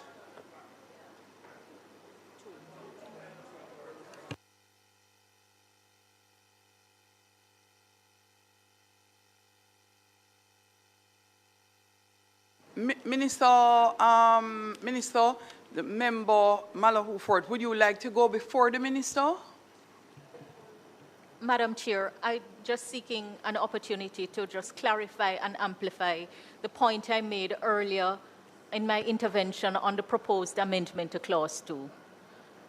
So the term habitual residence is used in the bill in 3 places in Clause 2. Firstly, in the definition of domestic mediation. Secondly, in the definition of international commercial mediation. And thirdly, in the definition of international settlement agreement. The bill, Madam Speaker, is, among other things, establishing a regulatory framework for the conduct of mediation in Jamaica, including community mediation, domestic as opposed to international. And secondly, among other things, it is giving effect to the provisions of the United Nations Conventions on Mediation done in New York on the 20th day of December 2018, the New York Convention. To that extent, I wish to clarify that my earlier intervention on the proposed amendment to substitute the term habitual residence related solely to the definition of domestic mediation. For the record, when the bill is looked at, the use of the term habitual residence appears appropriate and should stand in the other 2 definitions because it reflects the convention definition, which is set out in Article 2 and appears in the first schedule of the bill. But in relation to domestic mediation, I think that the point made both by myself and the member from Portland Eastern that to use ordinarily resident may create a jurisdictional problem for the litigious party to an agreement, because it is saying that unless you are a national of Jamaica or ordinarily resident in Jamaica, with that term being a technical term, or the companies incorporated in Jamaica, the other things that are set out, you can't access mediation. And I don't think that is the intention of the law in respect of the regulatory framework for domestic mediation. And just to repeat, to the extent that the bill is giving effect to the provisions of the New York Convention, then the use of habitual residence reflects the framework that is contained in Article 2 of the Convention set out in the first schedule. Thank you so much, Member. Minister Chalk. Madam Chair, I have consulted with the technical persons. We will stick to the term ordinarily resident in all 3 places. But out of courtesy to respond to Member Ford, the convention itself acts on its own.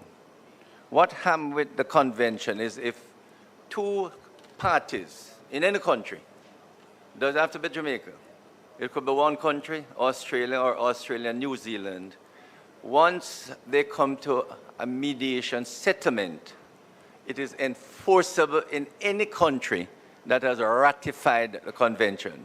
So it's not that they're resident here or have any business here.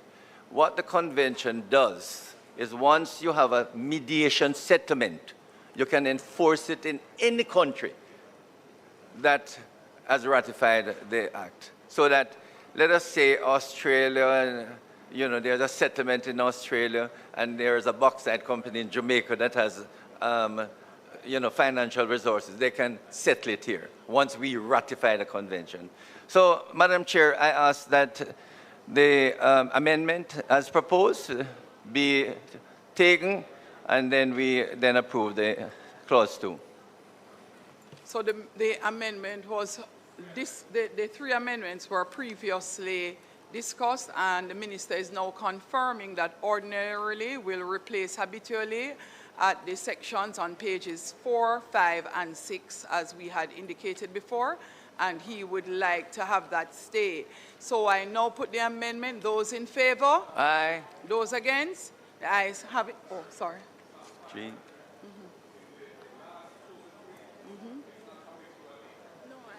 Habitual. Well, yeah, habitual, which would be changed to from ordinary.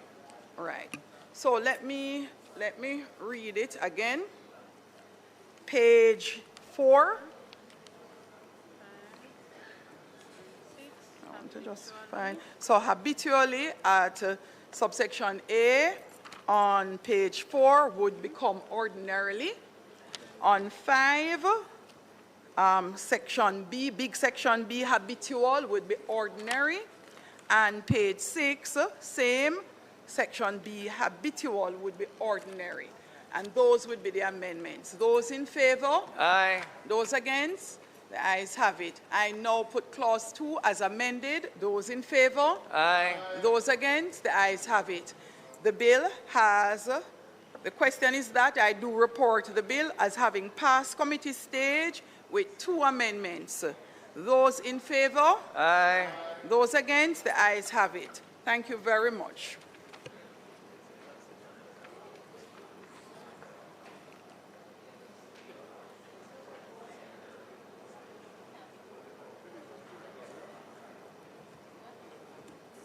Four amendment. The 3 plus the 4 is 4. 4. Oh, it's 4. Well, in clause 2, she might term it as 1. No, just the change of the name.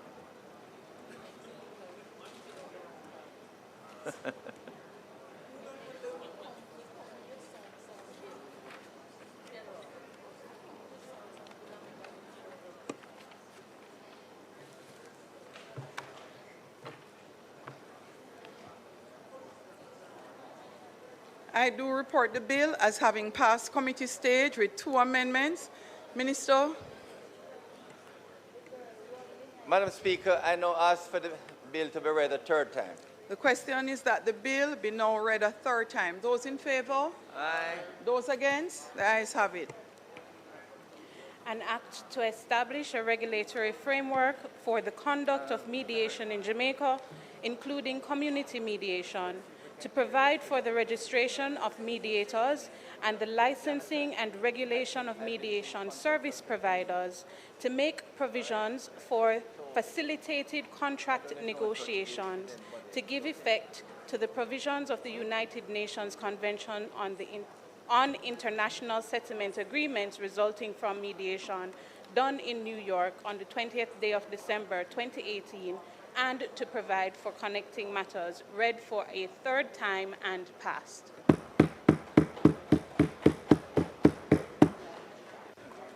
House Leader. Madam Speaker, I now ask for the recommittal of the agenda, all the items on the agenda.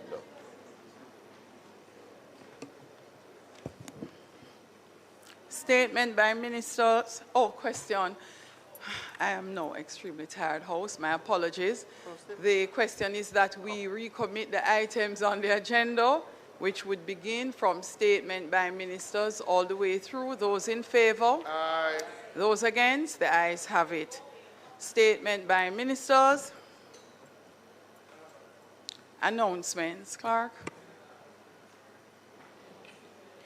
Laid on the table of the House are the following. A special report of the Constituency Development Fund Committee of the House of Representatives regarding the sum provided for project execution and the administrative arrangements for managing the fund. The annual report of the Public Administration and Appropriations Committee for the period April 25 to March 31, 2026. The Auditor General's Department certified appropriation accounts for the years 2022 to 2023. Thank you, Madam Speaker. Thank you. Bills brought from the Senate, petitions, papers, reports from committees.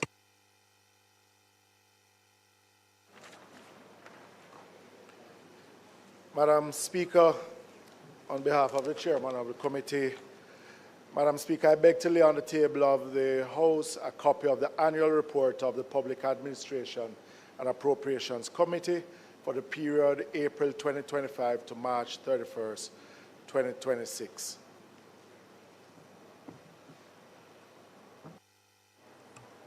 Madam Speaker, I beg to lay on the table of the House, on behalf of the Chair of the Committee, a copy of the special report of the Constituency Development Fund Committee of the House of Representatives regarding the sum provided for project execution and the administrative arrangements for managing the fund.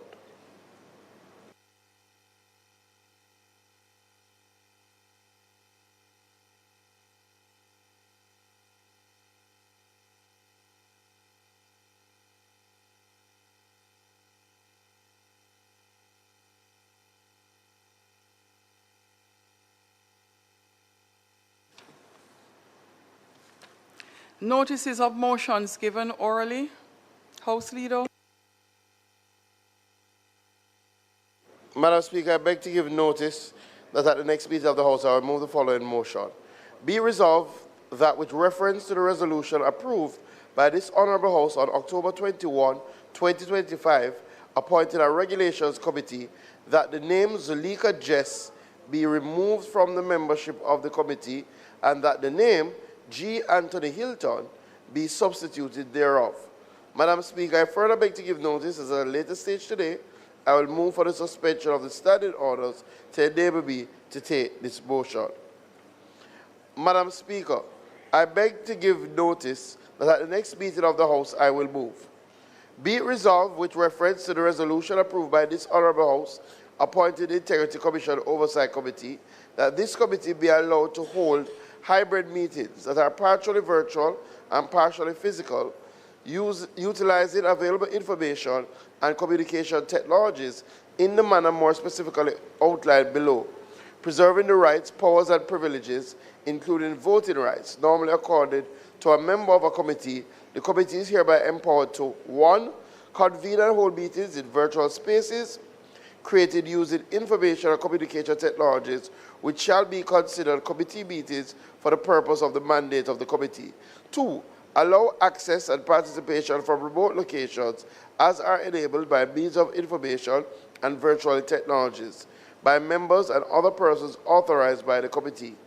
3. Include members accessing and participating from remote locations as a part of its quorum. 4. Receive, consider, deliberate on, and respond to feedback and submissions in formats, modes, and media, and via platforms, modes, and media enabled by means of information and communication technologies from any person. 5. Consider any and all information generated, communicated, and received via formats, platforms, modes, or media as enabled by means of information and communication technologies, as forming part of the record of the committee meetings. Madam Speaker, I further beg to give notice that at a later stage today, I will move for the suspension of the standing orders to enable me to take the motion. Thanks, House Leader. Madam Speaker, I beg to give notice that at the next meeting of the House, I will move the following motion. Be it resolved that the special report of the Constituency Development Fund Committee of the House of Representatives regarding the sum provided for the project execution and the administrative arrangements for the managing the fund, which was laid on the table of the House on the 14th day of July 2026, be adopted. Madam Speaker, I further beg to give notice that at a later stage today, I will move for the suspension of the standing orders to enable me to take the motion. Member Phillips. Madam Speaker, I beg to give notice that at the next meeting of the House, I will move the following motion. Be it resolved that the annual report of the Public Administration and Appropriations Committee for the period April 2025 to March 31st, 2026, which was laid on the table of the House on the 14th day of July 2026, be adopted. Thank you, Member. Motions that may be made at the commencement of public business requiring notice, motions relating to the sitting of the House, motions for leave to introduce bills, presentation of bills without leave of the House first obtained, public business. The time now being after, I decided to complete, and then you, instead of going through another. So you may now proceed, House Leader. Time now being.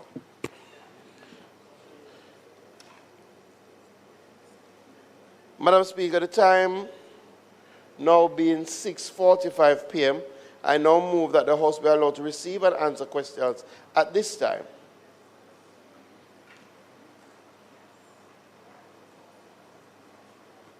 Those in favor? Aye. Those against? The ayes have it. Madam Speaker, I call upon the Minister of Energy, Transport and Telecommunications to answer the questions standing in my name on the order paper, on the question paper.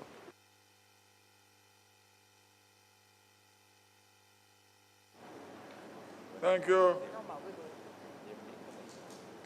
Madam Speaker, copies, yeah?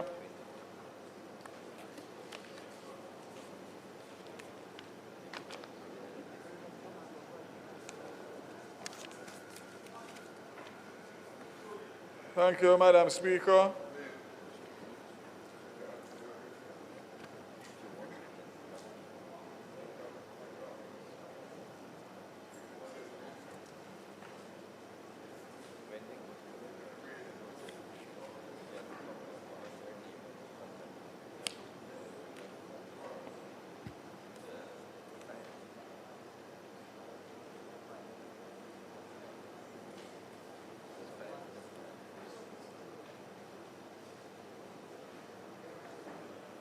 Thank you, Madam Speaker. I'll answer the questions as follows. Will the Minister state whether negotiations have commenced with the Jamaica Public Service Limited for the renewal, modification, or termination of the All Island Electricity License 2016? Response, yes. Question 2, who are the persons comprising the Government of Jamaica's negotiating team? Response, the Cabinet approved the composition of the negotiating team as follows. The chairperson is the former Permanent Secretary, Mrs. Carol Palmer. Internal representatives, Ministry representatives, the Chief Technical Director, Energy, Chief Technical Director, Strategic Planning and Policy Services, Principal Director of Energy, and Senior Legal Officer in the Ministry of Energy. External representatives, Attorney General's Chambers, Ministry of Finance and Public Service, Energy Sector Specialists, and Consumer Advisor Committee on Utilities, Electricity, Energy representatives, and also international consultants to the Government of Jamaica. 3, can the Minister provide the details of the $15 million US that he indicated in his sectoral presentation will be spent on capital projects at Petrojam? Response, the list of CAPEX projects is attached. Question 4, how will the government recoup all the losses that Petrojam has incurred during the current financial year? Response subsidies were incurred due to significant absorption by Petrojam of sharp increases in global oil prices caused by the conflict in the Middle East. It is expected that the accumulated subsidies for the current financial year will be recovered over time through the pricing mechanism as global market prices normalize.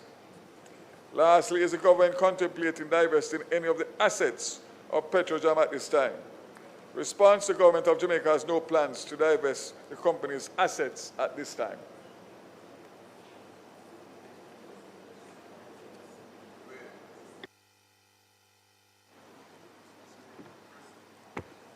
A few questions arising.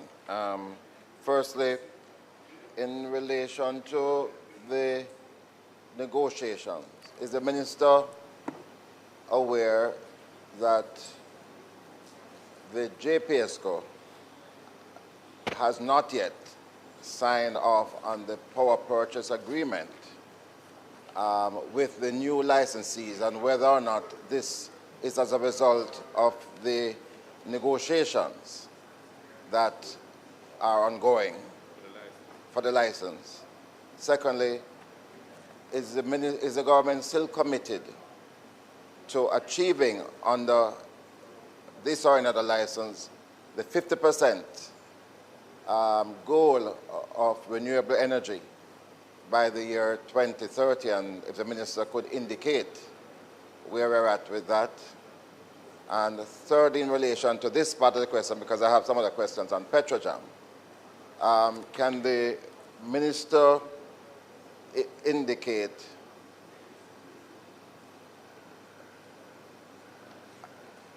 whether or not the government has a particular price for electricity that it hopes to achieve?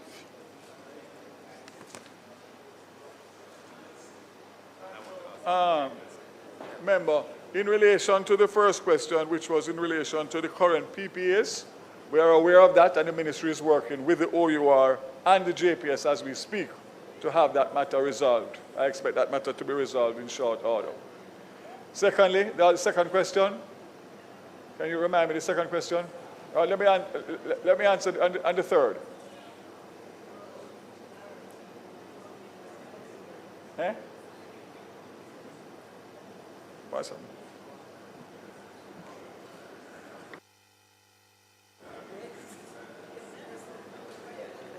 Minister, do you want your mic off? You know, I'm turning it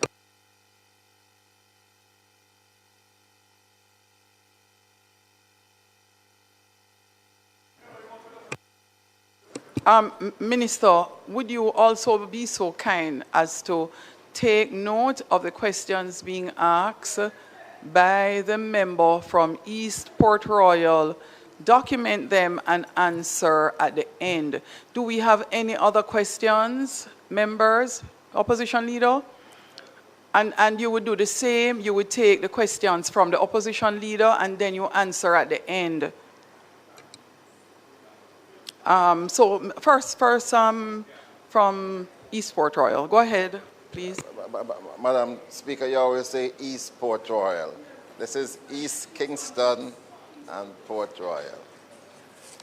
7 terms. Kingston East and Port Royal. Minister, I had asked you, second question, what is the government's objective now in relation to renewable energy for 2030? Is it still 50%? And where are we in that trajectory? Thirdly, are other players approaching the government in relation to the JPSCO license? And if I could just ask the questions on Petrojam, because you mentioned that a recovery is being done in relation to the recent price increases, but you'll recall that Petrojam lost over $4 billion over 2 years. Is there any means of recovering that, and whether or not there will be adjustment to the pricing formula to achieve that? And finally, you now have a new managing director, and the issue of conflict of interest has arisen. Are you satisfied that those potential conflicts have been resolved in relation to your new managing director?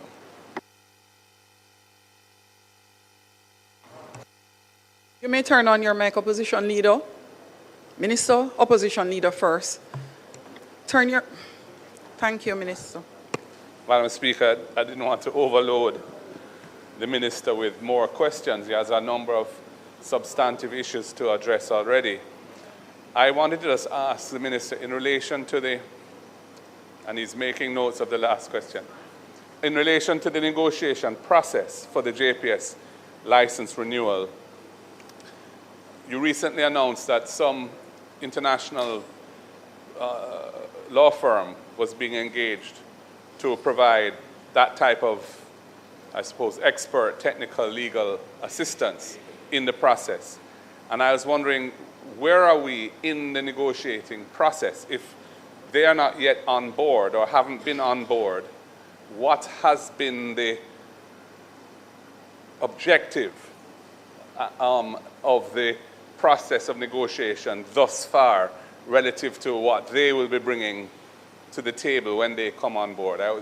Because one would have thought that in embarking on this, you would have had them in place from the start, if you're, to set the parameters of a negotiation and ensure that issues which perhaps the technical people within the GOJ may not have considered, but they would be aware of by virtue of their international expertise, could have been part of the framing of the overall parameters of the negotiating process. So I was just wondering, where are we in the process now, and what was the sort of main objectives of the initial phase to date vis-a-vis bringing on those foreign experts to help the team? The other question I have relates to Petrojam, and I noticed you said in your answer that you're hoping that Petrojam can recover the accumulated losses from the subsidy when the oil markets normalize. Now, given the geopolitical realities and what we're hearing about the war in Iran, it's not looking particularly hopeful at this time. The MOU that was signed to create a ceasefire arrangement for a period of time so as to allow the nuclear aspects of the conflict to be negotiated. That MOU has been effectively abandoned. Hostilities have returned. The Straits of Hormuz are effectively under some kind of siege or constraint.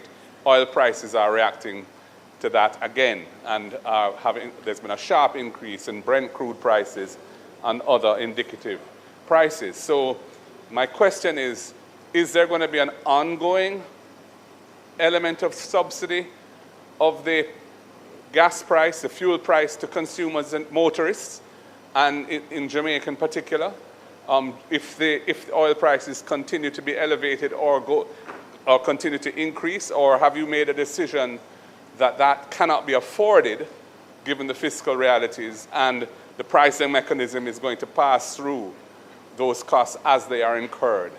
That's my question for you on that. Minister, you may proceed. Thank you very much, members, for your questions. So, member from East Kingston and Port Royal, the question you asked in relation to what is our price point that we would like to get to. Obviously, we want to be competitive, somewhere around 20 US cents per kilowatt hour. You asked about the situation in terms of where are we with the 50%. Recall that it was 30% renewables by 2030. And the Prime Minister raised it to 50% because he said we must think big and be ambitious. So we are moving towards it, knowing that it is a tall order, but we are making all the arrangements to make sure, especially in light of the fact that we have done 100 megawatts of solar, and we are now going out for 300 megawatts of solar and 150 batteries. So the bottom line is that we are at about 16% now, and with those two and whatever else we do in the next 4 years, we are looking to get to as close as 50% as possible, but definitely over 30%. Petrojam, recovering the losses and the pricing formula. You will recall that we did announce a change to the pricing formula recently. the situation is fluid. Members, the bottom line is I can't sit here and tell you what's going to happen next week. I don't even know what's going to happen tomorrow in relation to the geopolitical situation in the war. What I can say is that whereas we want to recover, obviously, over time, we have our duty and a responsibility to protect the consumers, because obviously oil affects everything else. And obviously we've been doing that and doing that well. But there's a flip side to it, that while we have the ability to adjust our pricing mechanism, which we have done already, and there is different scales, we hope that we don't have to go to the highest scale, because obviously that will be disastrous in terms of the effect on inflation and everything else. But the bottom line on the other side, with what has happened in Venezuela recently, and what's happening in Guyana and right around us, there are many discussions that are taking place right now with a view of the possibility of getting oil much cheaper than we are buying right now in other jurisdictions. And that gives us a great opportunity. But again, you have to be careful. It's a work in progress, but we are not unmindful of the fact that there is opportunities out of adversity. And we look forward to taking, because if we do that, then obviously we'll be able to stabilize and get rid of the losses in a shorter period of time. Last but not least, the license renewal. I said it before when I was asked a question, I'm going to say it again. I'm not at liberty to stand here and to comment and deal with the intricacies of a very sensitive and delicate negotiation. For obvious reasons, it is a negotiation that's ongoing. And until such time as I have something to report to the nation, I can't give it to you in pieces. What I can say very clearly is that the negotiations are ongoing. There's a process that's outlined, which includes valuations, all sorts of things that have to be done as part of the negotiation in parallel. What I can also say is that we are very aware as a government and as a country that the two shareholders, majority shareholders, as you have said before, is East West and Maribyrnong, one from Korea and one from Japan. Those are highly rated companies worldwide. And therefore, it is incumbent on us to get the necessary support for our local negotiating team. We have already engaged in one phase, technical assistance, which has now, that phase has expired. We're now moving to another phase, so we're seeking to get cabinet approval to proceed on the second phase of the technical. We are looking at the possibility of financial advisors to give us the various options and suite of options that we have. And last but not least, despite the fact that we have very competent and able people at the Attorney General's chambers, we are also seeking, through them, to identify outside legal technical assistance who is going to work with the AG's department to make sure that we have a team that is competent to go to the table with the best of the best. I can say to you, we are aware that we have one here. And we are not thinking about this in isolation. You ask the question whether or not there are other people that are interested. And the clear answer to that is yes. Obviously, the terms would be what would dictate their interest. But in terms of expressing an interest, yes. But we realize that we have to run on two tracks. We have to continue with the negotiation with the JPS in good faith. We will know in short order whether that's going south or north. But in the meantime, we must have a backup plan because time is not on our side. And this minister and this government is not going to allow anybody to run the clock on us, to put us in a position where we're in a precarious position that we have to agree to things that we would normally agree to. So again, I can say to you with all confidence that it is not easy. Time is not on our side, but as I gave the commitment prior, I'll give it again in Parliament today. As soon as I'm at a stage where I have something that I can say that is concrete in relation to where the negotiations are with one party or the other, you will be the first to know. And my counterpart. We are in touch and we speak regularly on this and other matters.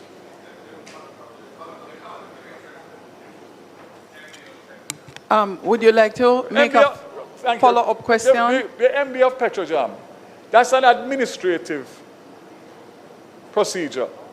That has nothing to do with the minister or the ministry. And in my usual style, everything that is done according to the letter of the process. And I make sure that I impress that, because I know that at some point, questions like what you just asked are going to come up. And you have somebody who is competent, who has gone through a process, who has a proven track record, including an order of Jamaica, yes, who is patriotic, and who is up to the challenge of what we just spoke about in terms of getting better oil prices for Jamaica so that we can bring the price of oil down right across the board. Thank you. Thank you, Minister. House Leader, we're going back to public business. Madam Speaker, I now move for the suspension of the standing orders to enable me to take the motion, notice of which I gave earlier regarding the Integrity Commission being allowed to hold hybrid meetings that I now move for the suspension of the standing orders. What was he getting up? The question is that we suspend the standing orders to allow for taking of the motion, notice of which was given earlier. Those in favor? Aye. Those against? The ayes have it. Madam Speaker, I now move that the motion, notice of which I gave earlier in relation to the Integrity Commission being allowed to hold hybrid meetings, that motion be approved. The question is that the motion be approved. Those in favor? Aye. Those against? The ayes have it. Madam Members, Speaker, I now move for the suspension of the standing orders to enable me to take the motion for the special report of the Constituency Development Fund, notice of which I gave earlier. Standing orders. those in favor? Aye. Those against? The ayes have it. Madam Speaker, the question is that the motion, notice of which I gave earlier in relation to the special report of the Constituency Development Fund, be approved. Those in favor? Aye. Those against? The ayes have it. Final one, Madam Speaker. I now move for the suspension of the standing orders to enable me to take the motion regarding the removal of Zulika Jess from the Regulations Committee and the replacement by G. Anthony Hilton, notice of which I gave earlier. Those in favor? Those against? The ayes have it. Madam Speaker, I ask that the motion, notice of which I gave earlier, be approved. Question is that the motion, notice of which was given earlier, be approved. Those in favor? Aye. Those against? The ayes have it. Madam Speaker, it is not intended to do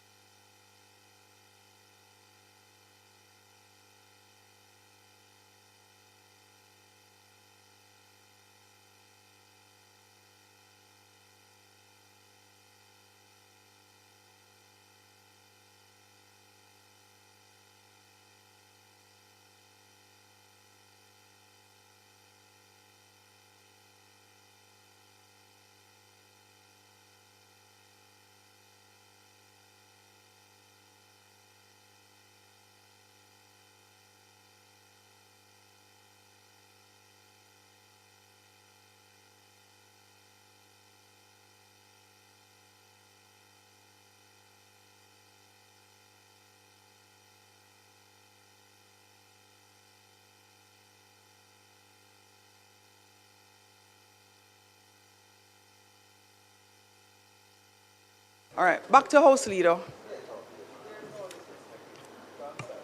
Madam Speaker, it's not intended to do any further business today.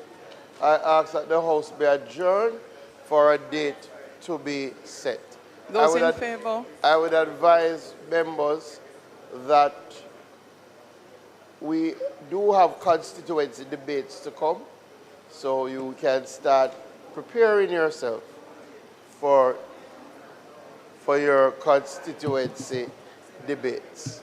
And the leader of opposition business and myself would be in touch in relation to the summer period and the approach that we will take for the rest of the summer period. Thank you, House Leader. On the matter of adjournment, just a very quick Speaker's ruling re procedures for the submission of questions, written answers, and motions. This is to ensure that procedurally we are operating a little bit more efficiently. I wish to clarify and formalize the procedure governing the submission of questions, written answers, and motions requiring notice.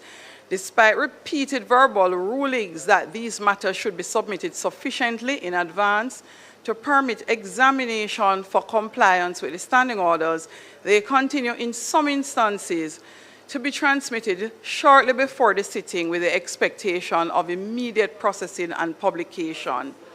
This does not allow adequate time for examination, consultation, or correction. This ruling therefore gives formal effect to the directions previously issued and streamlines the process in accordance with the standing orders. The procedure already implemented for questions under which they are formally handed to the clerk during question time pursuant to Standing Order 15.2 has operated very effectively. It has allowed sufficient time for examination from the Speaker to determine admissibility under Standing Order 16. The same principle of timely submission and proper scrutiny must apply to written answers and motions requiring notice. Standing Order 15.3 provides for written answers to be circulated with the minutes of the proceedings when received, but it does not prescribe the time for their submission. In the exercise of the Speaker's authority under Standing Order 15.3, I direct that written answers intended for circulations be handed to the clerk during question time. Standing Orders 22.2 requires a notice for motion to be in writing, signed, and addressed to the clerk. It may be handed in at the table during the period allotted for notices of motions given orally or delivered to the office of the clerk within the hours prescribed for that purpose. Under Standing Orders 22.3 and 22.4, the motions must be examined by the Speaker and, subject to that examination, printed on the order paper for the following sitting, or the following sitting day. This procedure is consistent with Commonwealth parliamentary practice as reflected in Erskine May, under which questions and motions are examined by the clerk, acting on the authority of the Speaker before being accepted for publication. I therefore rule that 1. Questions shall continue to be formally handed to the clerk during question time and processed in accordance with Standing Orders 15 and 16. 2. Written answers intended for circulation with the minutes of proceedings shall be handed to the clerk during question time and circulated after the necessary examination. An answer submitted after question time will ordinarily be processed for circulation at the next sitting unless the Speaker otherwise directs.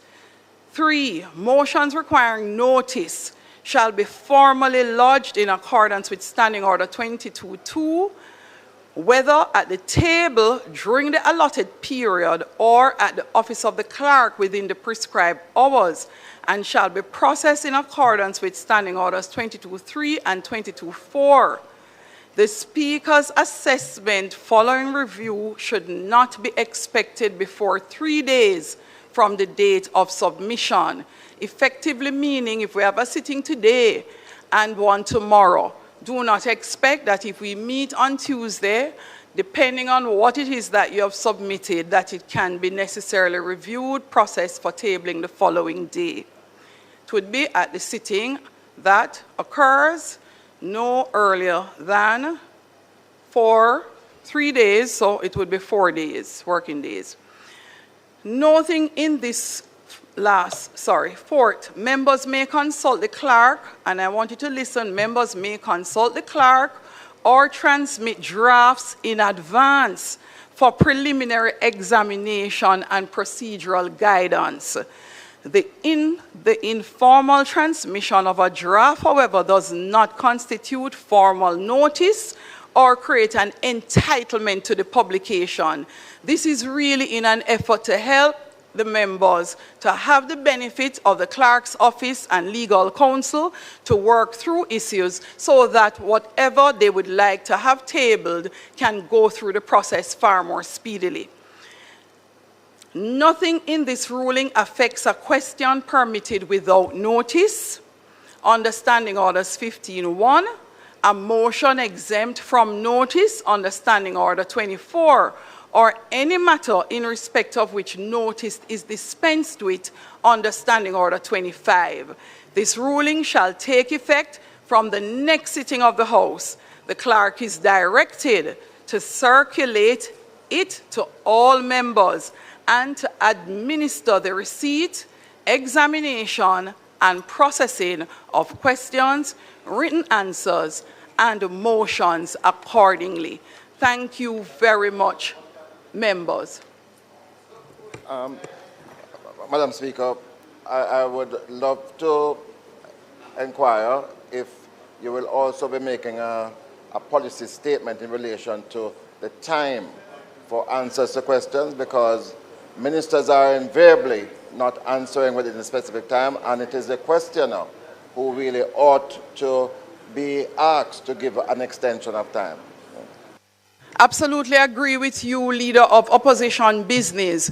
Since the last dispensation or session of Parliament, we have been making significant strides in improving the time frame in which ministers answer questions on the order paper.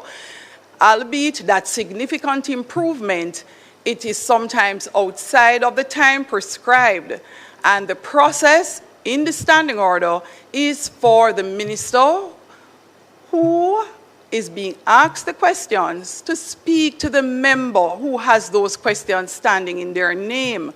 I do have one challenge, and it means we may also have to implement a process of verification for the speaker, because I would not be aware of whether or not a minister and member has had a discussion based on my directive and have come to an understanding. And so we will institute some sort of note that the minister can submit to say there is an agreement between member and minister, so the speaker would know that we are not going to take the answer at X sitting. Today we had an unfortunate situation where that discussion had not taken place. In the case of Minister Mackenzie, the same approach was done by the Speaker, and a discussion was had and confirmation had. So going forward, members, for questions and answers to questions, ministers, once your date has come, you will be given a reminder from the House. And if you are not in a position to answer as yet, it is a requirement that you come to an arrangement with the member who has asked the questions. And after that, we continue with the standing orders accordingly.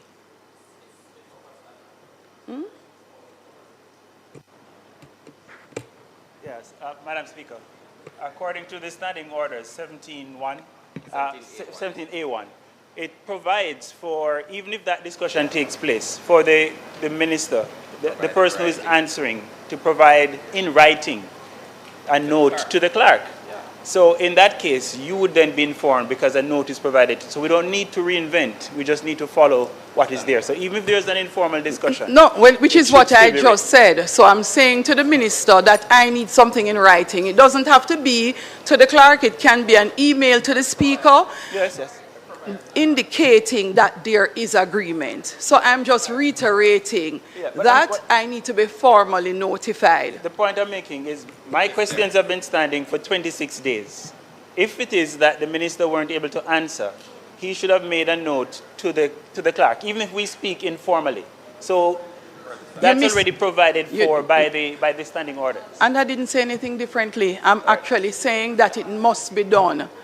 And it must be communicated to me. House Leader. Madam Speaker, I won't belabor the point. I think you sufficiently dealt with it. Suffice to say, we have come a far way. We have come a very far way. I do not want to go past the time, so I again move that the House be adjourned for a date to be set.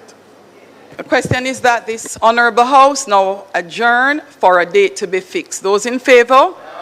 Those against? This Honorable House now stands adjourned.